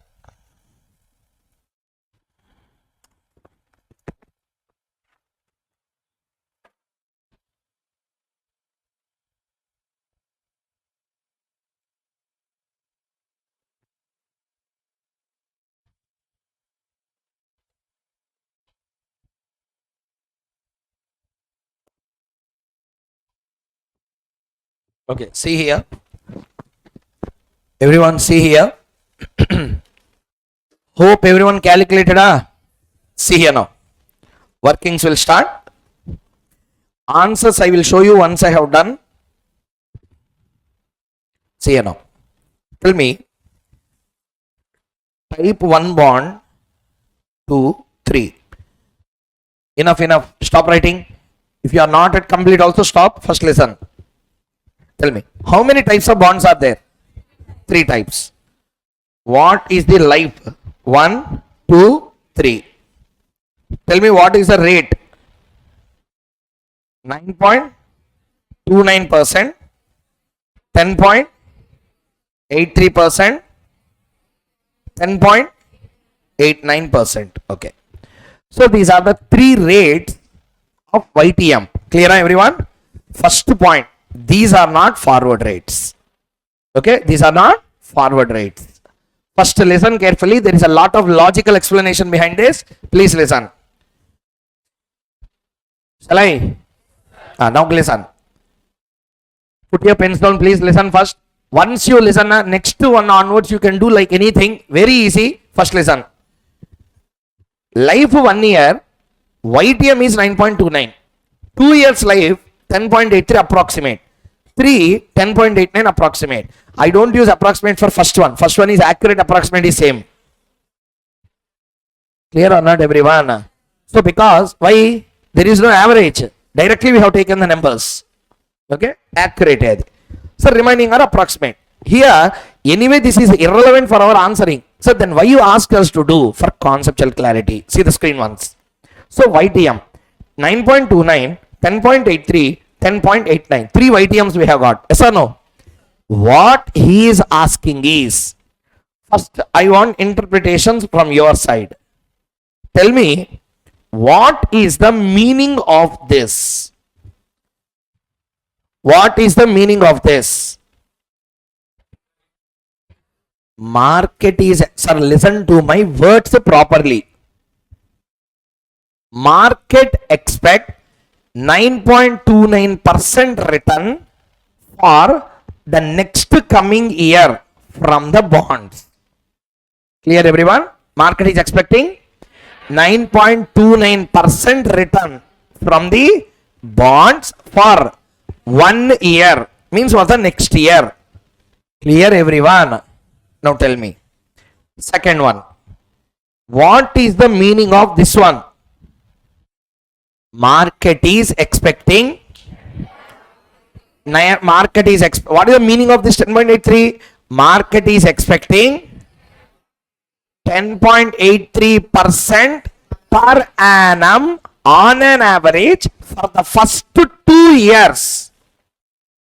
For the first, this is average or accurate? Very good. And next one is, this is 10.83 per annum for the first year, second year, both the years. That means a 2-year bond, is expected to give 10.83% return in the first year and 10.83% in the second year on an average. What is the meaning of this? On a 3 years bond, market is expecting 10.89% per annum return for first 3 years. First 3 years. Accurate on an average. Listen, sir, clarity must be required. Market is really expecting 10.83 for the first year and 10.83 for second year. They are expecting 9.29 for the first year and 10 point something for the second year. Average la both are 10.83. I repeat. Sir, if I tell like this, maybe people can't understand. In your lucid language, I will explain one question, one situation you can understand. See the screen once. Subjects. Say for example, law. Sir, please, no contradiction, please. Law, SFM, direct tax. I take 3 subjects. Law, tax and SFM, or SFM, law and tax. You can take anything. Sir, law, SFM and direct taxes. 3 subjects are there. Now, I said like this. Sir, please listen, sir. Fees for the subject. I write like this. Fee for law is 5,000. Okay. Sir, ఒక్క నిమిషం ఓర్చుకోండి sir. Let me complete. After that you pass comments. Please listen. Fees for law is 5,000. I said, if you take law and SFM, I will give it 8,000. Okay. Next. If you take law plus SFM plus direct taxes, listening sir everyone. Okay, if you take all the 3 put together, okay, I will give it 10,000. Okay, this is what I said. Now listen carefully. What is the meaning of this 5,000? This is the fees of one subject on an average, not on an average. Both are same. Even if you do average for the first one, it will come with the same number. So therefore, first year is always accurate, approximate. That's what I am telling. I am giving answer here. Accurate and approximate both will be same for the first year. Okay, 1 point over. Tell me, law plus SFM if I take, how much is the fee? Now tell me, can you tell me the average fee now? Tell me, here average fee is how much? 5,000. Here average fee is? Here average fee is 3,333. Am I clear or not? Now please tell me, what is the meaning of this? It is the fees for one subject. It is the, how to express this 4,000 now? It is the fees per, on an average per each subject. On an average per. These are YTMs given in your answer. That 9.29, 10.83 are like this. He is asking, tell me now, incremental forward costs. Tell me now, how much is the first one? Doubt unduku sir, first is ade sir, 5,000. How much is the first one? 5,000. Now tell me, if I take law and SFM, how much is the cost? How much is the total cost? That means Extra I am collecting only 3,000. Extra I am collecting how much, sir? Next, after that. Next, tell me, if I am listening, sir, everyone. Tell me, if I am taking law, SFM and DT, how much I will charge? Answer, sir. That means only for DT, how much I am charging? It's not 3,333. 3,333 is average. So how much I am charging for this? 8,000 minus. Chappan, sir. How much? These are forward rates. He is asking in the question. Now, did you understand the point or not? So, what you calculated is average. What we want is incremental. Incremental rates are also called as forward rates. Understood? This is the meaning of forward rates in the OTC derivatives. Very popular question in exam. Okay. So this is how we need to calculate that. So how to calculate is the next $1 million question we are going to answer. Shall we start or not, everyone? Let us do. Please do along with me. Put the heading. Year 1. Sorry, not year 1. Sorry, I am very sorry. Bond 1.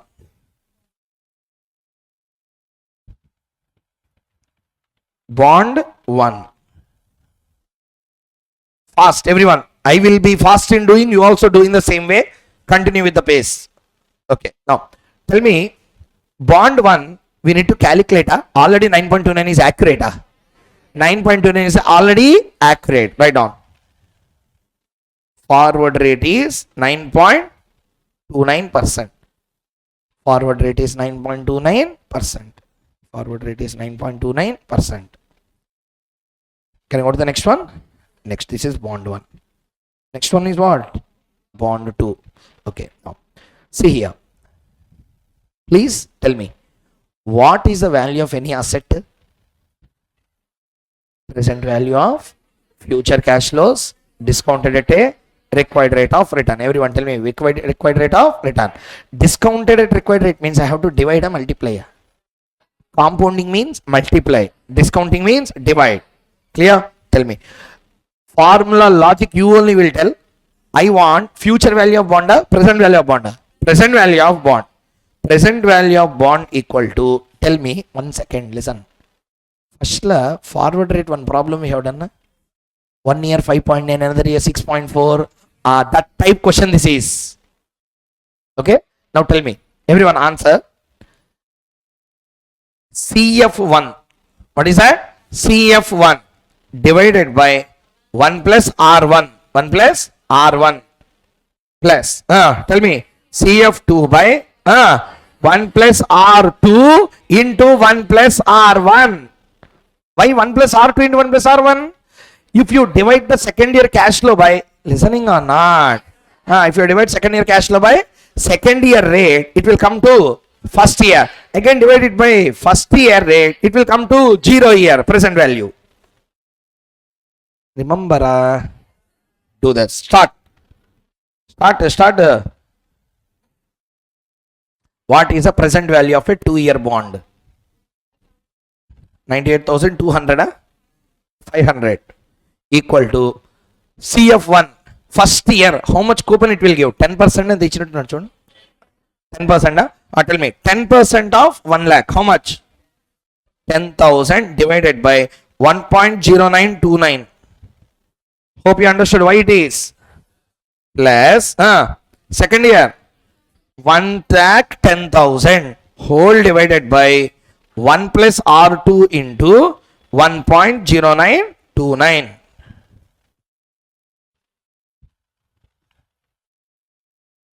How many of you didn't understand what I am doing? Frankly speaking, I will come to your place at least. How many of you didn't understand anything as to what I discussed now? I will come, sir. Just 2 minutes. I will do this and I will come.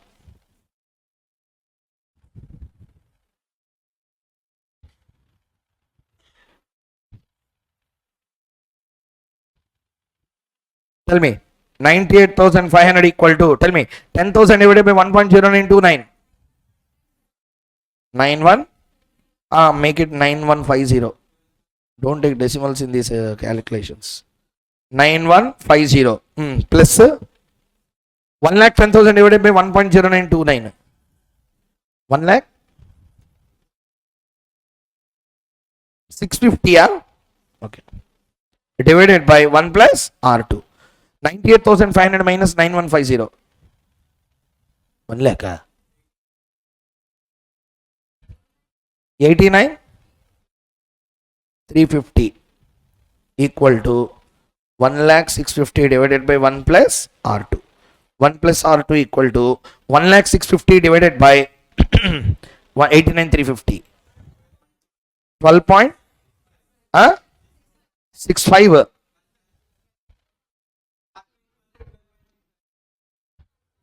1 second, 1 second. What's going on?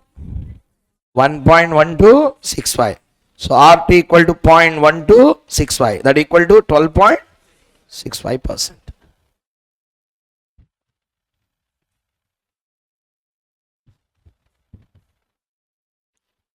Now did you understand or not? Tell me. This is for 1 year bond or 2 years bond. Like this we should also do for what? 3 years bond also we should do. That's why 8 marks question. And do you know, in OTC derivatives, this becomes a working note.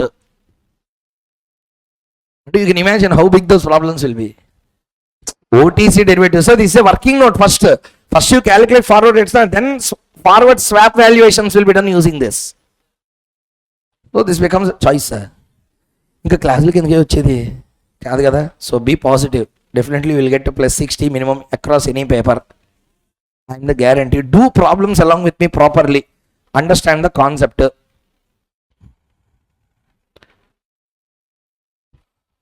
Sir, don't waste time. Can I continue? Sir, we have done for 1 year or 2 years now. 2 years. Now same. See here, I am adding to the formula. How to write the third year now? CF3 divided by 1 plus R3 into 1 plus R2 into 1 plus R1. Everyone tell me, 3-year bond, what is the present value? 99,000?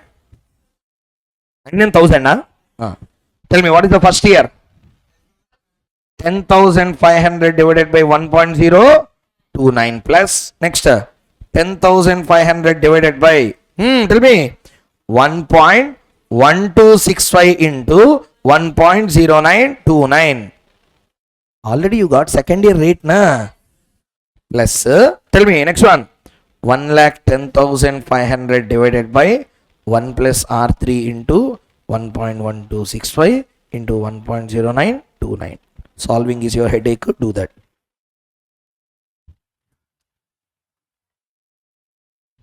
Correct.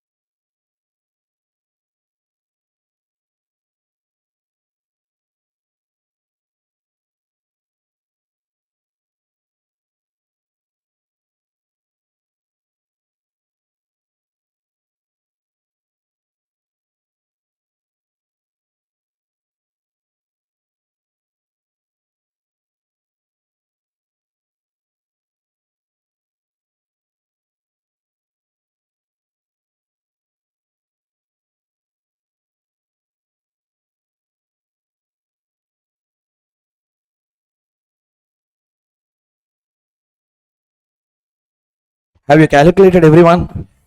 So how much is the last year percent? 10 point? 10.99 means make it 11. Okay, now, sir, hope first point, everyone understood the concept, everyone. So tell me, this problem you might have done before. Some student. Did you understand the difference between doing before and doing after? This is how you have to do with a meaning. There is a meaning for doing that. Those are forward rates. 1 second. Answer my question now. Here, 1, 2, 3 year bonds. Okay. Tell me, what is the YTM you got? 9.29, 10.83, 10.89. Okay. Now, what is the forward rate YTM you got? 29, 12 point, 11%. Okay. Now, listen. How to interpret the first one? Easy. Market is expecting 9.29% per annum for 1 year. Clear? Market is expecting 9.29% in the first year and they are expecting 12.65 in the second year. On an average expecting 10.83 for the first 2 years. Clear or not, everyone? Clear? So 10.83 is accurate or approximate? Accurate? Answer. But this is accurate. That's why you will get a small difference, or else 12.65 into 2 minus 9.29 into 1 will give 10.83 correctly.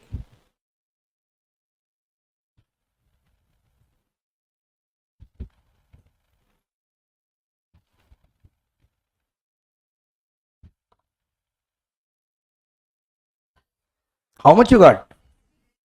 No, 1 second. 12.65. Okay, 12.65. So this is for 1 year or 2 years. This is for 1 year or 2 years. Answer. This is for the second year. Okay, and this is for which year, sir? Okay, now tell me, this particular rate and this particular rate, forward rates per annum average rates accurate rates. Answer. Now answer my question. This is average or per annum? Average or per annum? They calculated 10.83 into 2 minus 9.29. Adiyala, sir. Okay, but accuracy will be missing. How much you got? 12.3. But actual answer is how much? Why that mistake has come? Because there is a accuracy. If you would have calculated exact YTM, this model you need not do. Did you understand how to do this, sir? What you calculated here? Approximate, accurate. If you would have calculated accurate YTMs here, how you would have done? 10.83 into 2 minus 9.29 into 1. Same thing you won't get here in this model because these are already what? Forward rates. Clear or not, everyone? So tell me, 10.83 is the rate for 1 year, 2 years. Listen, 10.83 is 1 year, 2 years, second year, 2 years. Therefore, 10.83 into 2 minus 9.29 into 1. How much you got? 12 point? That means instead of doing all those things, you can do directly like this. Okay. Or third one also you type 10.89 into 3 minus 10.83 into 2. 10.89 into 3 minus 10.83 into 2. 11.01. Exactly 11 came. Did you now understand the difference or not? But don't do this stunts in exam. They won't give you marks. This is for checking purposes. Okay. For checking you can do this model, but in reality do the model what I have shown you in the formula, because in should follow the first model what we have done. This is called as the bootstrapping model. CFA exams they use. Okay. Because their fastest is the fittest. fastest will be the fittest one. So who do fast is counted in CFA exams. So therefore, when we write CFA exams, level 2 we are having the bond valuations. Level 1 almost like your SFM syllabus only. When I started writing level 2, then all these concepts on bond valuations, convexity valuations, all these things will come there. CFA level 2, level 3 is another level that we need to write. So the point I want to tell is, you can use both the models, but institute don't follow this model. This is a bootstrapping model. CFA uses it, but institute uses only normal formula model only. So what is the formula you need to use? 3 year, what is the formula you should use? Value of the bond equal to CF1 by 1 plus R1 plus CF2 by 1 plus R2 into 1 plus R1. What is the logic of first rating R2? First, second year will be used to discount. Then you will come to first year. From first year you will come to 0 year. That's the logic behind. Shall I go to the next one? Next issue after that. Next one, 15th. This is also same like the previous one only with a small minor changes. Please read the question. The following is the yield structure of whom? AAA rated 0 coupon bond. If you have the question bank, etc., you will find this question also. It is there. Some question banks you are following, there you can find. Expectation theory. This is also taken from OTC derivatives only.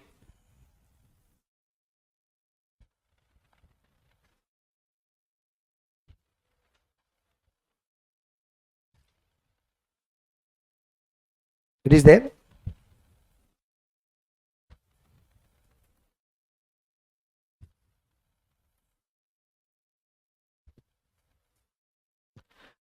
Latest, if I am not wrong, 2022 year May attempt this question was asked. Last attempt or before last attempt, I found in question paper, change in numbers. Change in numbers is there. Concept is same. Sir, you do the workbook properly. All worst questions I kept in that. Whatever are possible. How worst question papers can come. All those compilation I made in one single workbook. Do all the problems properly. So let us do this. 15th question. Sir, first one. How many of you have already done this type? 1, 2. Very good. 3. Anyone else? Okay. Now, listen. This question is also dependent on OTC derivatives. Sir, OTC derivatives, have you seen the swap valuation? Swap valuation, overnight swaps, index swaps, vanilla swaps, valuation. Same. A valuation, this will be the working note. So please concentrate properly. See there. Sir, if you don't have this question with you, please copy down first. Wrote the question now. Note down the question. ఇందులో లేదండి. Yes.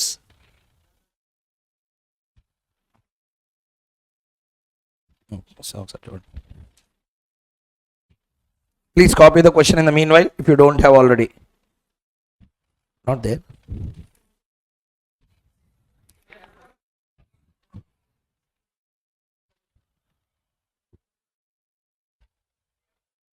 Sir, I will see later.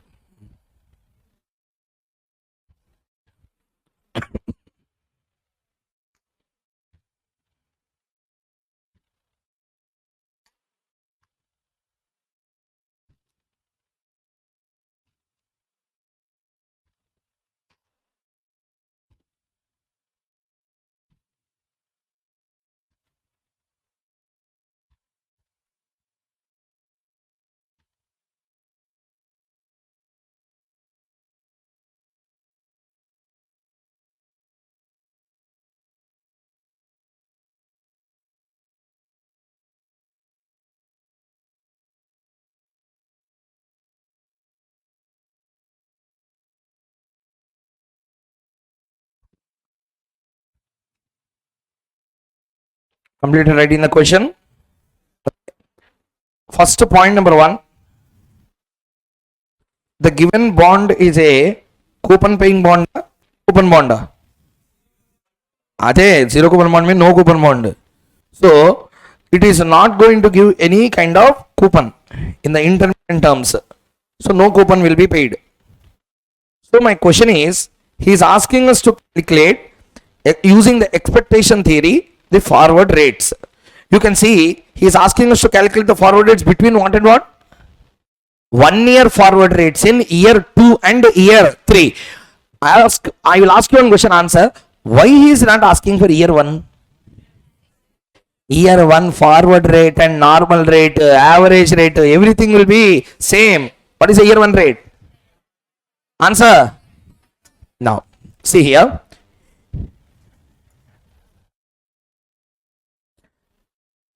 Implicit forward rates in year 2 and year 3. Okay. See here now. First look at the scenario, how to calculate. 3 months or 6 months are irrelevant. 1 year is the same. So first write down number 1. 1 year forward rate is same as 10.5. 1 year forward rate is same as 10.5.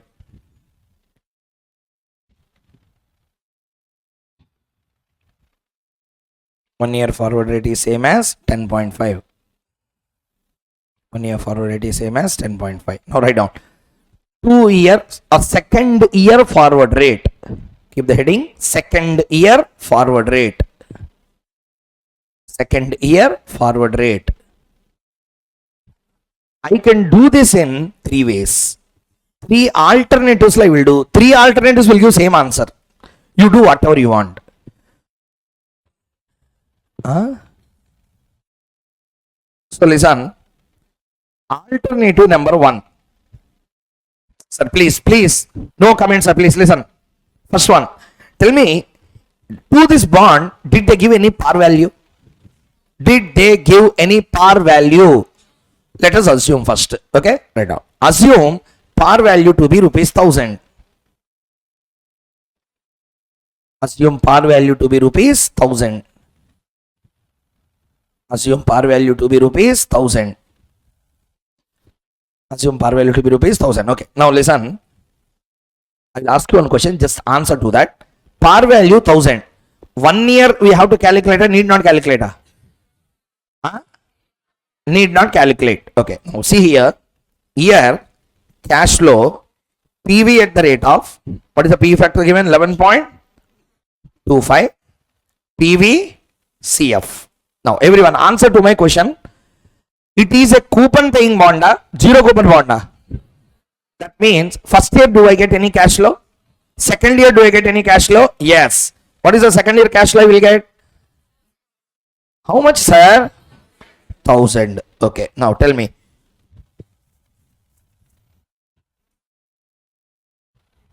$0.808. Okay. Therefore, how much is the value? 808. This is for how many years bond? 2 year bond. Okay. 1 year bond also we will do. Just first let us do 2 and 3. So tell me 2 and 3. Now we are going to do the 3rd year bond. PV at the rate of, how much is the percentage? 12%. PV CF. Tell me year 3 cash flow is 1000. Tell me 712.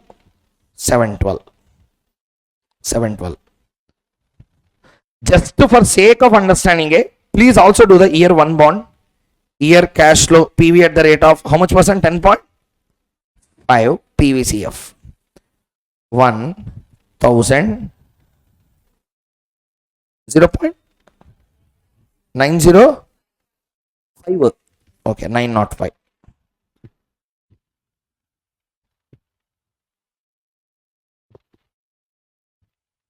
Okay. Have you done up to here, everyone? Sir, why we done this? Out of no way, why we are doing this? First point, we are not fools unnecessarily to work something. First, if you observe clearly, now you should answer me, I should write. Life. How many years bond? First one. 1 year. Next. 2 years. Next. Very good. What is the, okay? One second. What is the face value we assume? Three cases we assumed a face value of 1000. Okay. Now tell me, coupon in all the three cases, how much percent? 0% coupon. 0% coupon. Okay. Now tell me, maturity. How many years? 1, 2, and 3. 1, 2, and 3. Tell me, what is the current price of this bond? You calculated first year bond 905, second year, third year. We brought this into the previous problem model. Rest you can calculate now. Do this.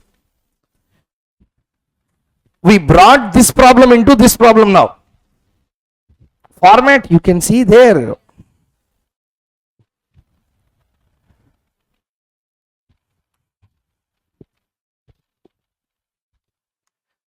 Tell me, in the previous problem, there is a coupon or not? Now what will not be there? Coupons will not be there. CF1 will become 0. Okay. 1 year bond, you need not calculate. 10.5 is the answer. Second year when you, 1 minute please. Answer, what is the formula for 2 years? Second year forward rate. CF1 divided by 1 plus R1 plus CF2 divided by 1 plus R2 into 1 plus R1. What is the first one answer? 0. Therefore, you need not do. Understood or not? Do this.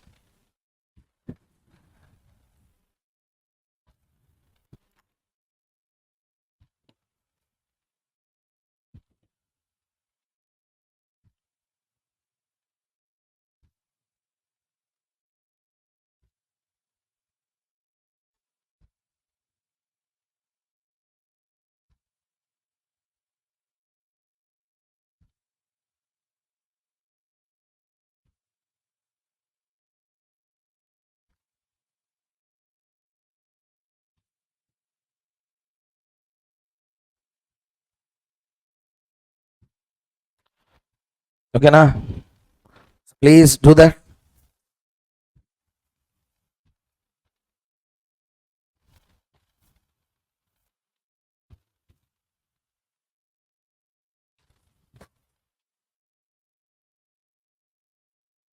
Okay.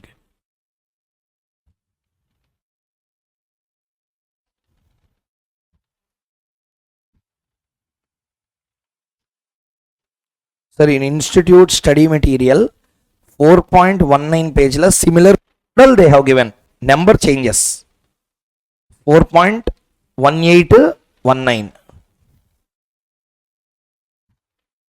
That's why you can believe me. If I put a problem, it is there taken from some exam or some RTP, some MTP, somewhere I have taken. Study material 4.1819. Similar model.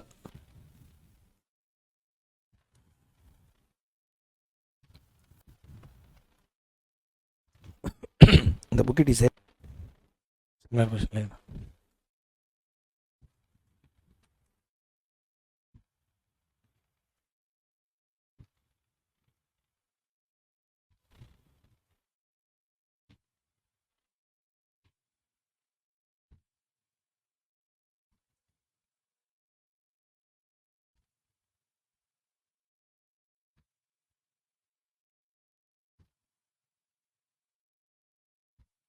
Okay, na? So tell me the answer. Anyone calculated? I want forward rate for second year. How much? 12%. I want forward rate for third year. 13.5%. Okay. Now did you understand how to value these? These are the two types of models he can ask in exam.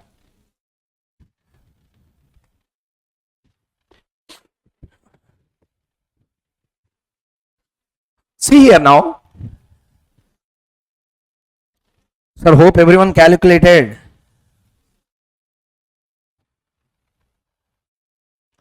So value of the bond for 2 years. This one equal to how to calculate? CF2 divided by 1 plus R1 into 1 plus R2. So that equal to, what is the value of the bond? 808 equal to 1000 divided by 1.105 into 1 plus R2. So how much is the R2 value? 12%. Like this you need to do also for CF3. Sir, hope everyone understood and did the problem. Yes or no? How many of you are not yet completed? Everyone completed doing it. How many of you didn't get the answer? Everyone got the answer also? Sir, I am talking to you, everyone. Can you move on to the next one? See here now. See here, sir. This is alternative 1. I can also go with alternative 2. See here.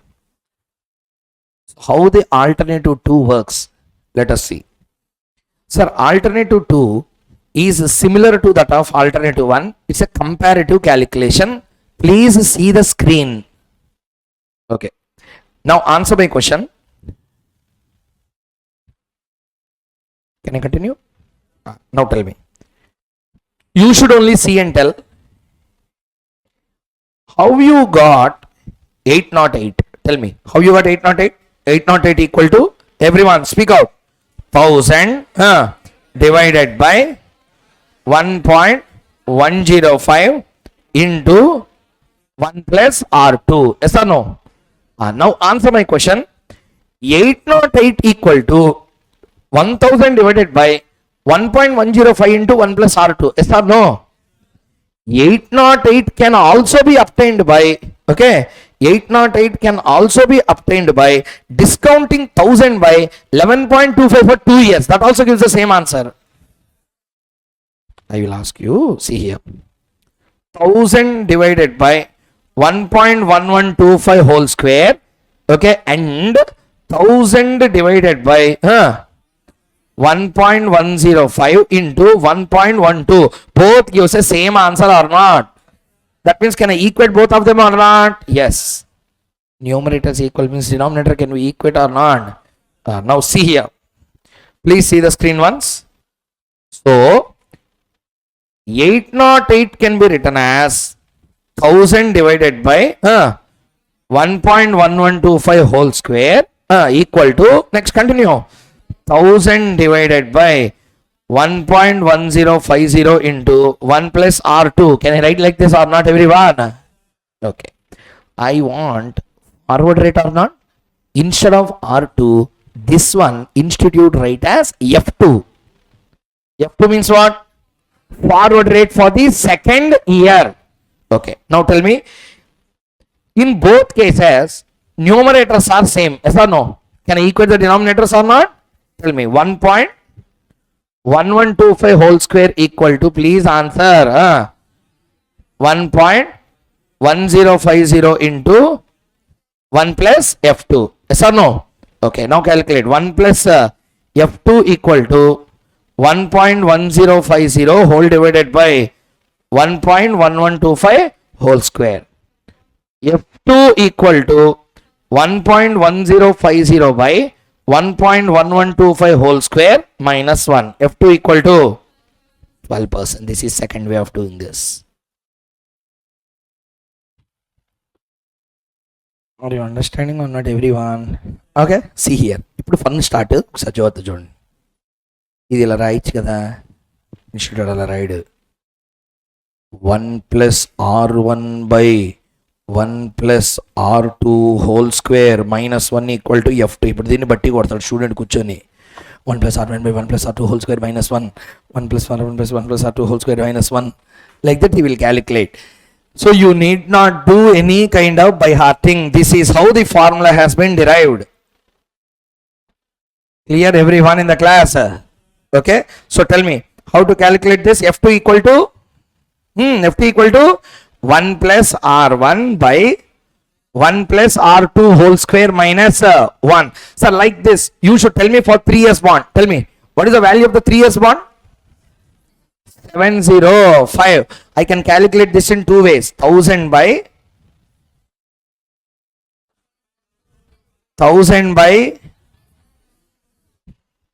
choose chapandaya. How much is this? 1000 by 1.12 whole cube equal to 1000 by 1 plus, sorry, 1 plus also leave off. You tell me, I will write 1.1050 into 1.12 into 1 plus F3. Am I clear? Tell me. 100 numerators are equal. I can equate what? Denominators. Equal to 1.1050. Multiply and tell me the value. 1.1050 into 1.12. 1.2376 into 1 plus F3. 1 plus F3 equal to, tell me, 1 plus F3 equal to 1.2376 divided by 1.12 whole cube. F3 equal to 1.2376 by 1. Okay. Tell me the value. 1.12 whole cube divided by 1.2376. So F3 equal to, calculate 1.12 whole cube divided by 1.2376 minus 1. F3 equal to, you got the same answer, right? 13.5. Sir, 50.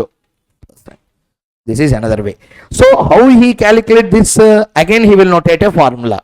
F3 equal to, guess the formula, 1 plus R 1 plus R3 whole cube whole divided by 1 plus R1 into 1 plus R2 minus 1. These are the formulas if you see the study material. Institute will follow this formula. I am telling you how this formula has been derived. Clear, everyone? There is yet another model to do this problem. Take a calculator. 11.25 into 2 minus 10.5.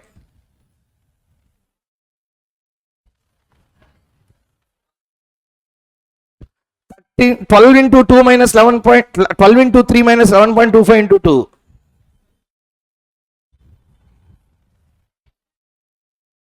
But don't do that in exam.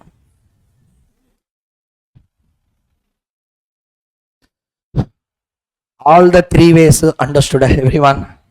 Done. We will go to the next one. So what is the concept we completed now? Forward rates. Sir, this area is bonds related, OTC derivatives related. At that time, so much time we can save. Directly we can go into the problems doing that. Clear? Exclusive OTC I merged with the bond valuation chapter. So that there it will become more comfortable. Anyway, so answer to question point number 1. Everyone understood the problems that we have done up to here clearly. Next one is bond immunization strategy. So please keep the heading. Bond immunization strategies. Mark it very important for the exams.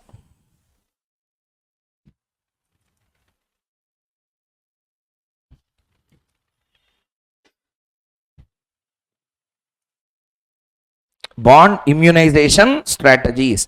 This question you can't find because 2017 study material they discontinued this question. But this question is one of the fantastic questions on bond immunization. They can ask a question, new study material, this was not inserted. Okay. We have two questions on bond valuation. Type 1, type 2. Any of these two types will come in exam. Type 2 comes now, okay. Type 1 comes now, fat. So therefore, let's concentrate on type 1 first. First, tell me, what is the concept we are going to start? Okay. Let us first read the question. Read. X wants to invest rupees 1000. Rupees 1000 for what? 4 years period. And wants a YTM of how much? 12.6% on his investment. He is considering how many bonds? 2 bonds. Bond A and bond B. Market price. Please tell me, market price how much? 1000.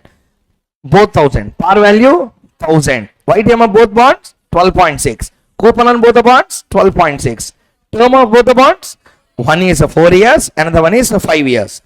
Sir, when term is 4, duration will be more than 4, equal to 4, less than 4. Therefore, it is less than 4 and this is 4 year. I calculated already. Clear? Time waste, sir. Put duration ga నేర్చుకోవాల్సింది. So I only gave the answer. Actually, he didn't do this. So I calculated and I kept in the question. So this is less than 4 years and this is 4 years. You can believe me. 4 exactly. If you want, after going home, you calculate 4 years will come, time waste. Now, the question. State the factors that will affect the yield of the bond. State the factors that will affect the yield of the bond. Which bonds should be invested to immunize himself from the yield change? If if the market yield of the bonds of this risk class drops to 10% in year 2, show how your bond selection helps the investor immunize himself against the yield change. This is a question that is being asked. First read the question, after that we go into analysis. If you don't understand this, next question 1% also you can't understand. Next question was asked in exam for 8 marks. It will be there in your study material. I will tell you number also. Study material, please. In the meanwhile, you read the question. Which one? 27.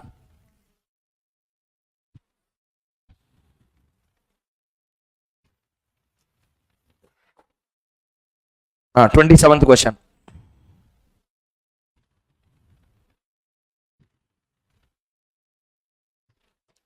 Read the question.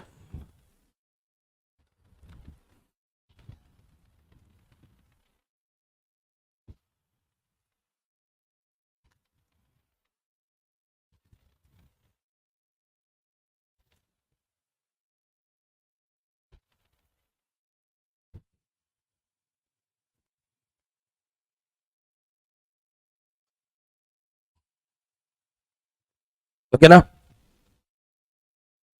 we start with analysis. Everyone, listen carefully. 10 minutes concept discussion. After that, you can start doing the answer. I will show you the answer. You can take a snap. Let's not waste time in doing that more. I will explain the concept. I will show you. I will put before you. You take a snap. Later, you can refer to that. Saving time in writing, we can do in the class. Clear? First point, number 1. What is his intention? Let us see. You check any exam question given on immunization. Any question. Latest 2021-22 also one question was tested on immunization. Consistently, institute is testing immunity. Checking whether student is preparing or not. Time and again he is proving that he will not do that. Easy paper vaste SFM, you are saved. SFM, if it is a tough paper, that will become the toughest in all the 8 papers. Because no one will have a clue as to what to be done. So therefore, listen carefully. Immunization as a concept you need to understand. If you understand the concept of immunization, next problem I don't even help you. You will only do in the class now. First listen to the logic properly. See the screen. First point number 1. Investor has how much money to invest? How much money to invest? Since it is only a small example, he has taken 1000. He has how many bonds? 2 bonds in his intention. Number 1 is bond A. Number 2 is bond B. What is the par value? What is the YTM? Both bonds are giving how much YTM? 12.6. Okay. Now see the next one. What is the life of? Please everyone. Vintene ardhanga vivi. So please listen. Please listen, sir. Everyone. We are in an edge of exam. Please. Answer. We are having how many bonds? What is a bond? First one A. Next one is bond B. Bond A is giving a coupon of how much? Both the bonds are giving same coupon, same yield. What is the meaning? Market trading rates are 12.6. The issued bonds are 12.6.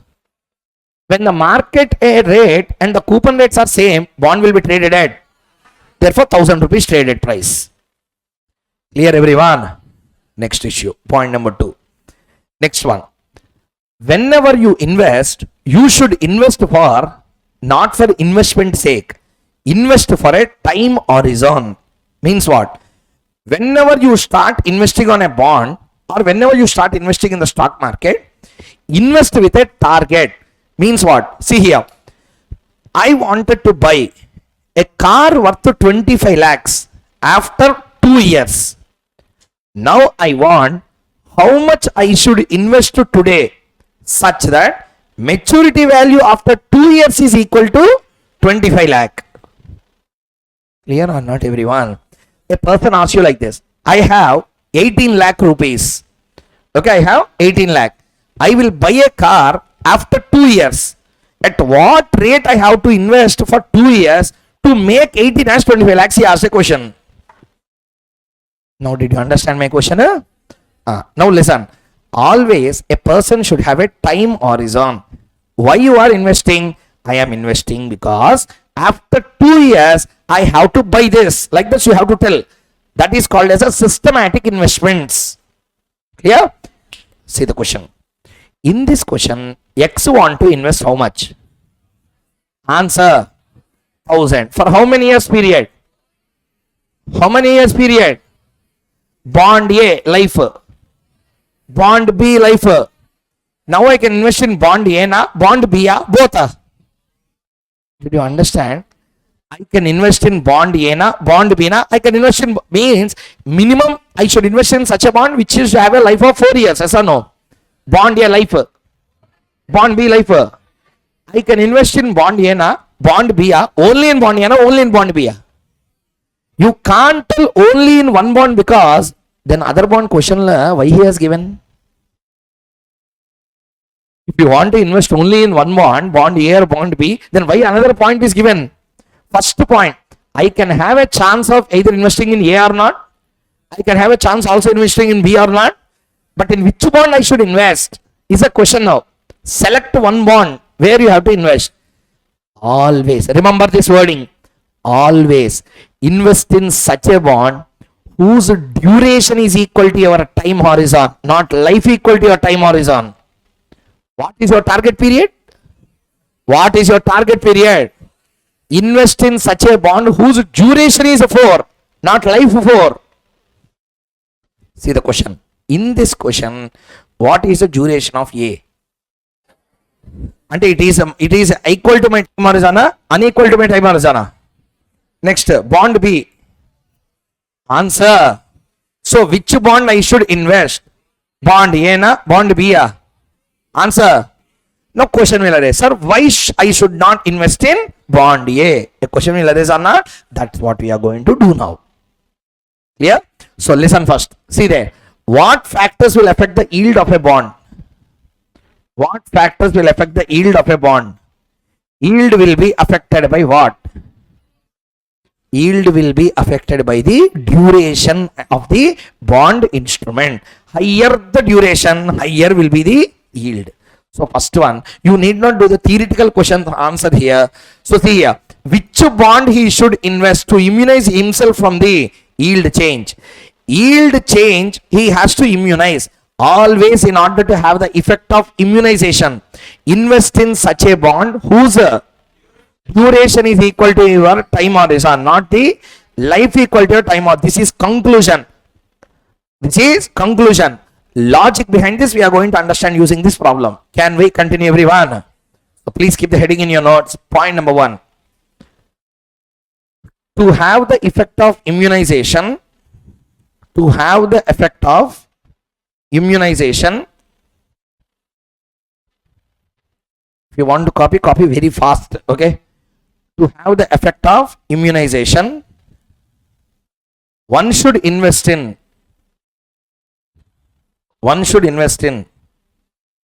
such a bond whose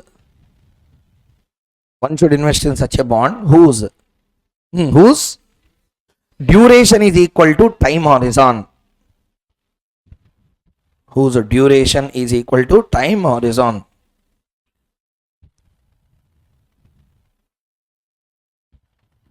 Okay, na? First, write down. Part 1. If yield doesn't change,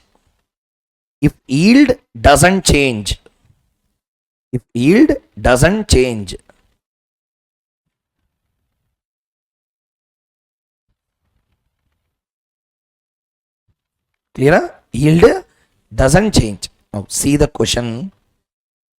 I will show you 12th question. Just read the question. Tell me, Mr. A will need how much?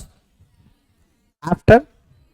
Now tell me, after 2 years, A need how much? A need how much? Today, na? After 2 years. He have a time horizon or no time horizon? How much is the time horizon? 2 years. Now, bond X, what is the YTM? Sorry, what is the life? What is the life? Bond Y, what is the life? 4 years life bond will have a duration of 4 or more than 4 or less than 4 or. In reality, that answer, if I remember, 3 point something, the answer will come. 3 point, I didn't remember exact answer, 3 point something will come. 3.35, 3.32, something will come. Okay, sir, 3% will come here. Listening. Next, this one will come 3 or 2 or 1 or less than 1 or. Chapale.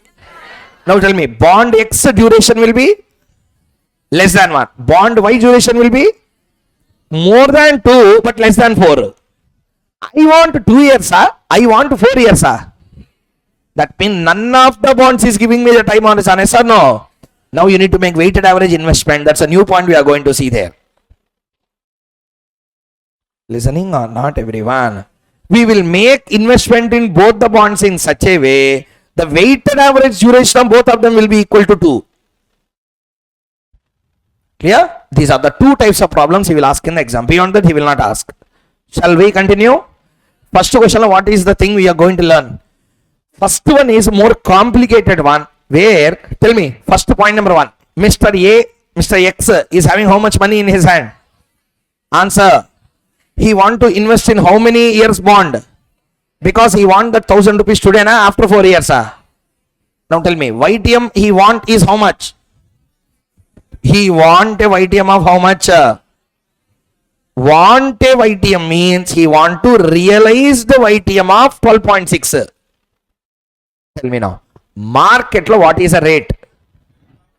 Participation, what is the market rate? What is the rate I want? In the market also 12.6 is running. That means I will get a cash flow at the rate of return of 12.6. Clear or not? And I will reinvest also at what rate? 12.6. Then realized YTM will be equal to YTM. Yes or no? What if the market rate falls from 12 to 12.6 to 10? Then reinvestment rate will fall or will be same? Will fall or will be same? When reinvestment rate falls, realized YTM also will fall. I don't want that to happen. Whatever may happen in the market, I should get the same return. For that, immunization is the strategy. Like this, if I tell now, partially you understand. With the numbers, we do the magic now. Let us see point number 1. First thing, he is asking, see the third bit. See the third bit. If the market yield, if the market of the bonds of this risk class drop to in year 2, show how your bond selection will help the investor immunize himself against the yield change. Shall we do the problem, everyone? Okay.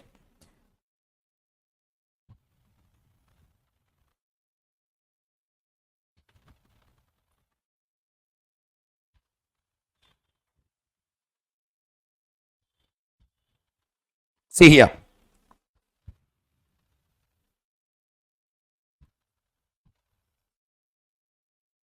First, see the question or see the answer. Part 1. I am assuming one situation first. Sir, in my question, in the question given, yield after second year is same, falling to 10. Answer. Let us first assume that there is no fall. Really also 12.6 is given throughout 5 years. Clear or not, everyone? Tell me, investor want time horizon of 4 years, 5 years. Everyone, 4 years or 5 years. Complication in calculations will come. Please see the board. Point number 1. Tell me, bond A, bond B. 2 bonds I have taken. How many bonds? 2 bonds I have taken. Check the bond 1. First one, reinvestment table. Year 1, tell me. You can see the question and tell me how much is the coupon paid on bond A for the first year. 12.6%. On how much? So how much is a cash flow? See the screen one. Year 1 how much? Year 2, year 3, year 4, 126. 126 plus what also will come? What also will come? Redemption also will come. So how much I will redeem? 1126. And the cash flow for the bond B also same, yes or no? First listen carefully. Tell me now.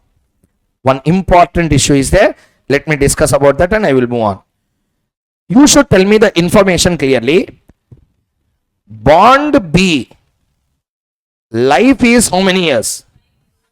See and tell. No problem. I will give you time. See and tell.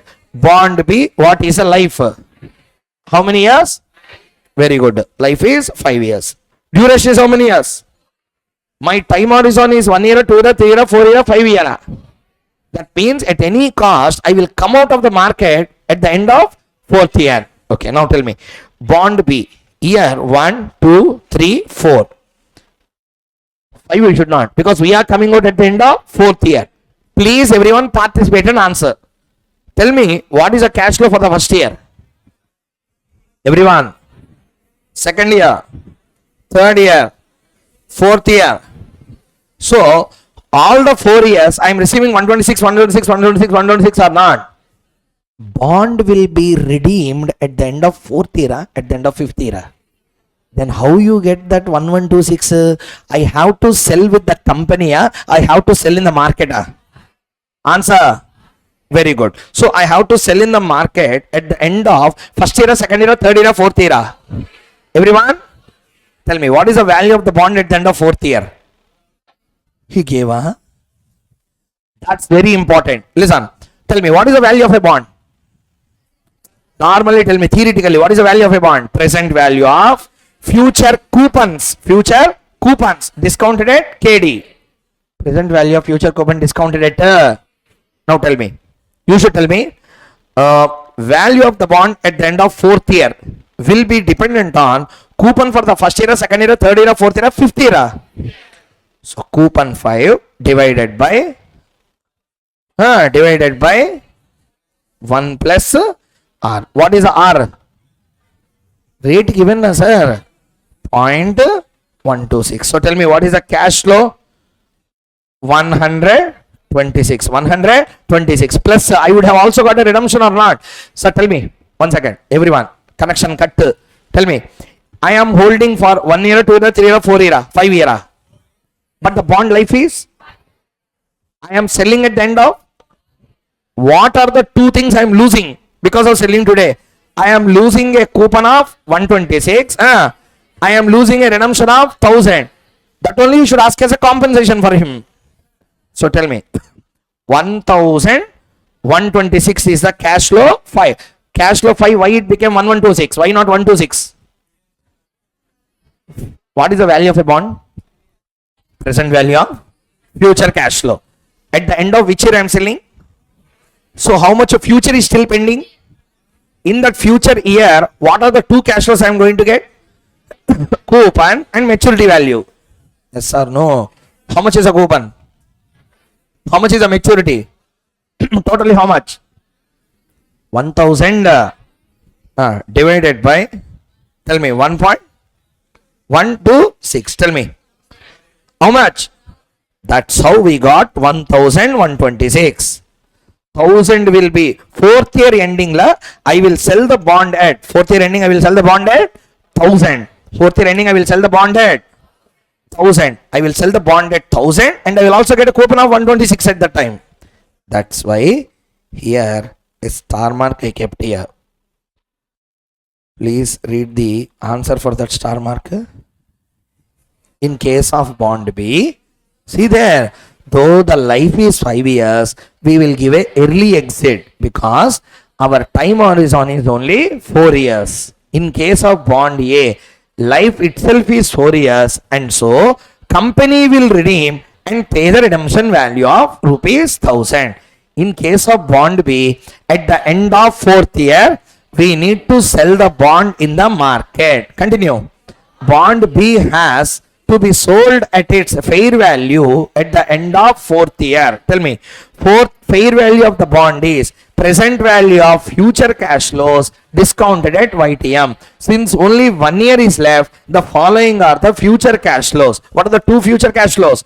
Coupon of 126, redemption from company of 1000. Okay. So tell me, year 1 after, you would have got 126 and 1000 or not?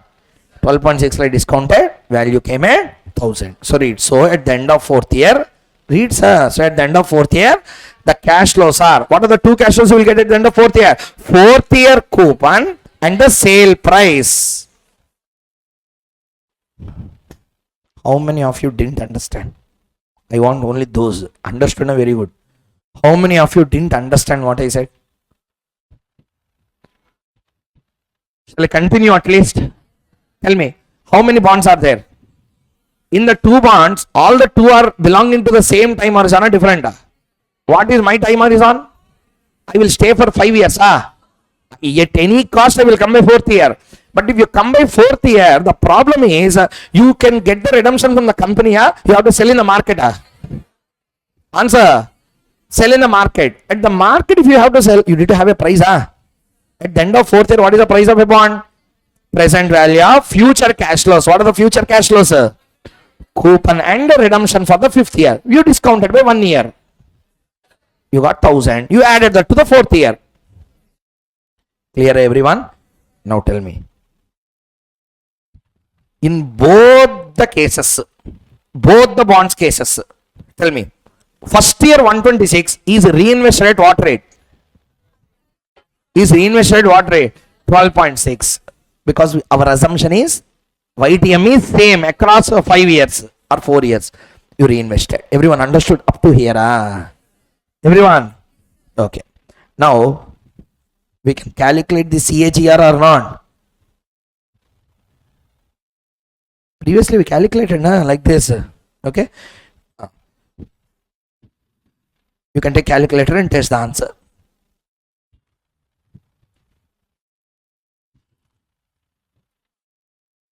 With what amount I started into the market?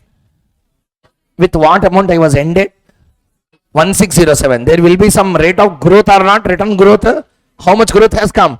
12.6. On bond A na bond B? Both the bonds. On both the bonds. On both the bonds you got same cash flows. That means 12.6 is a realized YTM on bond A na bond B? Both the bonds. Okay. Now. So both the bonds, it is the same answer. Now tell me. Bond A life. Bond B life. Bond A duration. Bond B duration. Answer. What is the YTM? What is the reinvestment rate? What is the realized YTM? This is a classic example. Everyone understood? Really, this is not asked in the question. Your understanding, I kept this question. He asked, what if in the second year market rate of YTM is not 12.6, it fall to 10%? Understood or not, everyone?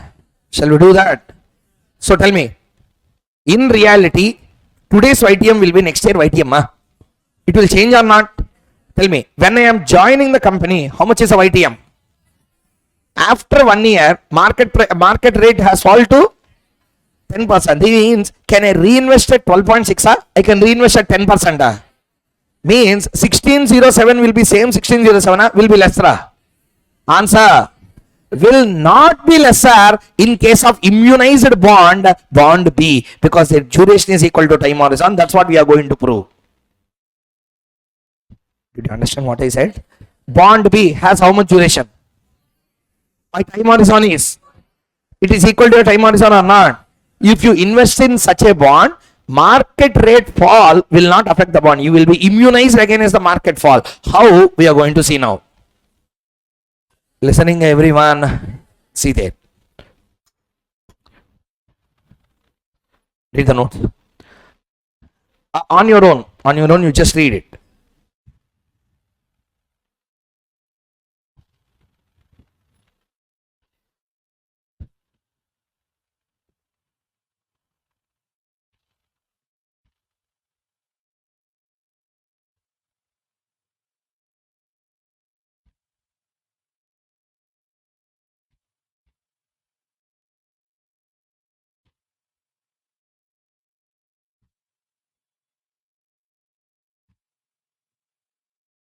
You complete, I will go to the next one.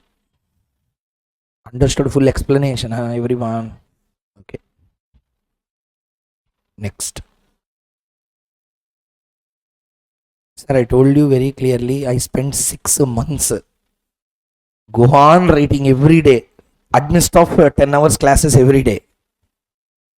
10 hours in Chennai, I used to teach for 10 hours for CA Foundation, CA Inter, CA Final. Amidst of these, we have to write the notes. So first I have to prepare my mind. I have to write neatly. This should be the best. So I have to prepare myself. So can't you prepare yourself to sit? And that's your exams. So please.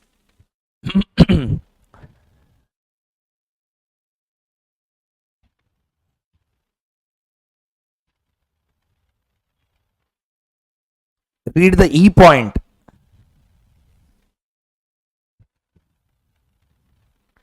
Really yield will not change in real life cases.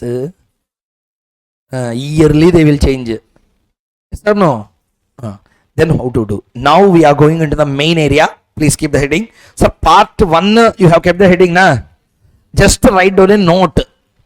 If yield is not changing throughout the life, if yield is not changing throughout the life,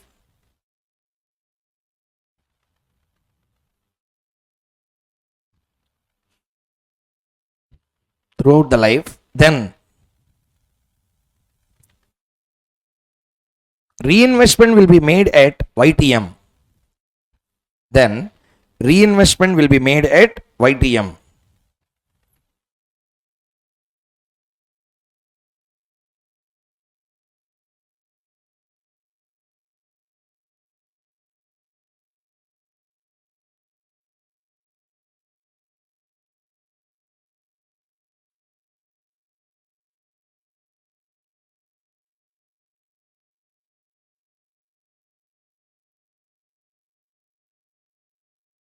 Okay.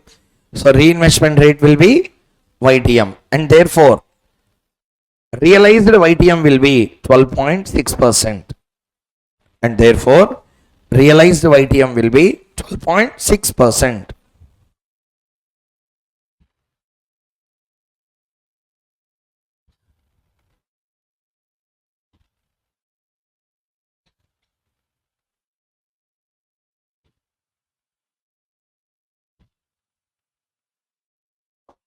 Okay, next. Part 2. If the market interest falls to how much percent? 10%. Please see here once. If market interest falls to 10%, tell me, answer sir. Observe the screen and tell me. Bond A, how many years life? Please sir, we don't have time. Please answer fast. Bond A, how many years life? First year, how much coupon? Second year, third year, fourth year, 1126 coupon plus redemption. Life of 4 years, na? So tell me, I can reinvest 126 received in the first year from the first year itself, from the second year onwards. Answer. Question clearly they said from second year onwards rate falls to 10. See the question. If the market yield on the bonds drops to how much percent? 10% in year 2. So market interest rate is same or falling? Falling. Now answer. I can reinvest my coupon cash flows at 12.6 10%. See how it look like. 126 of the first year I can invest for how many years? 3 years at how much rate? 10%. Now the maturity value will be how much? 1584.77 instead of 1607. Previously 1607. Now it came to how much? 1584.77. Listening, bond B, magic will happen. Let us see. See here, bond B, I will ask you for a help. Please do that properly. I am doing for bond B. Take calculator and tell me how many years is a life. But I will come out after. Okay, now 1, 2, 3 and 4. Okay, na? Tell me how much is a cash flow I will get. Everyone, sir, don't sit silent. Second, third, fourth. Fourth, 126 plus some amount has to come. Yes or no? I will sell with the company. I will sell in the market. Market life I have to sell. I have to calculate present value of the bond on 4th year. Tell me, V4 will be dependent on what? Coupon for 5th year, redemption value for 5th year divided by 1.10. It's not 1.126. Why? Rate at the time is a 12.6 or 1.1. Okay, tell me. Coupon is how much? Plus RV is how much? 1000. Whole divided by 1.1. 1024. Okay. Now tell me, I will sell the bond at 1000. 1024. 1024. 1024 plus 1126. Tell me. 11. That means I will be getting at the end of 4th year, I will be getting 1150 or 1000 1126. 11. Answer, sir. Bond A, how much I got in the 4th year? 11. First year, how much coupon? Second year, third year, 4th year, 1000 plus 126 I got. So 1126 fixed I got. But here, 4th year I am giving an exit. 4th year I am giving a exit. Exit is given to the company. Exit is given in the market. I have to sell the bond with the company in the market. Market. I want market price. I want the redemption price. What is the market price of a bond? Present value of future cash flows discounted at a required rate. How many future cash flows are there? 2. But both falling in the same year. One is a coupon and the one is a principal value. So I am asking that back. Discounted at present rate of 1.1. I got a value as 1024. 1024 plus.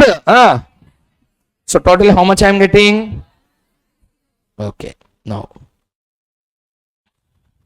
See here. Check. Read. 1150 we got. So 1150. Again we got the same 1607. You got 1607. We got 1608. No problem. 1 rupee difference. Okay. So tell me now. My realized yield will be how much in the second case? My realized yield will be how much in the second case? Again it will be. You need not calculate here. Same answer, na? So how much is the realized yield? 12 point. In the first case, it is 12.6, not 12.6. Less or more. Here, why it is maintained? Immunization. Observation required. The fall in the YTM has resulted in capital gain. You are selling the bond at 1000, 1024. The fall in YTM is compensated by a capital gain. The fall in YTM is compensated by capital gain. The fall in YTM is compensated by. You are selling. If you have to sell with the company, you could have sold it. But now you are selling it. How much capital gain? How much capital gain? Because you are selling on duration basis, life basis. That's the importance of duration. Duration, calculate and sell on the day. Never you will make losses. LIC is doing that. Are you understanding the point or not, everyone? So therefore, see here. I have written full notes, but I will show you one example. See here. Interest change upwards means what? Increase. Market rate has increased or decreased. See the first case. As a reinvestment cash flows, I will be very happy because when I am trying to reinvest that, interest rate has increased. Clear or not? Clear or not? When the YTM is increased, value of the bond will decrease. Already we came to know the inverse relation between the yield and the price. Tell me now, everyone, answer. Market rate of interest increased or decreased?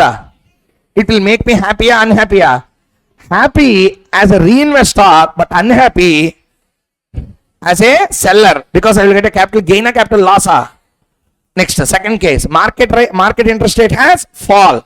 When the market interest rates are fall, I will cry as a reinvestor, but I will be happy because I am getting a capital gain, because value of the bond will increase. This offsetting can happen only if you invest in a bond whose duration is equal to time horizon. This is called as a bond immunization. Understanding the concept or not, everyone? So this is the bond immunization strategy. That's all. Everyone understood the concept clearly? Next one. So, Futona, you can take. I will share this PDF also, because I couldn't share now. I don't have a laptop with me. I couldn't break this file. I will send you tomorrow. I will send this and tomorrow's schedule portfolio theory questions also I will share. Okay. First, take a snap if you want.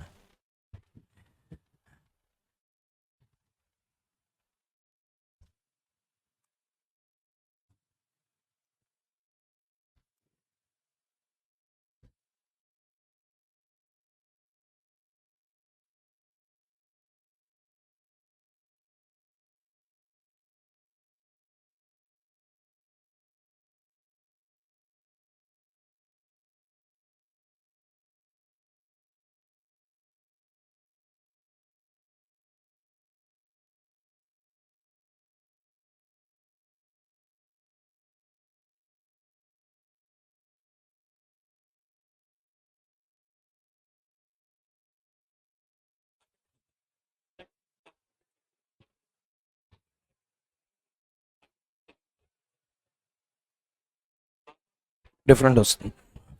Sir, everyone. So next answer I will show you. Sir, please, 1 second.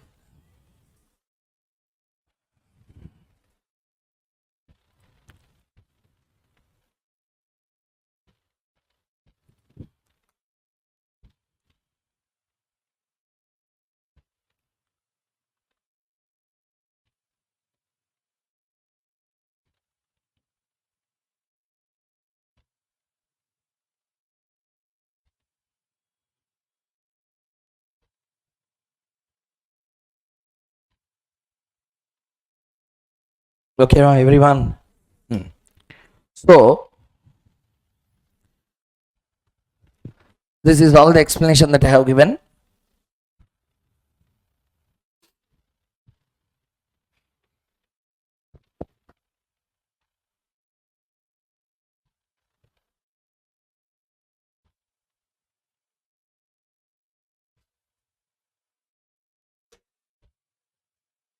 Okay, na?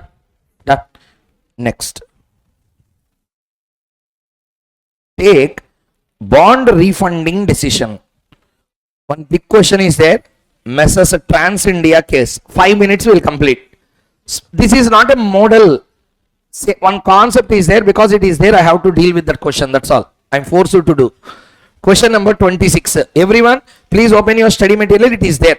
Can you help me with the question number? I will be very happy. Bond refunding decision 25.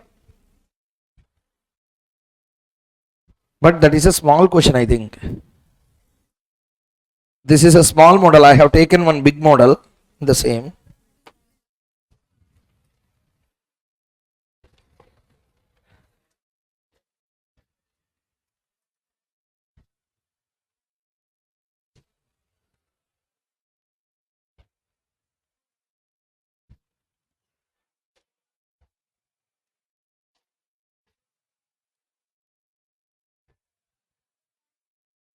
Okay.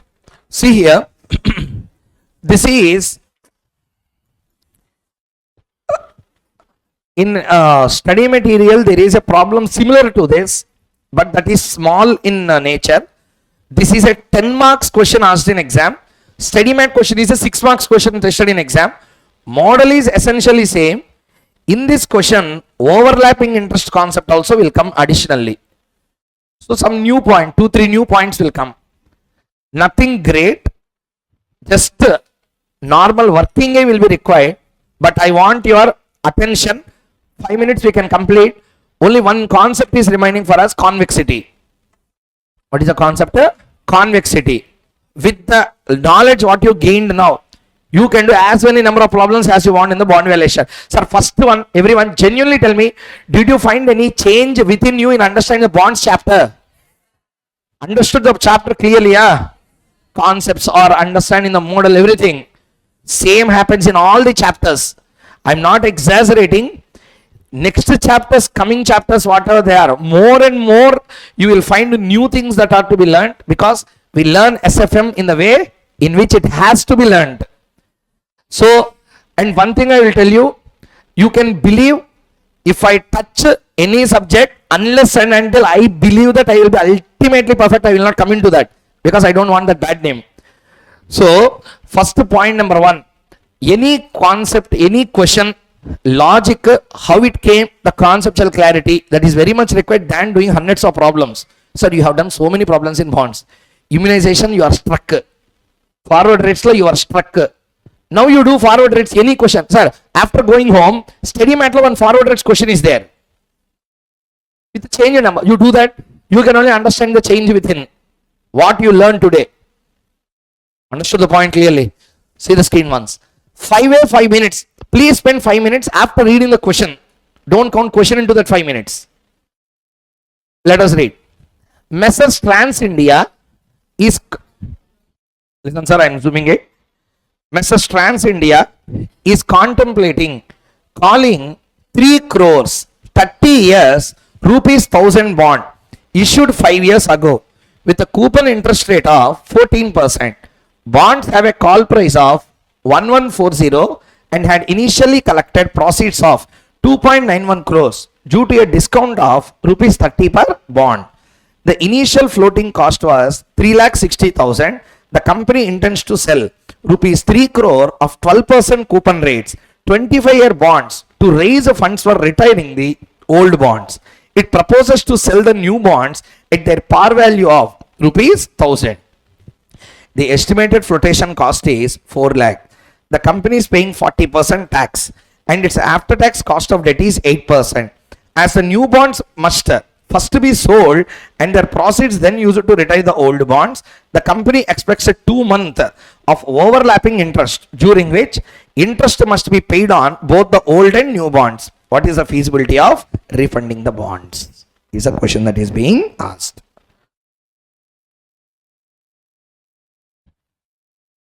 I am putting it before you. Such same question with the change in numbers may come in coming exam. SFM law one advantage is if they have to give question, ditto they will give. Number changes can be made. Therefore, observe the question properly first.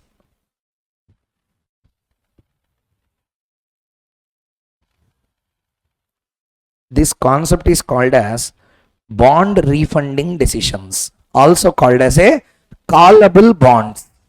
When the market interest rates are falling down, old bonds are issued at a higher rate for which I have to pay higher coupon. What we will do is we will buy back the bonds and issue new bonds at the lesser YTMs as on today. Did you understand what I said? I issued bonds 5 years back. At that time interest rate is 14. Now interest rate fall to 12. How much was the interest change? 2%. 2% interest change is a very big change. Therefore, what I am trying to do is, I am trying to buy back the old bonds from the bondholders. And I want to issue new bonds to some persons, whether old or new, someone will subscribe. At a 12% rate of interest, such that for the next 30 years is the total period. How many years completed? 5. How many years pending? 25 years, I can escape 2% interest on the total volume of the bonds or not. Therefore, they are ready to pay premium on buyback. How much premium? 140 rupees premium. Tell me, what is a bond par? Old bonds is for, see the information. Old bonds is for how many years? How many years completed? Issued at par, discount, premium, discount 2.9. Array, see the question here. 3 crore bonds are issued at 3 crores, 2.91 crores. How much a discount? How much discount? How much?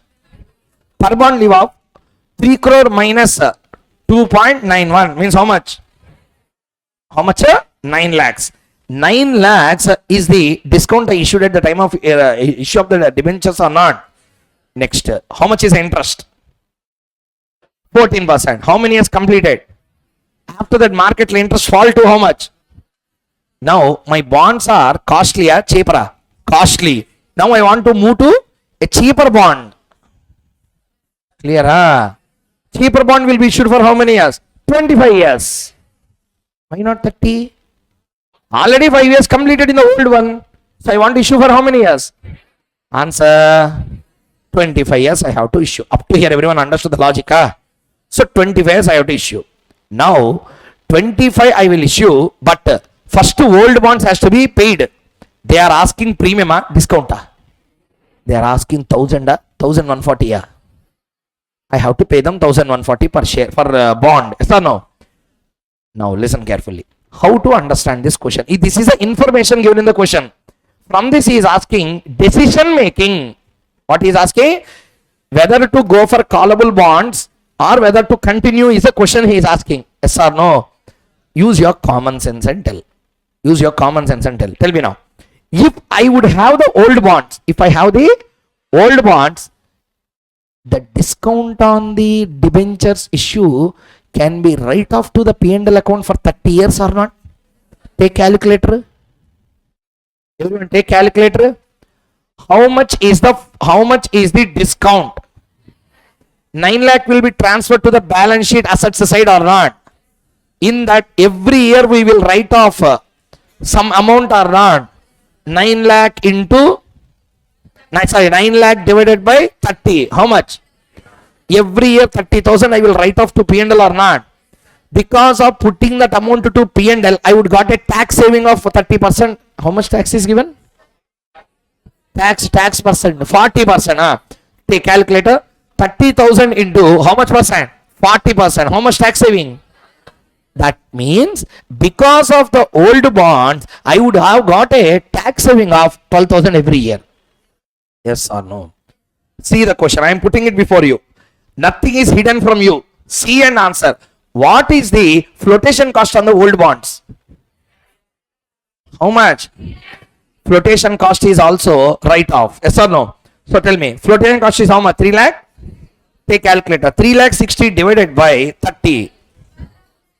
How much? How much? 12,000. 12,000 into 40%. How much? 4,800. 4,000. This is one part.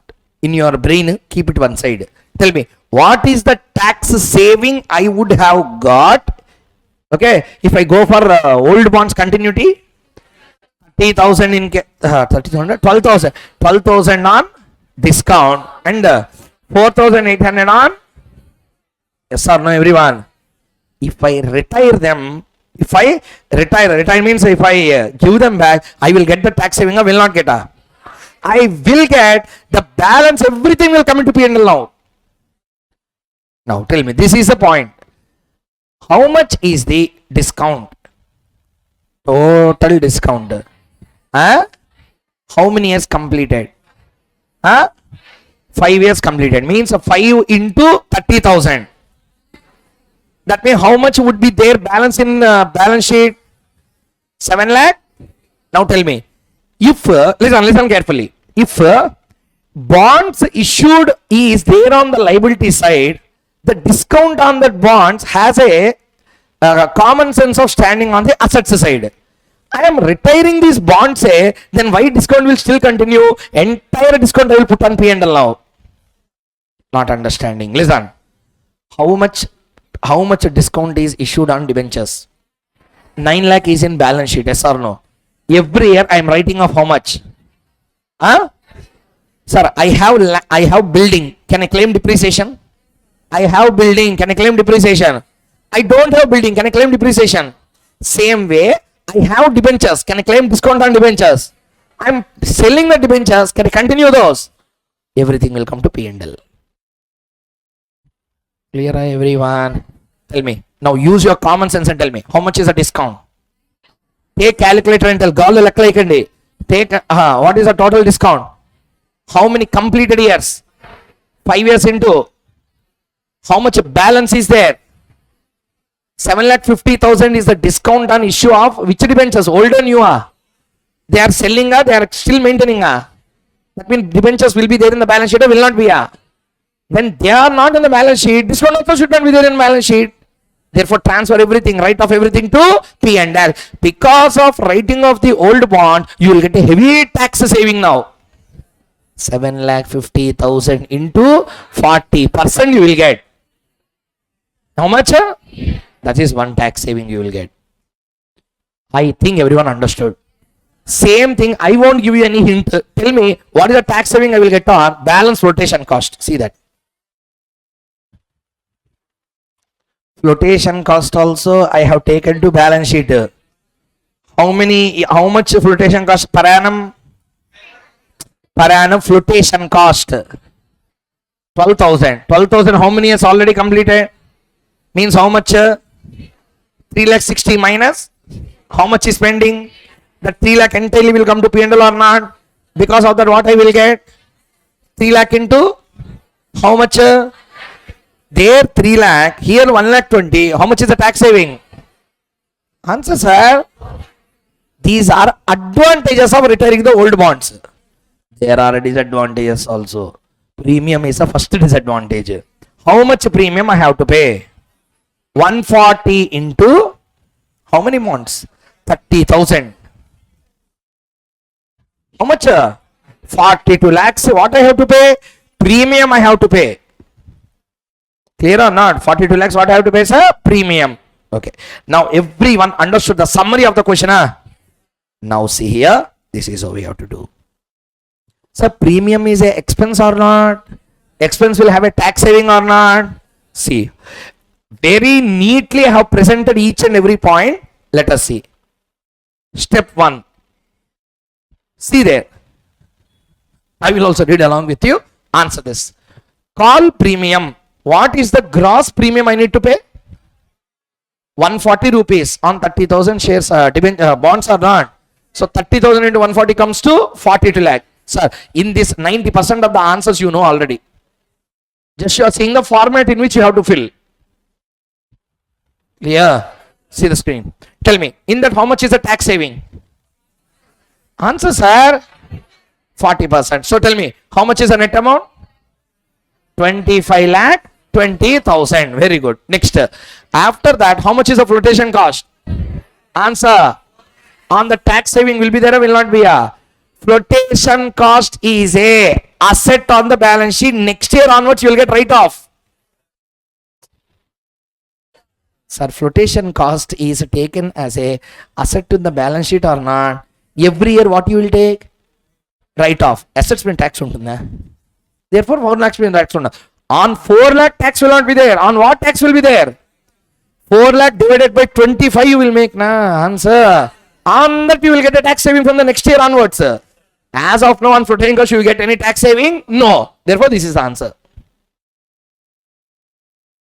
Today what you are paying? First what you are paying? Premium. How much premium? 25 lakh 20,000 after tax, sir. Next, second one. Flotation cost, how much you are paying? Next. Overlapping interest. Did you see the question or not? Tell me, old bonds will be repaid and new bonds will be issued or not? Both cannot be made simultaneously. It takes some time or not? 2 months time both bonds we have to maintain. What do you mean both bonds we have to maintain? Old will be maintained, new will also be maintained. For how many months? See there, how the answer is. First tell me, how many months we have to maintain the old bonds even after issuing the new bonds? How much is the old bonds total value? How much, sir? 3 crore into how much percent? Into 12, into 12, 2 by 12. How much is the total?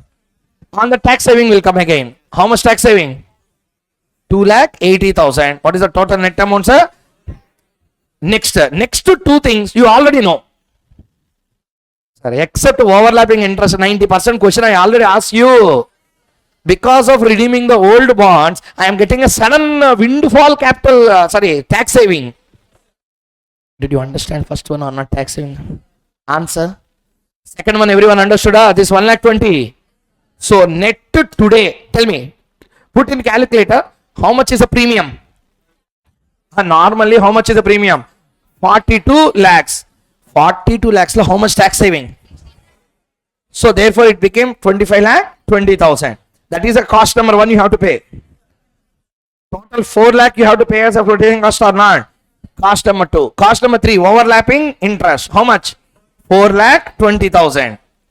But there is an immediate tax saving that comes to you of how much? 4,20,000 minus it.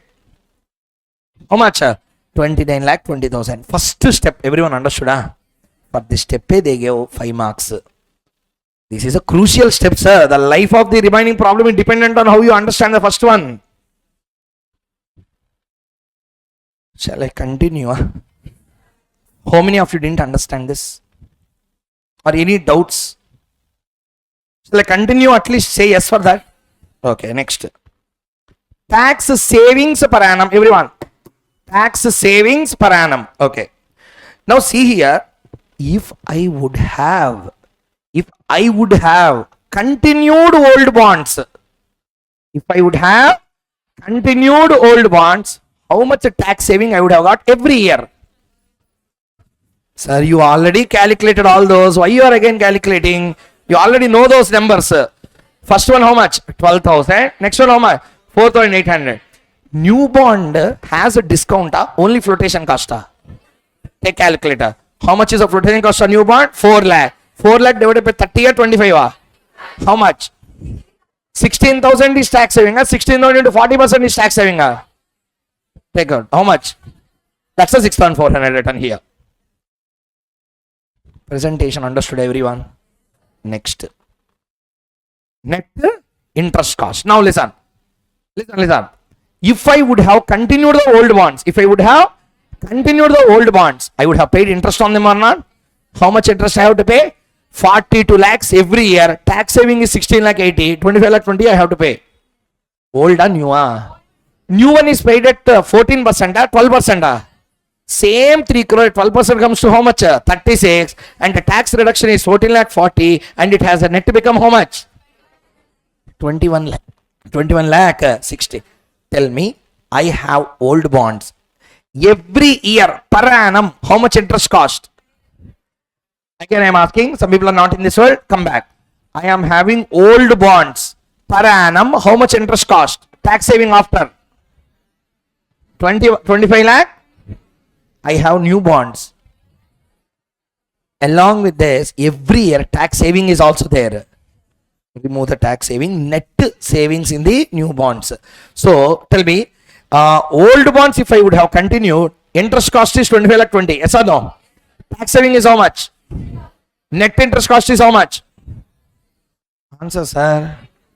New bonds, the net interest cost become how much?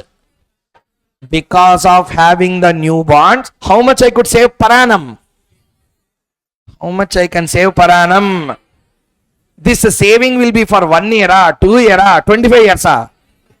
So present value of that benefit is 37 lakh 31,980. How much initial investment you are keeping? 29 lakh 20,000. NPV is how much? 8 lakh 11,980. Since NPV is positive, refunding the bonds is recommended. Understood or not? This is a worst case scenario, na? Best case scenario, na? Worst case problem he can ask. Institute study matter, small problem is there. Flotation costs are not there. Overlapping interest adjustment also not there.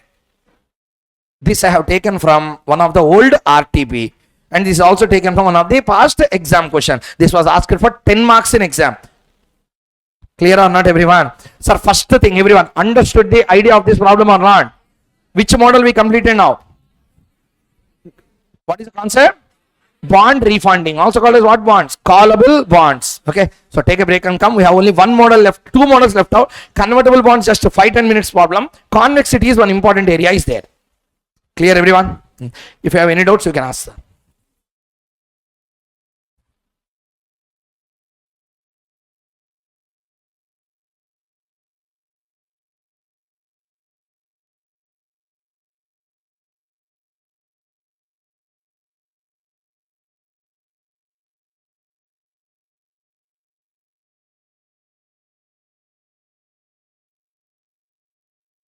Okay, see here. So what is the name of concept first we are going to start next? Bond convexity. Okay. Bond convexity is also called as a convexity adjustment concept. Let us first see this. V equal to volatility equal to D by 1 plus Y. D by 1 plus Y. Okay. Now the point is, try to understand clearly. For 1% change in yield, bond price will change by inversely here. Bond price inversely changes by 3.63%. In my old example, one problem we have done a 964.4 problem. In that, what is the answer? 3.63. So the point is, if yield changes by 1%, bond price inversely changes by 3.63% is the meaning of that particular 3.63 in the given question. Yes or no, everyone? So 1% if it change, it changes by 3.63. Okay. Now the question started. Yield changes, automatically the price of the bond will change. Yes or no? Now by taking formula this way and we are calculating the volatility, volatility represents a change. Volatility represents a change. For 1% change, you will change by 3.63. Am I clear? For 2% change, 2 into 3.63. Yes or no, everyone? That means, answer my question now. Observation is required. 1% change, take calculator. 1% change, 3.63. 2% change, exact number. 7.26. Next, 3% change. 10 point. Now, 10 point. If you observe this, there is a constant slope. Do you know what is the slope of a straight line? Sir, all those things, portfolio management, I will eat away you in that concept of slopes calculation, etc. Because we have to do Sharpe's single index model. At that time, I will tell you y equal to mx plus c, how the formula has been derived. Everything I will explain you at that time, not now. Therefore, I am not touching that straight line concepts as of now. Okay, mathematically, how derivation we have done now. We will do y equal to mx plus c, midpoint formula, all those things I will explain from the mathematics. Okay, sir, anyway, first point number 1. 1% change, 3.63. 2% change, 7.26. 3% change, 10 point. If you observe, the rate of change is constant. The rate of change is, tell me, 7.26 minus 3.63. How much? Divided by, how much? 3.63. And next, 10.89 minus, there is a constant difference or not? That means change is constant or variable? Answer. That's the mistake of D by 1 plus Y. No one is perfecting stock markets. This is a classic proof. Macaulay got Nobel Award for his volatility formula. But still it is also having some deficiencies.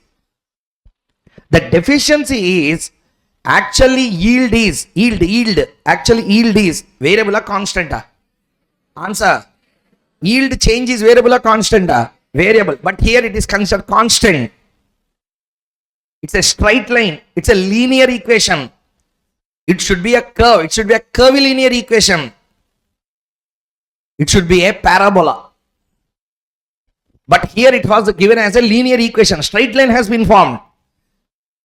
Simply to tell who changes? Yield. Changes what? Answer. Randomly they changes or not?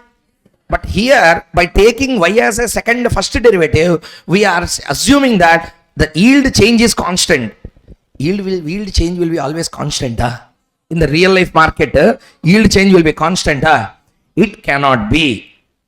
On that we are going to analyze. Now student might have understood 50% of what I said. Some people may not catch it, but with one example, full washout, you will understand really what the concept of convexity is. I will show you 7 examples. How many? 7. See there. Please see there. I have taken 7 different examples. Okay? See here. First question I will show you. 9th question. See there. A 5-year, please read, a 5-year, 10-year coupon paying bond with a par value of how much? Is having a duration of how much? Duration to be calculated or already calculated? Its original life is? Yield is? Lower the yield, lower the duration. Lower the yield? Make a question. Everyone answer this. Lower the yield. Higher will be the return, higher will be the principal. Use this. Some amount is there here. God has given. So please use it properly. Just how much explanation I have given just 2-3 hours back before the break. Yield is 10. Lower yield. 16 to 17 yield is not the point. 10% yield. Small yield. Now tell me. Principal recovery will be more or return recovery is more? Why? Return is less. So what recovery will be more? When more recovery is made, what will happen? Duration will be recover. Are you understanding or not? So therefore, try to understand clearly. Life, coupon, duration, everything will impact. We will see that in another problem. Just it's a small observation. Tell me, what is the life? What is the duration? What is the yield? Par, life, coupon. First, can we calculate the modified duration or not? In the books, please calculate. Okay, calculate.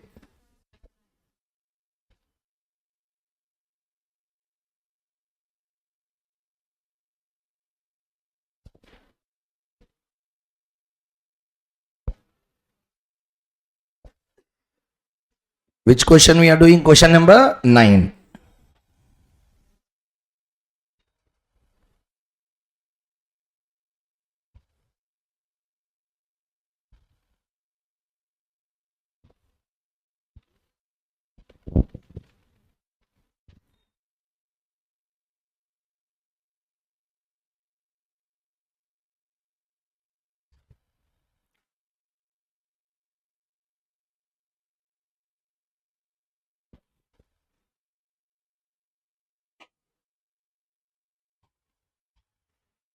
First tell me what is the duration? Sir, what is the modified duration means formula D by 1 plus y. Volatility means expression you need to write. For every, like that you need to write. How much is the answer? 3 point? 3 point? How to interpret that? For every, that is volatility. Point 2. Volatility is 3.79, which means continue. For every 1% change in yield, 1% change in yield, for 1% change in yield, bond price will constantly change by 3.79%. Constantly change by 3.79%. Okay, now constantly changes by 3.79%. Okay, now please, up to here everyone understood the point clearly? Next, so we completed first one A point, B point completed. Next, what is the C point? Bond convexity. But before that, observations we require. So please tell me one point. What is the yield today? What is the yield today? If yield increased by 1%, bond price should be decreased by 3.79%. Yes or no? And now listen. I have 7 situations. This is only for your understanding sake. First, see this. Read the analysis. Convexity is a value adjustment concept. Generally, value of the bond changes with change in YTM. This can be analyzed using 2 things, namely duration, volatility. Read. Duration is the Weighted average duration where weights are proportion of principal recovery. Next, volatility on the other hand is a calculation of rate of change in the bond price because of 1% change in YTM. Moreover, volatility is always calculated putting duration as a base. Duration is again an average estimate. Therefore, volatility is also a average estimate. To make it accurate, we use the concept of bond convexity. Did you understand the explanation or not? Duration is guaranteed duration, weighted average. Morning I said you, guaranteed duration, weighted average. Average is an approximator, accurate. Using D as a base, you are calculating V or not. That means the V you get also will be a approximate V, accurate V. Therefore, when V is approximate, change is also approximate. That means actual and approximate, there will be a convex angle difference or not. That's called as convexity. Did you understand the concept, everyone? No, listen. Another reason is, while calculating volatility, we use the formula as follows. V equal to D by 1 plus Y, where influencing variable is the yield and influencing variable is the price. Slope of influence is deemed constant, which is not true. This can be explained as under considering the facts of question 9. Value of the bond at various levels of ITM is as follows. This is what I have done voluntarily. Exam, you need not do all these things. To explain students, I have written this. See here. I will ask you one question. Take calculators. Tell me. Take calculator and tell me. What is the volatility? What is the YTM today? What is the coupon today? Since YTM and coupon are one and the same, bond is trading at, that's the first case. Hope everyone understood. Everyone. Second case, case 2. YTM increased from 10% to 2 how much? If, now everyone answer. If YTM increased by 2%, bond price should change by 7 point, some amount you said. How much? 7.58. 58% it has to increase or reduce. Answer, reduce. Therefore, 1000 minus 7.58%. How much? 920? 924 point something you got by calculating using table approach, by calculating using volatility formula. Actual came to 928. There is a 4 rupee difference. Did you understand the mistake? Mistake is in what? Mistake is in table. Mistake is in the formula. Formula is a mistake because the formula is accurate, approximate. That approximation error will be rectified using a concept called as a convexity. Are you understanding the point, everyone? Okay. Second, third. Take calculator again. You need not doubt these numbers. Avanni nenu correct calculator teeskoni calculate chesinu. I calculated. Okay. Swastaltho nenu chesindi. I have done that. So you need not doubt these numbers. 100% perfect. Okay. So you need to doubt yourself whether you understood or not. That's all. So the point number 1. Tell me. Give an answer properly. Case 3. YTM has increased to how much? Now there is a rise of how much? There should be bond fall of how much?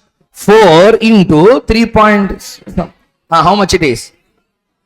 15 point? 100,000 minus a plus a? Minus a plus a. Yield price relation is inverse. So deduct, add, deduct. 1000 minus 15 point some number. 840. But how much we got? 862. This is correct. That is correct. This is correct. That is wrong. So we need to adjust or not? Adjustment should be made to the table. Adjustment is to be made to the formula. Which formula? How that formula is just to be adjusted? Convexity. Take reverse example. PV factor fall to 6. Take 6th case. Okay, 6th case. Sir, 4% rise or fall? 4% fall means share price should raise. Tell me how much? 1000? 150? 151. Sorry, 151. But how much we got? 1168. Accurate or wrong? Wrong. So therefore, these all adjustments has to be made. See here what I have done. For all 6 cases, value of the bond as per duration formula is as under. D, duration already given or not? Yield 10%. Volatility is 3.791. For every 1% change in YTM, price of the bond always changes by 3.791%. Actively, inversely. Base YTM is how much? Given in the question is how much here? 10%. So no change, nothing happened. Value of the bond is 1000. Now next stage, base YTM has increased to how much? 12%. Means how much increase is there? So change in value should be how much? Minus 7.582. Price falls to 924. Understood or not? This is what it will be found in your study material. Minus P plus P. He will write a formula in study matter. Convexity formula minus P plus P, like that he will write formula. One is a raise, another one is a fall. One is a raise, another one is fall. Understood? Okay. All these things we will do later. Namandi, believe me, once you understand this, just like that you will do convexity. So first logic, if you understand now why it came, you can do easily. So now tell me, point is 7.58 to 16, like this, the prices have come. Last column la prices came or not? Those prices are prices using the table, prices using the formula na. 1000 to 924, 848, all these are formula based values, table based values. Table based values are these. Formula based values are these. Who is wrong? See here, YTM as per fair value calculation, mean table. Read how much is the value? 10,000, 928, 862, like that we got. Value of the bond as per duration formula, we got this. Now there is a difference or no difference? First tell me. Difference or no difference? See here.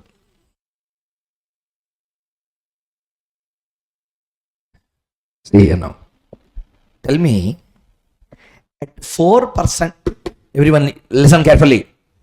At 4% yield, bond price is at how much? I want price as per, sir, see here, I will do one thing.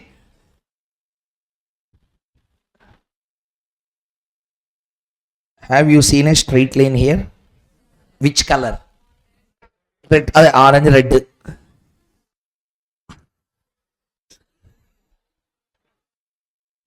Sir, okay. Okay, name unless so orange, red, some color. Red color is there or not? Red or orange red mix. Sir, okay. Red color line is there.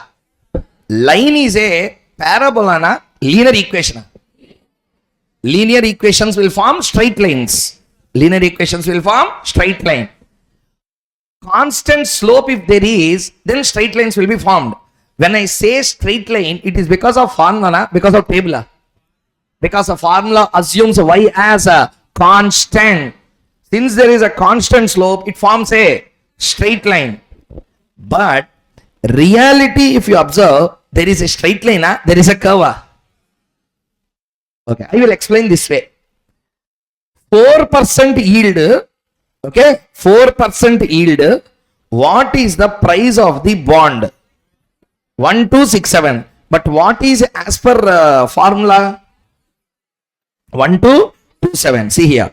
Price as per the formula is 1227. Are you listening or not? Price actually is how much? There is a difference between both of these or not? That will be adjusted using a convexity formula. Actually, it should form a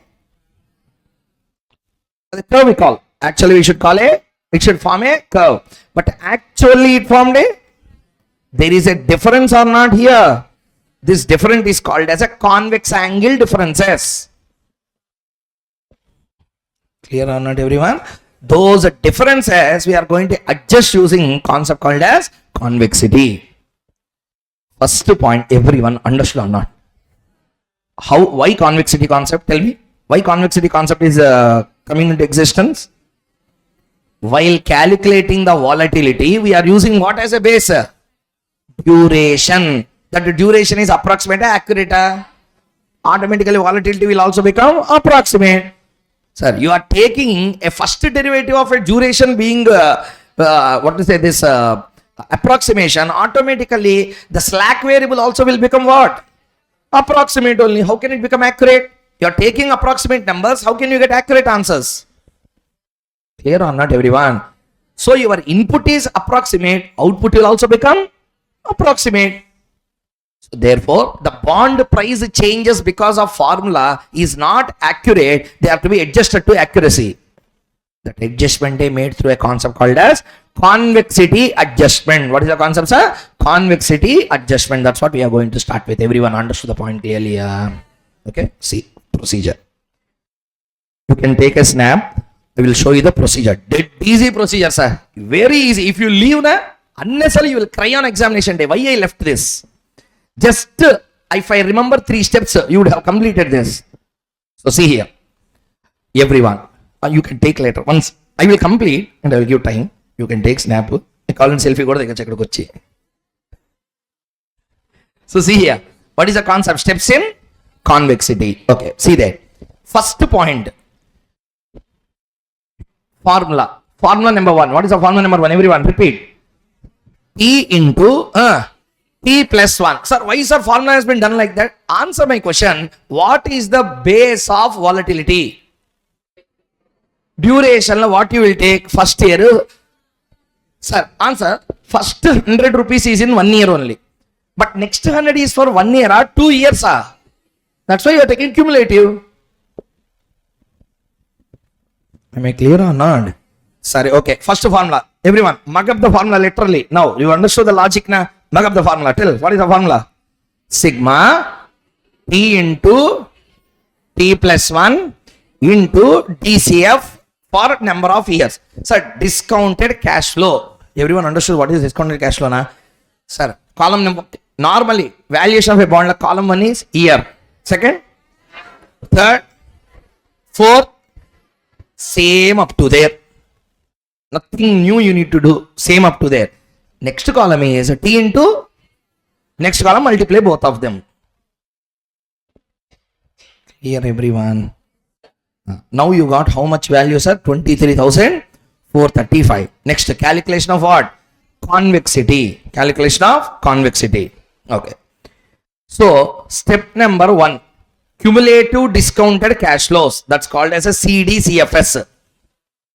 I can write cumulative discounted, time waste for me. So therefore I have written CDC. That's why below I have written S1. What do you mean by S1? Step 1. Okay. Now see there. CDCFS. How much you got? 23,000 into 1 by price. How much is the price? 1,000 divided by 1.10 whole square. 1.10 whole square. How much you got? 19.37%. That means how much error is there? 19.37% error is running between originality and the convexity formula. Sorry, volatility formula. How much error is there? 19.37% error is there. That means whenever you are doing the calculation of change in the value of the bond as per the formula, you are not doing accurately. You are doing error of how much percent? 19.37% error is included into that. Clear everyone? Observation first. After that we do. I will give one question for you to do now. Okay? You do. If you say yes, I will go to the next chapter. Clear everyone? See there first.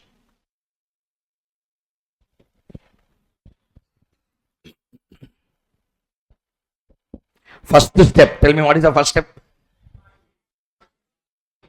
Sigma T into T plus 1 into DCF T. Okay. Next, second step. Cumulative discounted cash flows into 1 by 1 plus y whole square.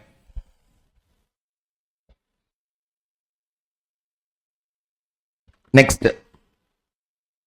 Up to here everyone understood? Now listen. How much is the convexity percentage? 19.37%. Okay. Now, calculation of percentage change in the bond price. Tell me, using V, volatility model, when we calculate the change in the bond price, it will give a right answer or wrong answer? Approximate, accurate? Approximate, accurate? We want to make that formula as accurate. When you want to make it accurate, first one, see here. What is the first one? Formula, read. First one, volatility into change in YTM. Volatility into change in, first you calculate, int plus, next, half into convexity into change in YTM square. So tell me, say for example, I have given example, say there is a YTM reduction of how much percent? 4% decrease. Sir, YTM 4% decrease means price will increase or decrease? Increase. So tell me, first, what is the volatility actually? 791 into what is the change in YTM we are taking? 4% can be written as 0.04 plus half into, how much is the convexity? 19.37 into minus 0.04 whole square, because we are reducing the convexity, increasing the convexity. YTM is reducing, increasing, reducing. So therefore, minus 0.04 is a reduction whole square. So 0.1564 plus 0.151496. Totally how much it came? 16.71. So the answer will be 1167.10. Listen, first point number one. We can't spend so much time on analyzing this formula at this point of time. First, everyone understood the logic of a convexity. Why convexity is used? The YTM the volatility what you calculate will use a duration which is a, moreover the yield is considered as a constant. Because of that it forms a, actually it should not form a straight line. Listening, there should be formed a curve. There is a difference between the point on the line and point on the curve or not. That difference percentage is how much what we got?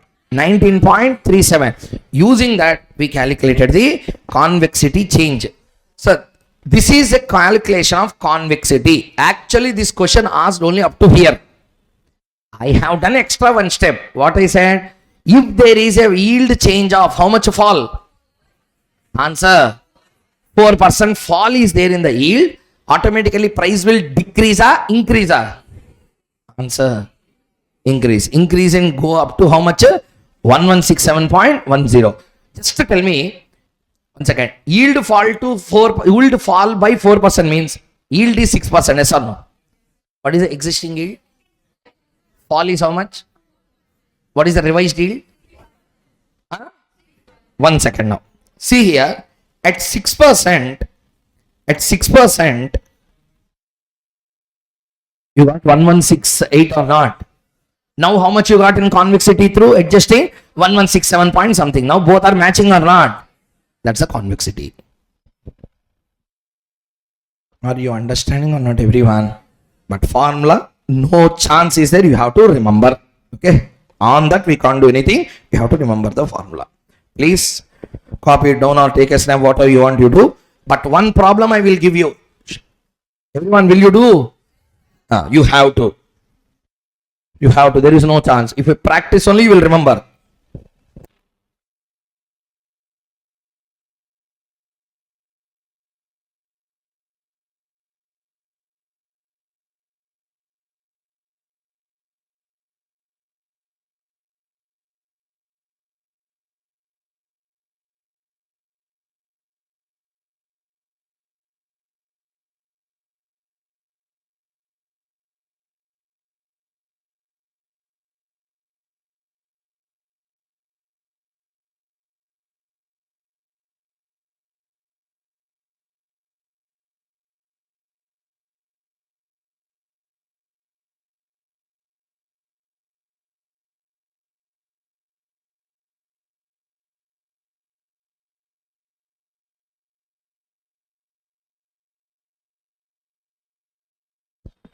So now you have seen just what I have done.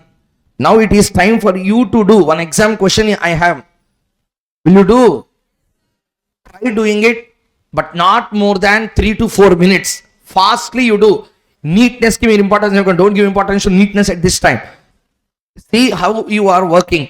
3 formula. Did you remember? Tell me what is the first one? Calculation of cumulative discounted cash flows. What is the formula? Sigma T into T plus 1 into DCF T. First step, comfortable everyone? Second step also dead easy, nothing is there. What is the second step? First step answer into 1 by P into 1 by 1 plus 5 whole square. Up to there examiner will ask you. If in the question like in examination, one of the examiners they have asked a 8 marks question. There what they tested is, what if yield change is 4%, like that they will ask. Then you have to use also this one. What is this? Convexity. What is this? Convexity adjustment. First one, cumulative cash flows. Second one, convexity. That's all. This is convexity adjustment you are doing. Clear or not, everyone? That's all. So, if you observe, one second, small point. If you observe there, always average will give you an approximate answer, accurate answer. Therefore, half into they have done. It's an average of convexity. When you square with YTM again with the change, half is neutralized with the square. That's why they have used that. Even though you don't understand, nothing will happen. Remember this. Now, it is your turn to do question number 10. Note on the facts. Facts. Do this answer.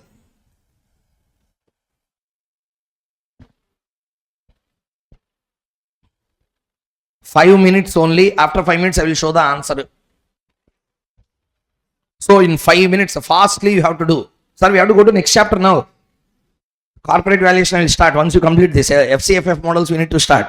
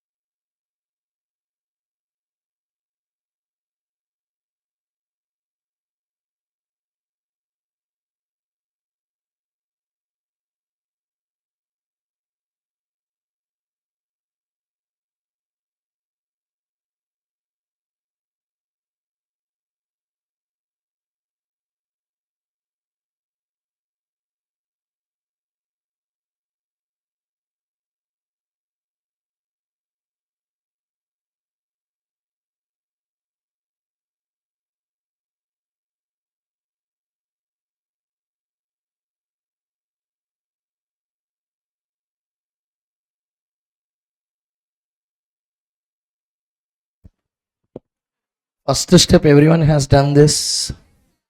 Have you got 2343.76? Have you got 19.37? Essentially, everything is same.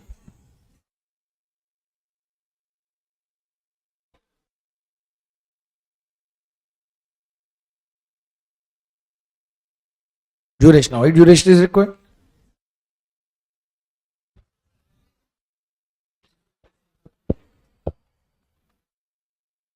Is there anywhere in the question duration is tested?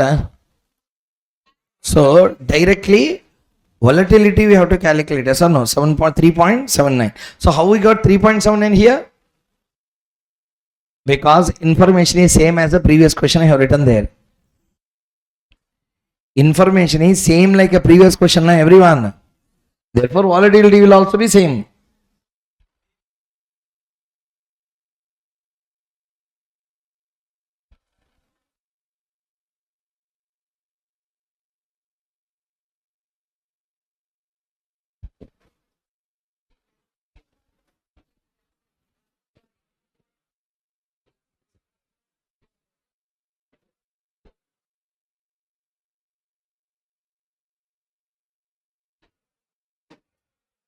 One point.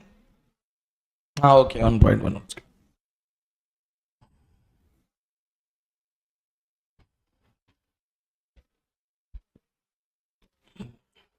Sir, everyone got 19.37,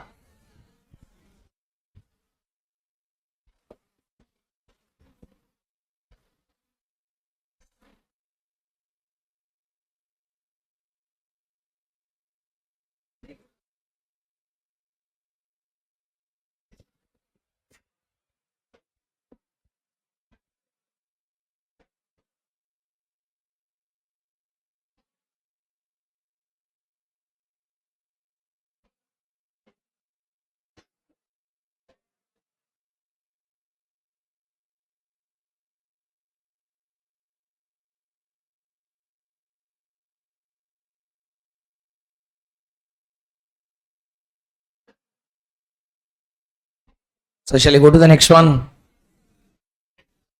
Sir, have you done for fall of YTM from 10 to 8%?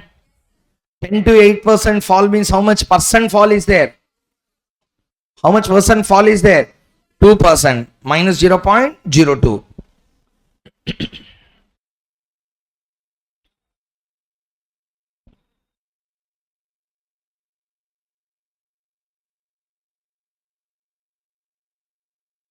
First, I want only one question answer. Step 1, step 2, everyone has done. Step 1, step 2, everyone has done. Step 3 is a calculation of convexity, adjusting the convexity. So therefore, 7.969% will be the change. So if there is a 2% fall, there is a 7.969% increase. So 100 bond will become 107.969. Examination of this question was tested for 8 marks. Because in one question he can test duration, in one question he can test price of the bond, duration, volatility, convexity adjustment. Half the chapter he can ask with one question. Therefore, convexity will become near future fancy question for the institute. Because in one question he can test you in all the facets. What are the things that we will calculate using the duration, convexity? Price of the bond you will calculate or not? Okay, I can test you on price of the bond. Second one, you will calculate duration. You will calculate volatility. You will calculate cumulative discounted cash flows. Convexity adjustment. That means in one question, I can ask half the bond valuation chapter. Obviously, I will ask same question.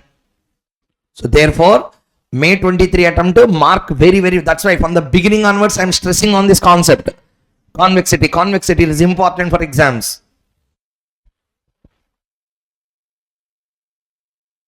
Everyone comfortable up to here? Done. See here, there is another model. See here, this is a duration. Duration, sir. Working notes type I have written. Sir, okay, anyway. So the main point that I want to convey is, there is yet another model they will use for this, that I will show you later. First point, everyone up to here comfortable with answer, everyone. So these are the models that we need to consider. There is only one last model for us, convertible bonds. What is the concept, sir? Convertible bonds. Very big area again. Easy questions only. You need to just understand the concept behind. In study material, whether this question is there or not, I exactly don't know. This one.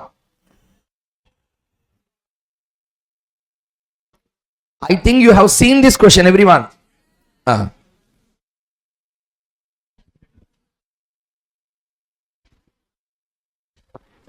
See here.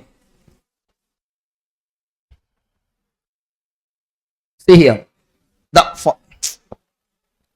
So please see here. Summary of convertible bonds. First I will tell in 5 minutes. Not even 5 minutes, 1 minute I will complete.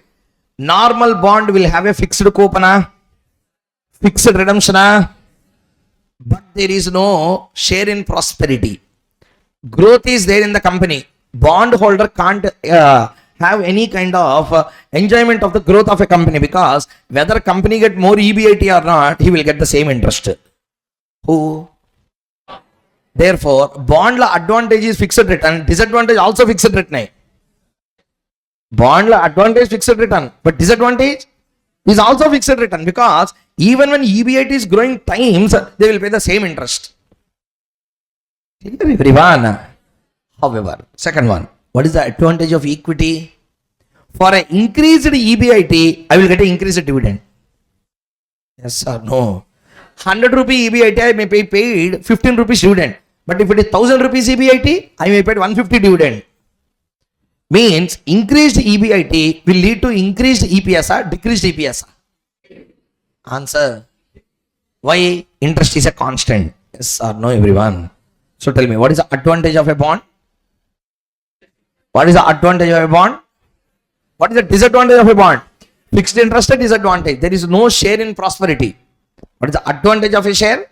Share in prosperity. But what is the disadvantage? There is no fixed return. Convertible bond merges the advantage of both the concepts. Means convertible bond is having the advantage of equity share, bond, both are. Listen, you purchased the convertible bond of a company. Company is performing moderately or below substandard level. Okay. Share price is not so promising. You will keep it as a bond and get a fixed coupon, sir. You will convert into share and take a risk. Sir, vinachga sir cheppinam first. Why I have to repeat? Listen. Point is, you have a convertible bond. The company which issued convertible bond is performing moderately, not so great, not so promising. Share price is not so great. At the time, you will convert your bond into share and take risk, or you will put it as a convertible bond. You will keep it as a bond only. Yes or no? You will keep it as a bond. Bond will get a. So you will be saved.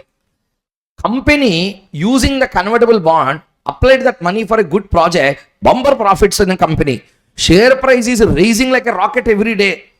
Every day minimum 2-3 rupees increase is there. In such a case, you would like to put it as a bond and get a fixed coupon. You want to convert into share and get a market appreciation. Yes or no, everyone? This is the advantage of a convertible bond. Clear? In this connection, they can ask, see here, 7 different types of questions you can ask on convertible bond. If this one question, if you do, convertible bonds, so no other question you need to do again, because it covers all issues of a convertible bond. This question especially. Study matter, this question is there. This one. Yes or no? But this is bacha question. This is a good question. So we will see, we will do the answer for this. Please, everyone, concentrate. See there. First point number 1, observation on the numbers. Market price of the debenture. What is the market price of a debenture? 900. Conversion ratio 30. Means one bond will get converted into 30 shares. Okay, now straight value of debenture. If you buy a bond in the bond market, what is the price? Market price of equity share? Expected DPS? Okay, first one. One by one, let us solve. Okay? Okay. You need not even do. Just observation is required. Okay? If you want, you can take a snap at the last. I will show you. First point number one. What is the question number one he is asking? Conversion value of debenture. Tell me, one convertible bond is converted into how many shares? That means that today if I convert, it gets converted into? Answer, yeah. So 30 shares today on spot if I convert. What is the value of conversion? 30 into 25. How much? First point over. Keep the heading in the notes. Right up. Number one. Conversion value. Conversion value. Conversion value.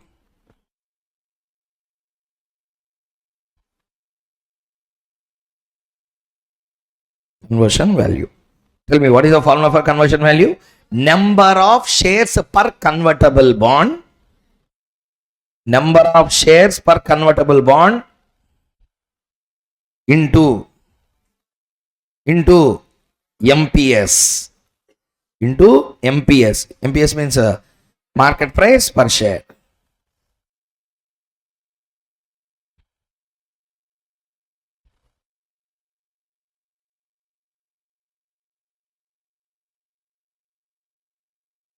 Okay, everyone. No. Next one. What is the second question? Market conversion price. Keep the heading first.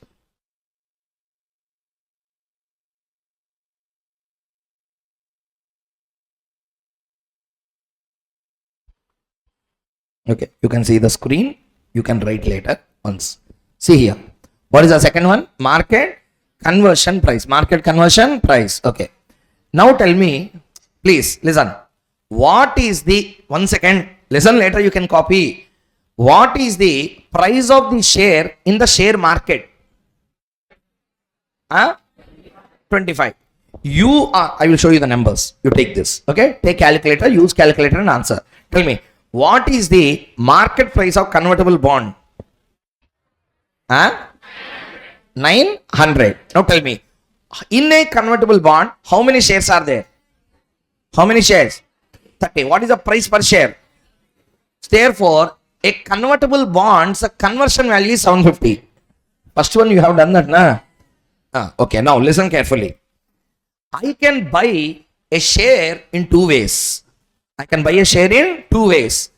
Directly I can buy in the share market, or I can buy a convertible bond and convert that into share.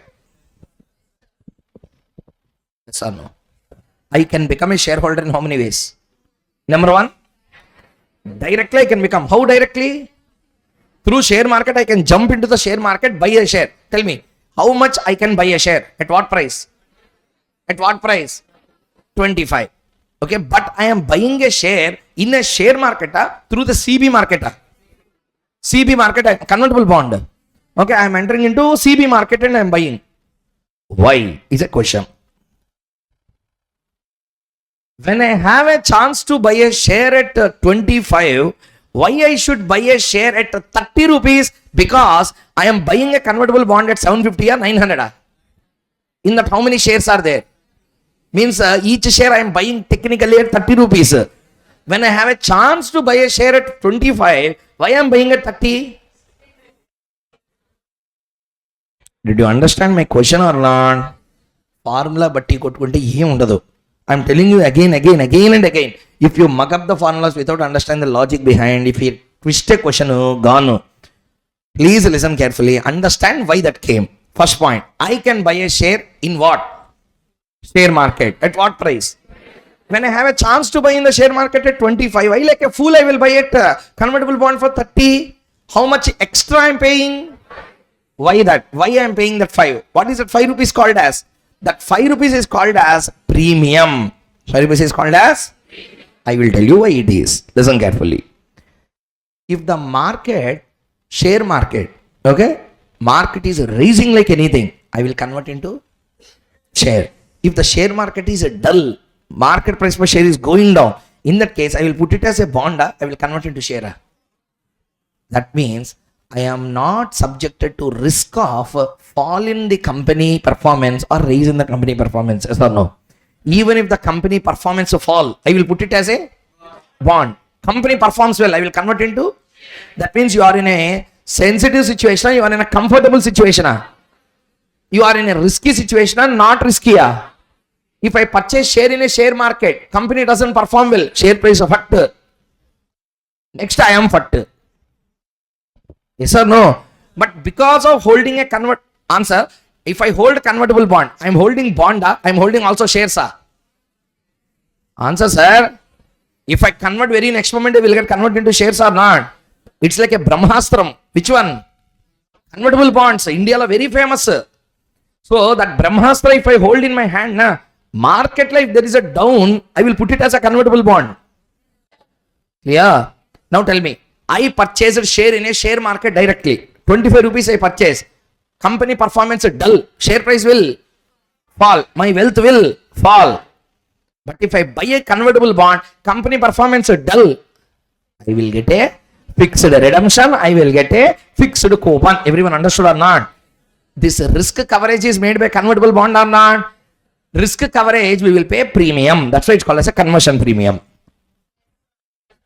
Clear or not, everyone? So 2 questions we are going to answer. First one, market conversion price, conversion premium. 2 things we need to answer. Everyone understood or not? Tell me now.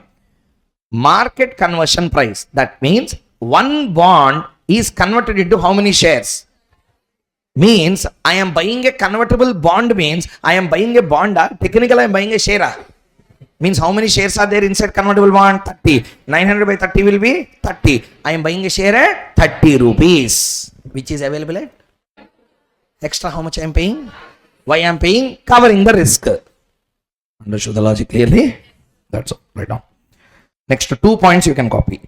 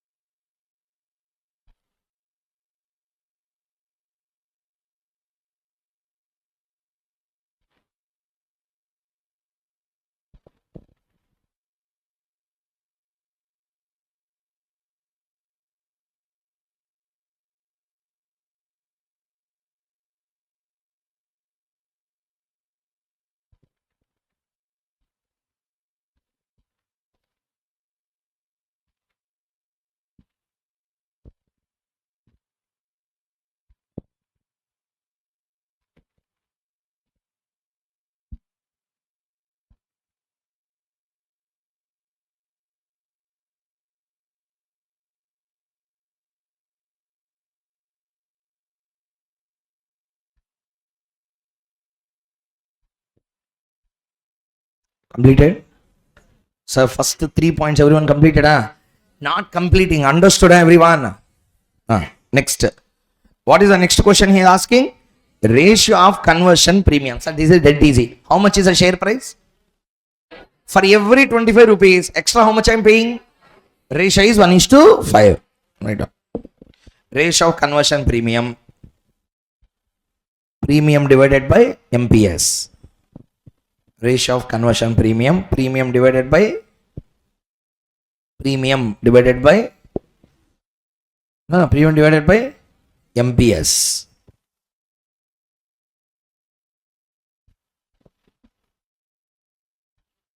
Okay.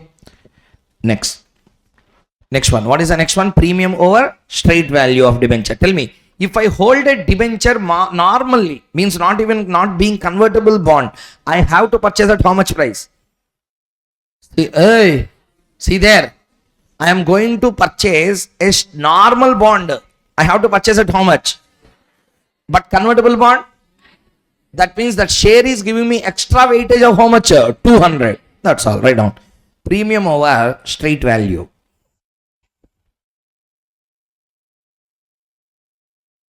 Premium over straight value. CBV minus SBV. What is CBV? Convertible bond value minus straight bond value. 200. Convertible bond value minus straight bond value. 200. Shall I go to the next one? Next. Last two I will first do and time for you to copy. See here. Favorable income differential. What is the next one? Favorable income differential. Sir, what is favorable income differential? Let me first explain you with a model. See here. Please concentrate. Tell me, if I have a bond with me, I repeat, if I have a bond with me, what is the bond par value? What? Hey. What is the bond par value? 1,000. What is the interest it paid? 8.5% means how much? How much? One bond will have, I mean convertible bond will have one share, 30 shares. How much coupon the bond pays? Mali, first insurance, sir. Connection got. Tell me, what is a par? What is a coupon? What is a coupon amount? 85. Technically, in one convertible bond, how many shares are there? 30 share. That means, what is the coupon per share if you convert?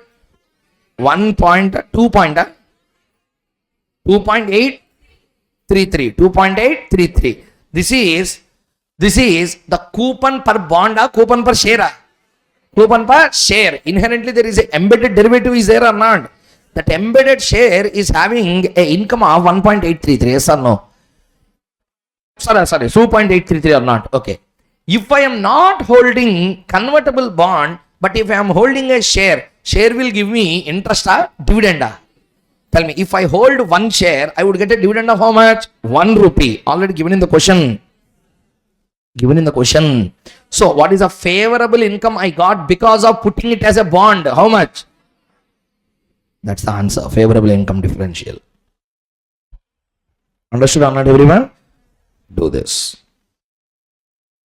And moreover, last one also I will tell. What is the next one? Premium payback period. Listening, premium payback period. Because of holding a convertible bond, how much extra favorable income I am getting? How much premium I paid? Okay. Per annum, 1 year, I will get a extra of 1.833. Yes or no? Answer here. 5 rupee extra will be covered in how many years? 2.773. That means you should suggest as a portfolio advisor, hold that bond at least for 2.73 years, such that your premium paid will be covered with that favorable income. After that, you convert that into share. This is how examination question can be asked in the future. He may ask you a question. What he may ask you in the question? When to convert this into share. He may ask a question. Yes, sir, everyone. At the time, what advice you need to give? Whenever you want. What advice you have to give? At least the premium you paid should be covered through the favorable income or not. So favorable income you calculate. For 1 year, favorable income is 1.833. 5 rupees should be covered within how many years? 2.73. After 2.73, convert that into shares. Clear or not, everyone? That's how this model has been derived. Okay, copy down. With this, we have completed the entire bonds structures.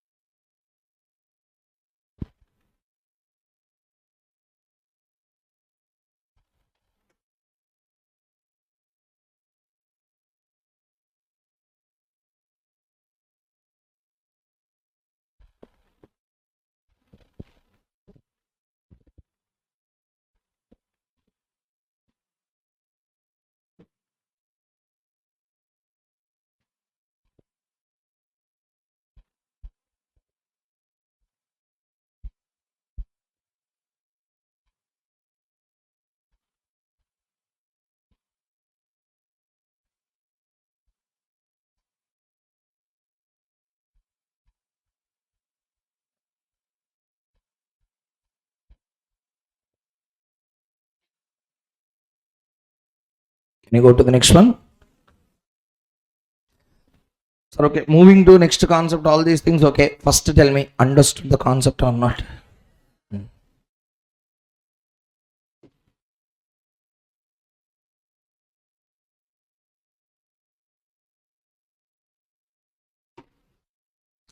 So with this, we have completed one big area. Marks will come for 8. Concepts are very much more when compared to any other chapter. The biggest chapter in our syllabus, bonds concept, has been completed. Sir, all the dark areas like convexity, immunization, all these areas also covered. Everyone comfortable with the chapter after completion? Are you confident, everyone? Can you do any number of problems now? Now, after our 4-day classes, you put bond violation book with you. Start doing the answers. 3 hours, so you should complete all the problems in the bond violation. Nothing more than that will be taken. That much easy it will be, I am the guarantee. Okay, you do that properly now. Understanding all the concepts. Okay, next one. Put the heading corporate valuation. What is the concept, sir? Corporate valuation. Very small area, but important area for exam. 8 marks questions will come. Only 2 models are there in this chapter. One, will you listen? Only 2 models are there in this particular chapter. One is a EVA, second one is a FCFF. First one, what is EVA? Value added. What is the second one? FCFF. What is FCFF? For the firm, free cash flow for the firm. One of the most darkest area again for the student. They are mucking up the formula. Let's break that mucking up a formula thing. Let us see the meaning behind this formula and try to understand, such that you will be comfortable in doing any number of problems.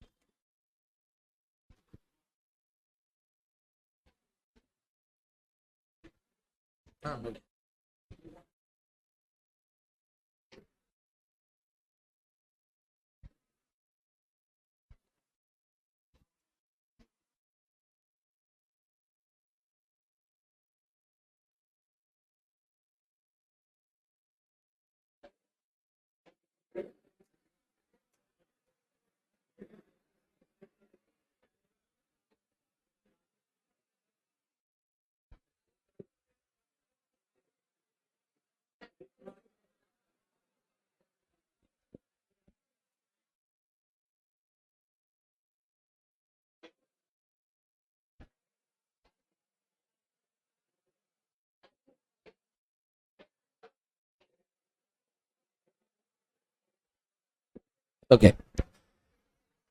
First one.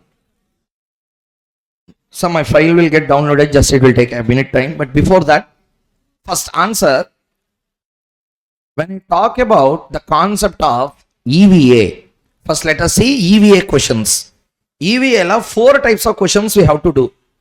Okay, basic EVA question for understanding what is EVA. Let's open. Basic EVA to understand what is this concept of EVA. Second one is including the capital employed concepts.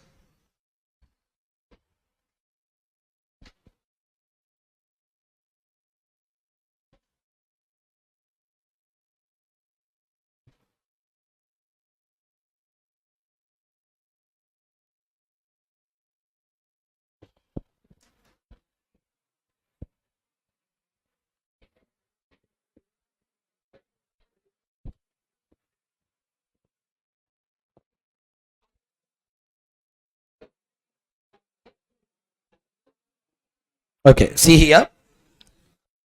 So this is the first book which contains 5 chapters. One is security valuation analysis, portfolio, corporate, mutual funds, mergers, acquisitions.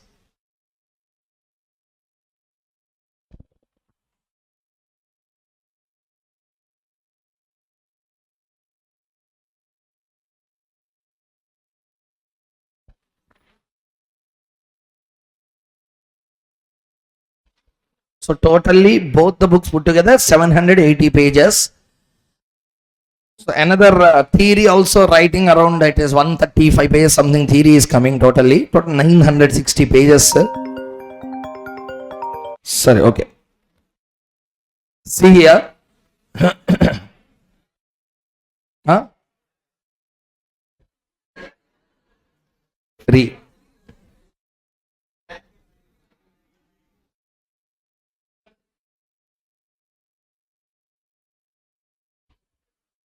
Yes, this is a corporate valuation chapter. Worst problems will be there in this irritating chapter when they come from bad areas, which literally irritate the student from numbers. Easy questions when come na, any chapter will be comfortable. When questions come this way, some questions are there like this one. All these are RTP questions. Steady metal questions are always easy. RTP questions irritates. These are all RTPs. So I have kept these questions in this. Sir, I will not create this discomfort tomorrow. I will share entire question material to you. You can directly see selected problems we will do. Just for one day, I'm very sorry.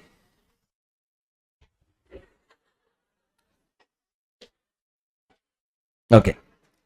Take this. Question number 11. We are now going to do EVA. First, tell me what is the formula for EVA. Sorry. Okay.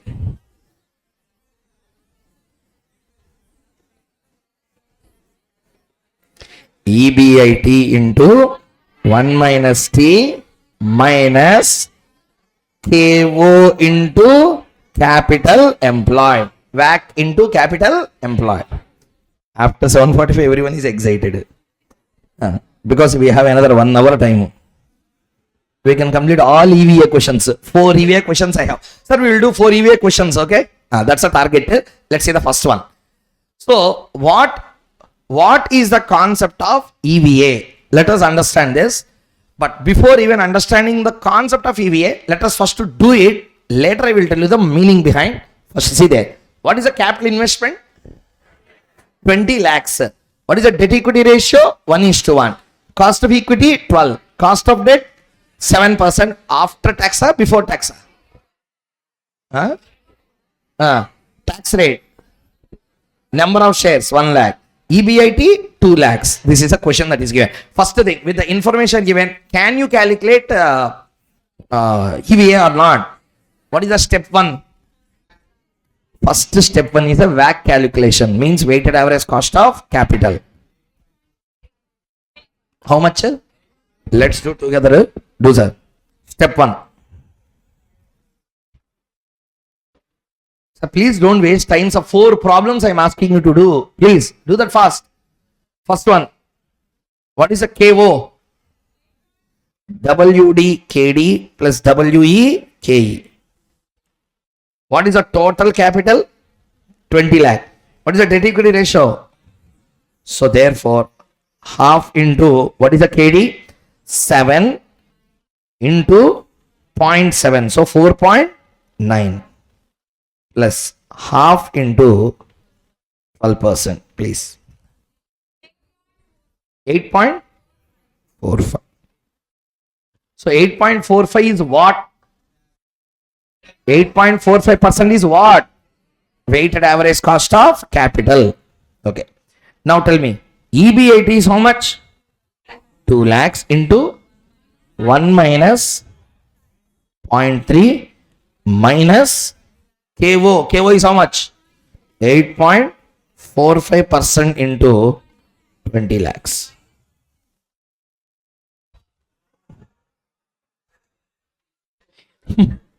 Minus. Telling answer is also a problem for you. How much is the answer? Minus 29,000. Okay. So this is the answer. Minus 29,000. So this is the value of what? EVA. It is a value addition, value erosion. Erosion of value. Technically it's called as a negative value added. Negative value added. Okay. Listen. Can anyone explain me the meaning of this formula? Okay, formula you applied, you got an answer. But this is enough if problem is given like this. If your horoscope is very bad, question can come like this.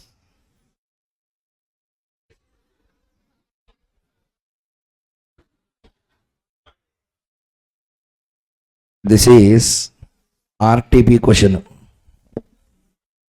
If your horoscope is very bad, question can come like this.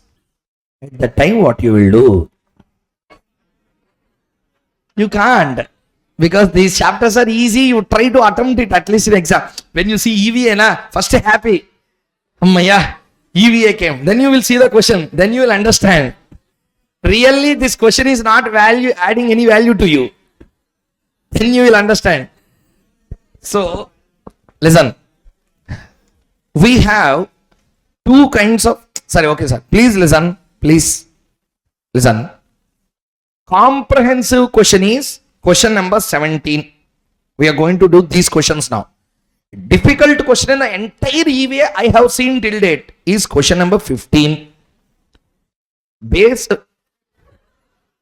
Basic question to understand is question number 11. Reverse calculation is question number 12. Which calculations are? Reverse calculations we have to do. Question number 11. So we are going to do what questions now? 11, 12, 15 and 17. Okay. Let us see. 11th one. Tell me, anyone? What is the meaning of this formula? So jokes apart, sir, please. Let's come back to the concept. What is EB8 into 1 minus 2 minus KO into capital employed?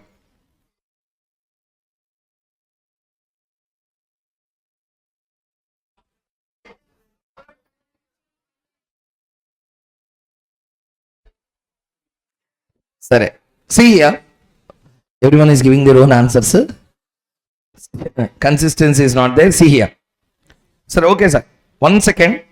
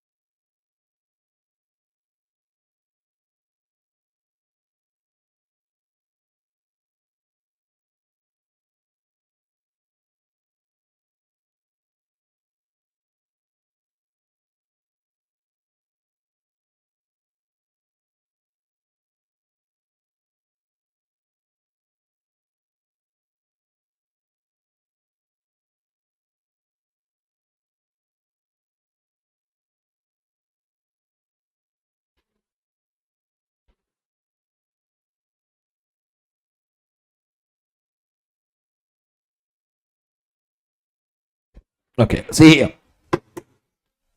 See here.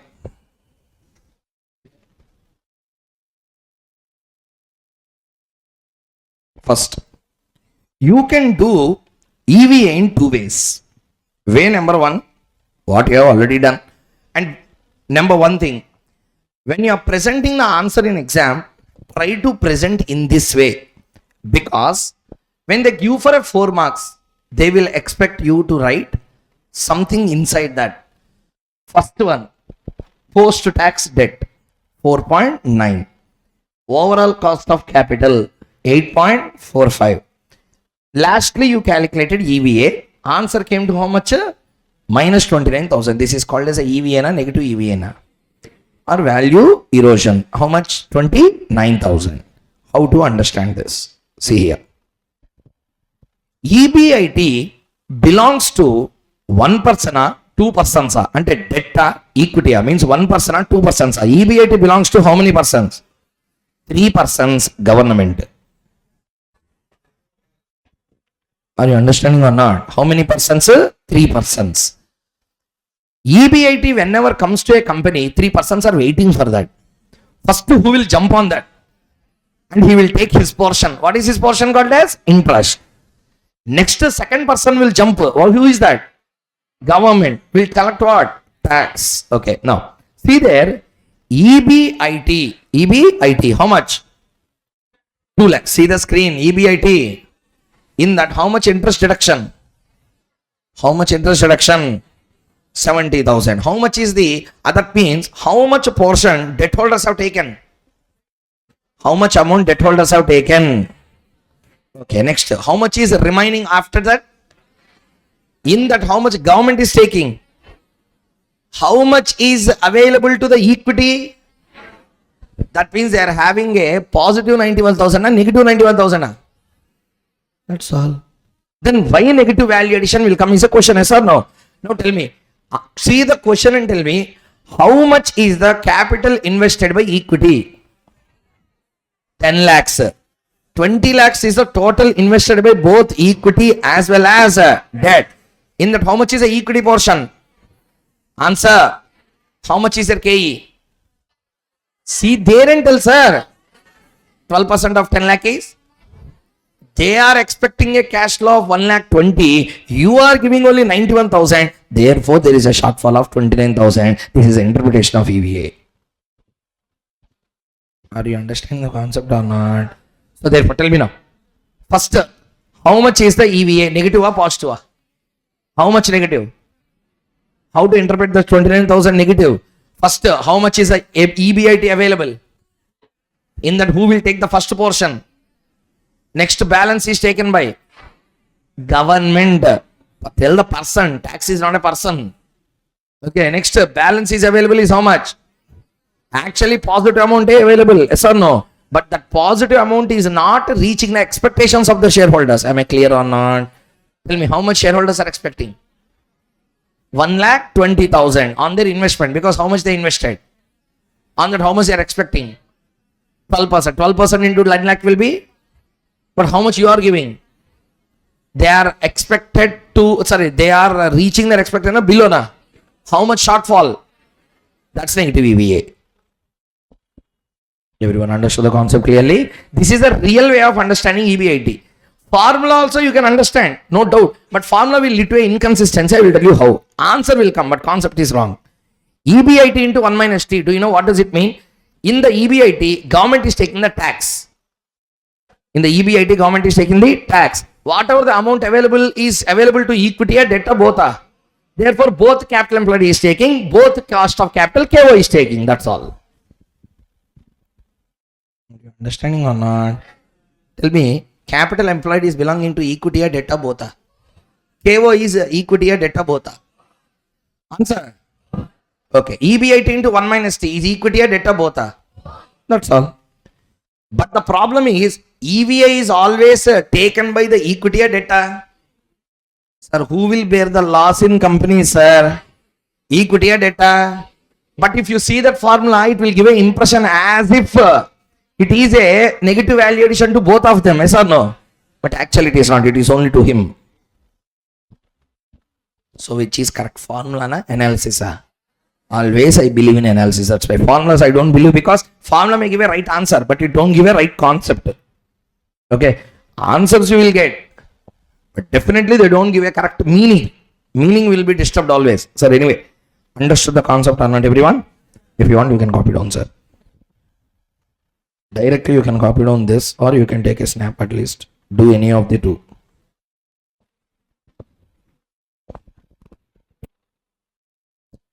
If you are okay with this model, we will go into the second concept. 11th, 10th, 15th.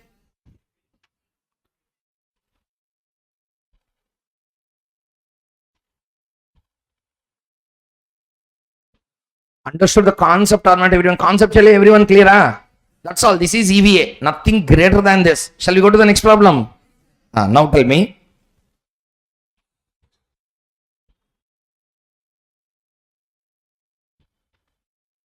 Okay. Take question number 12. This is also Institute booklet question. You can see that it will be there in Institute study material. Tender limited. If you can tell the question number, I will be very happy. Question number 11. Wow.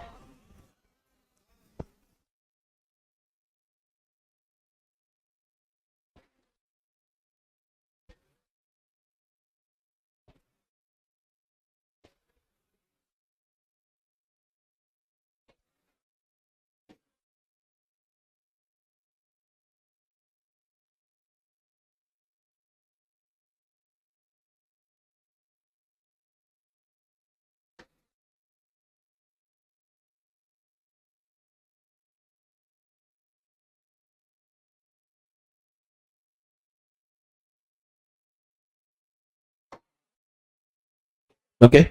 First, everyone, sir, you need not even put pen on paper. Just understand and tell whether you understood this concept or not. First, tell me what he has given in the question. Net profit. Answer, sir. How much? Before tax or after tax? That means PAT. Okay. Interest is 10 lakh. Interest, invested capital is how much? 95. In that, how much is the debt? A company maintains a weighted average cost of capital of 30. That means we have to calculate already given. Already given. First calculate operating income. Operating income means what? EBIT. We can calculate directly reverse calculation. You need not do. Just see and tell whether you understood entire point or not. First, from where we have to start? I have written normally EBIT minus interest, EBT minus tax, EAT. We have to start from answer. What is the missing figure he has given in the question? Interest. How much he has given? Yes or no? Okay. Now answer my question clearly. He has given EAT or not? Yes. EAT is equal to 70%. Because how much tax is there? 30% tax deduction is there in that or not? That means we can get EBT. Reverse calculation, I calculated EBIT. Yes or no, everyone? From that, we just calculated EVA.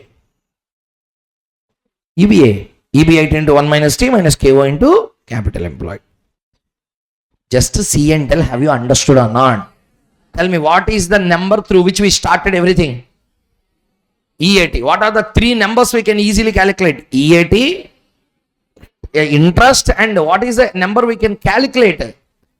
EBT. How we can calculate? How much is the tax rate? After tax, my income is 15 lakh.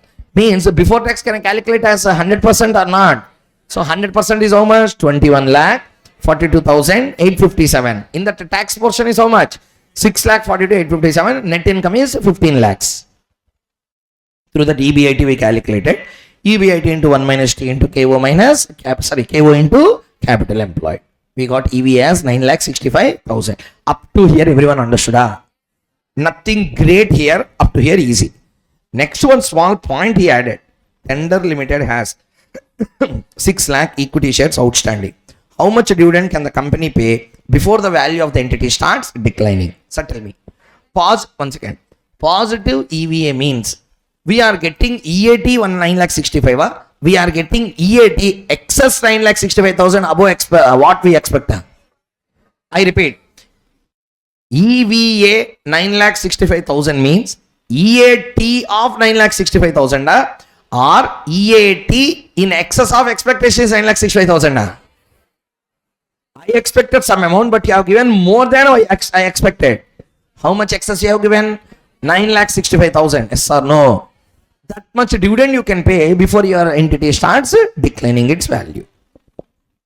So that's the answer.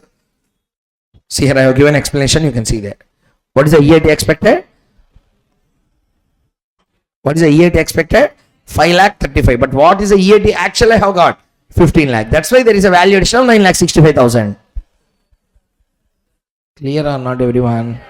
So read the answer. The value addition of 9,65,000 can, as it is, be paid as dividend because even after such payment, there will be still a profit retained to the tune of 5,35,000, which is the expectation of shareholders. That rupees 5,35,000 may be reinvested at ROE, which propels growth. Therefore, the company may pay 9,65,000 as a dividend without affecting the wealth. So, dividend per share will be how much? 1.608 per share. Already in the institute sedimental answer is also there. Understood this explanation or not, everyone? Done. We are going into the dangerous one. Please participate clearly. We will do one variety question. Question number 15. If you want, take a snap or at least writing is waste. Just you take a snap. 15th question.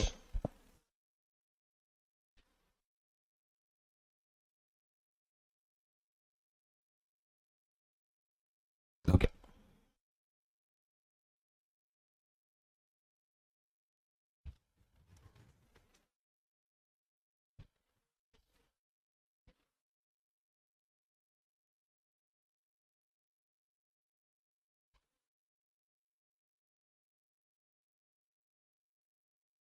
Shall we continue?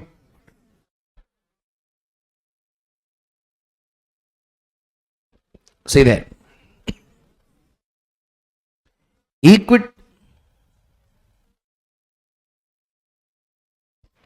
Calculate EVA.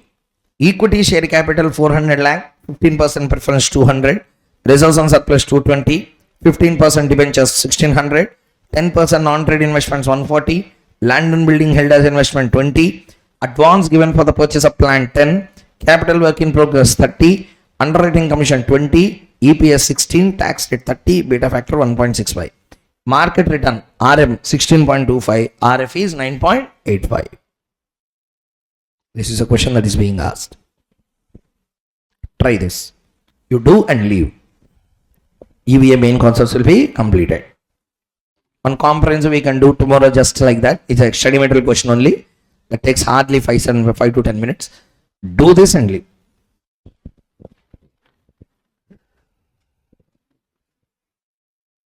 Try at least. Why you are sitting silent?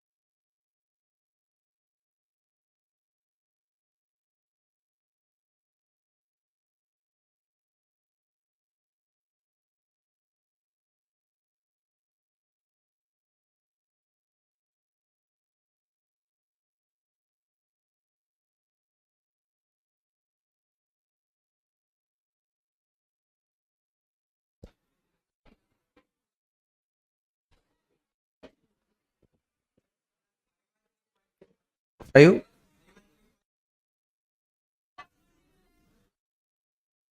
442 lakhs. Okay. In EVA.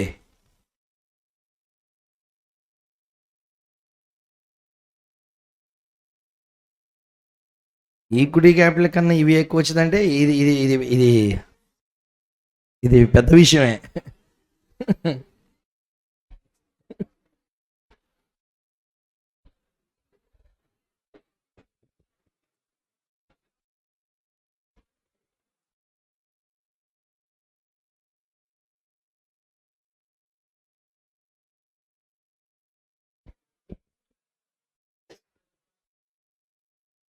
Okay. See here. See here once.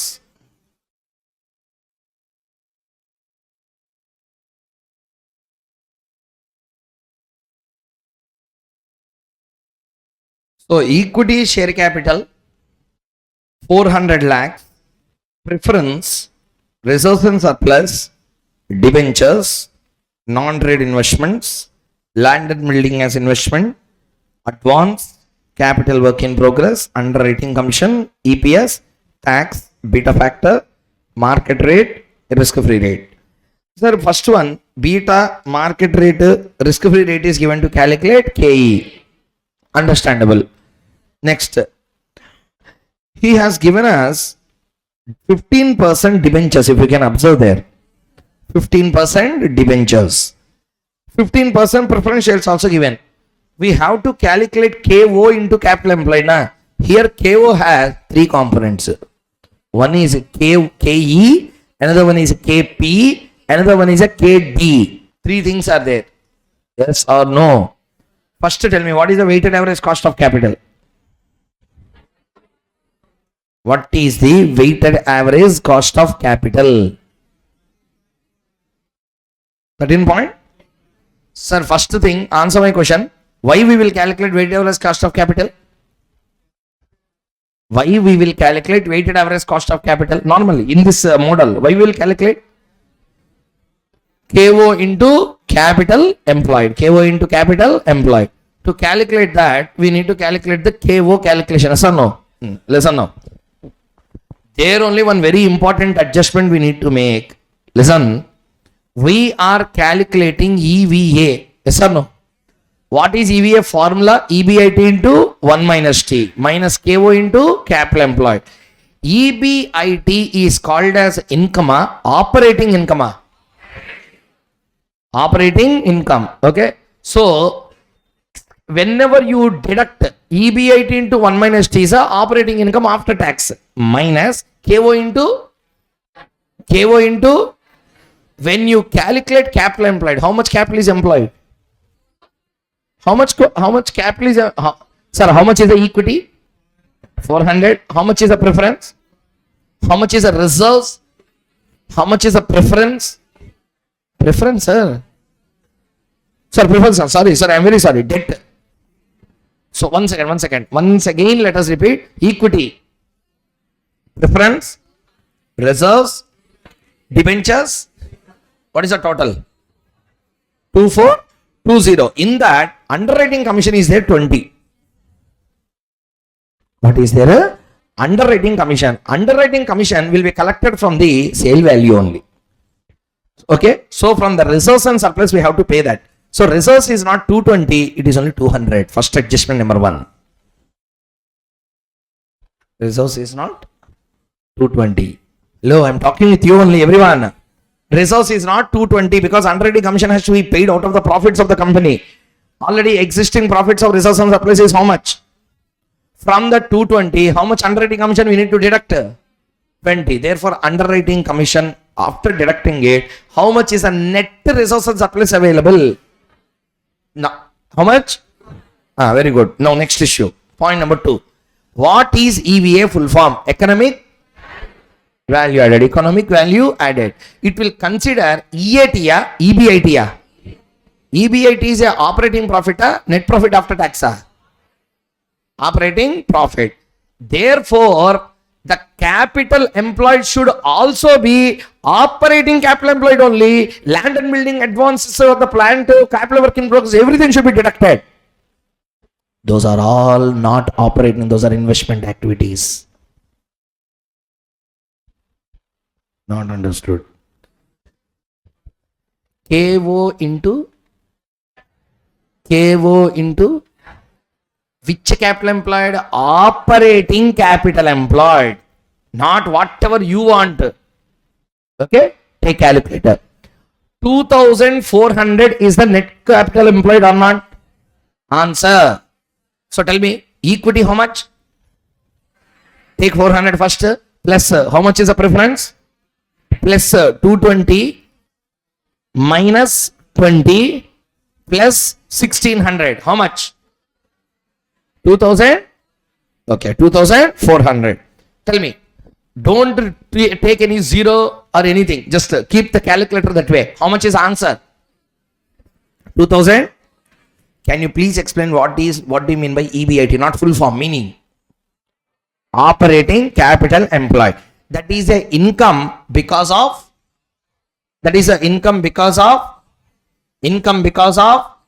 operations in your company, others company.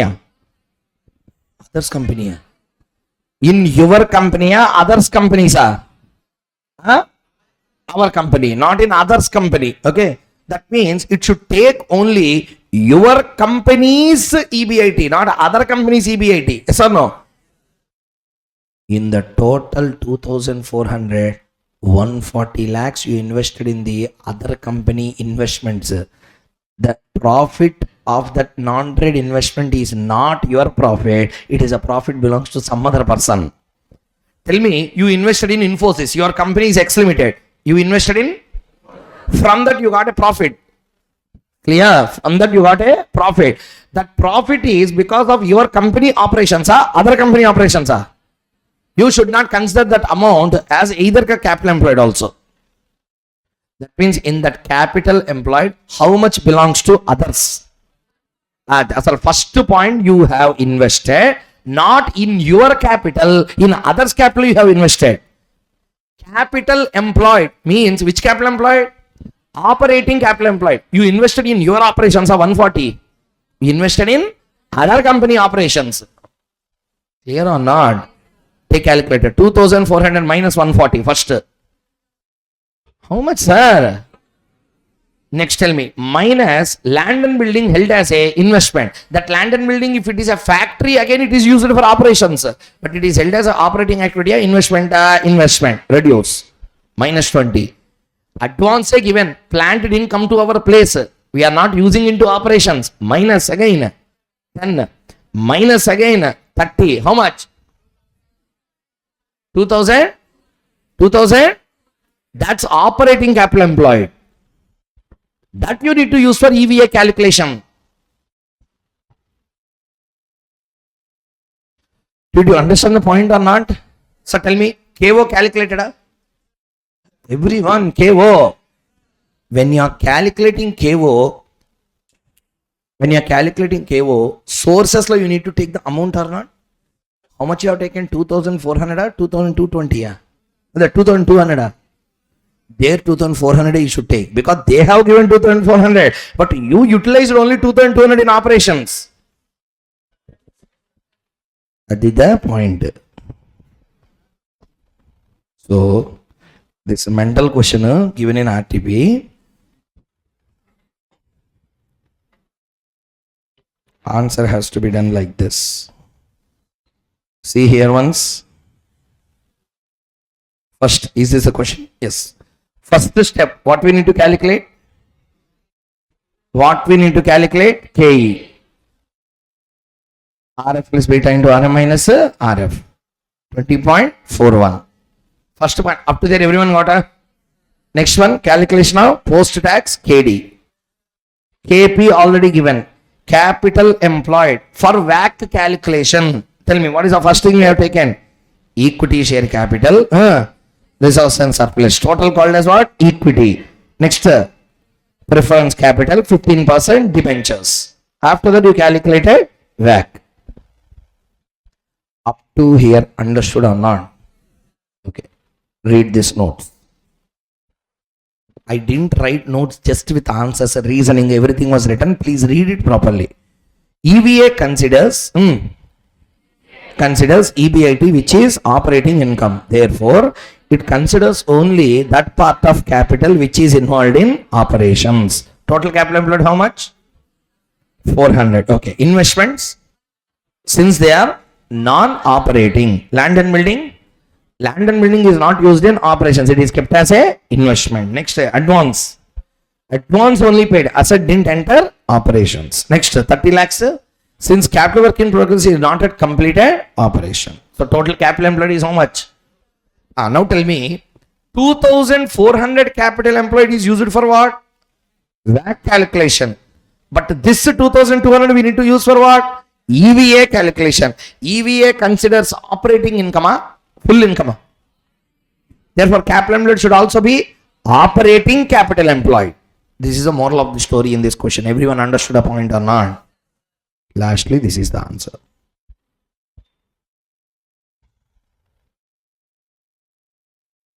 Take a snap if you want.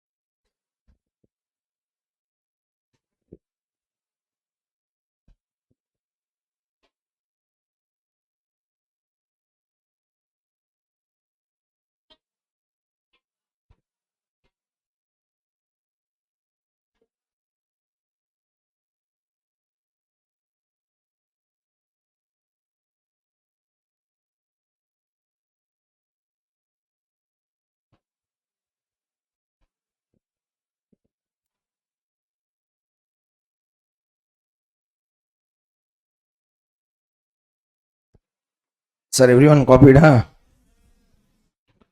At least taking a snap, everyone. Okay.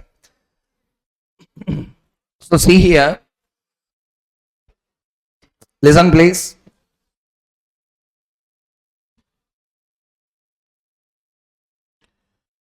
So first one, step number 6, 7, 8. Everyone understood?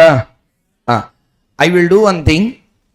Whatever the problems that we have done, the questions, etc., along with the answers, I will share the PDF. Those questions and answers. Am I clear? Whatever the questions we have done, I will share you that. But give me some time. Let me do that work and I will share you. In my group, I will share, or any one person also I can share, but I will do that. The selected questions, whatever we have done, I will share along with the answers. Clear? Sir, okay, everyone. First point, everyone understood all the concepts which are discussed in today's session clearly, yeah? Another 12 questions are still pending for us on this share valuation and capital, this corporate valuation. Some important questions are there. So, tomorrow's session, first we will do that. Once we complete, then we are going into the next area called as derivative options and futures. But tomorrow we will start with that, such that your pressure also will be reduced. We will first start with the derivative options and futures. Directly we'll start with the derivative options, and in options, rather than dealing on the basics, more we will deal on valuation models like binomial, risk neutral, Black-Scholes model, etc. Okay, thank you. Sir, everyone, one has understood all the concepts clearly. Are you satisfied with the session completed? Thank you. Tomorrow we'll meet again.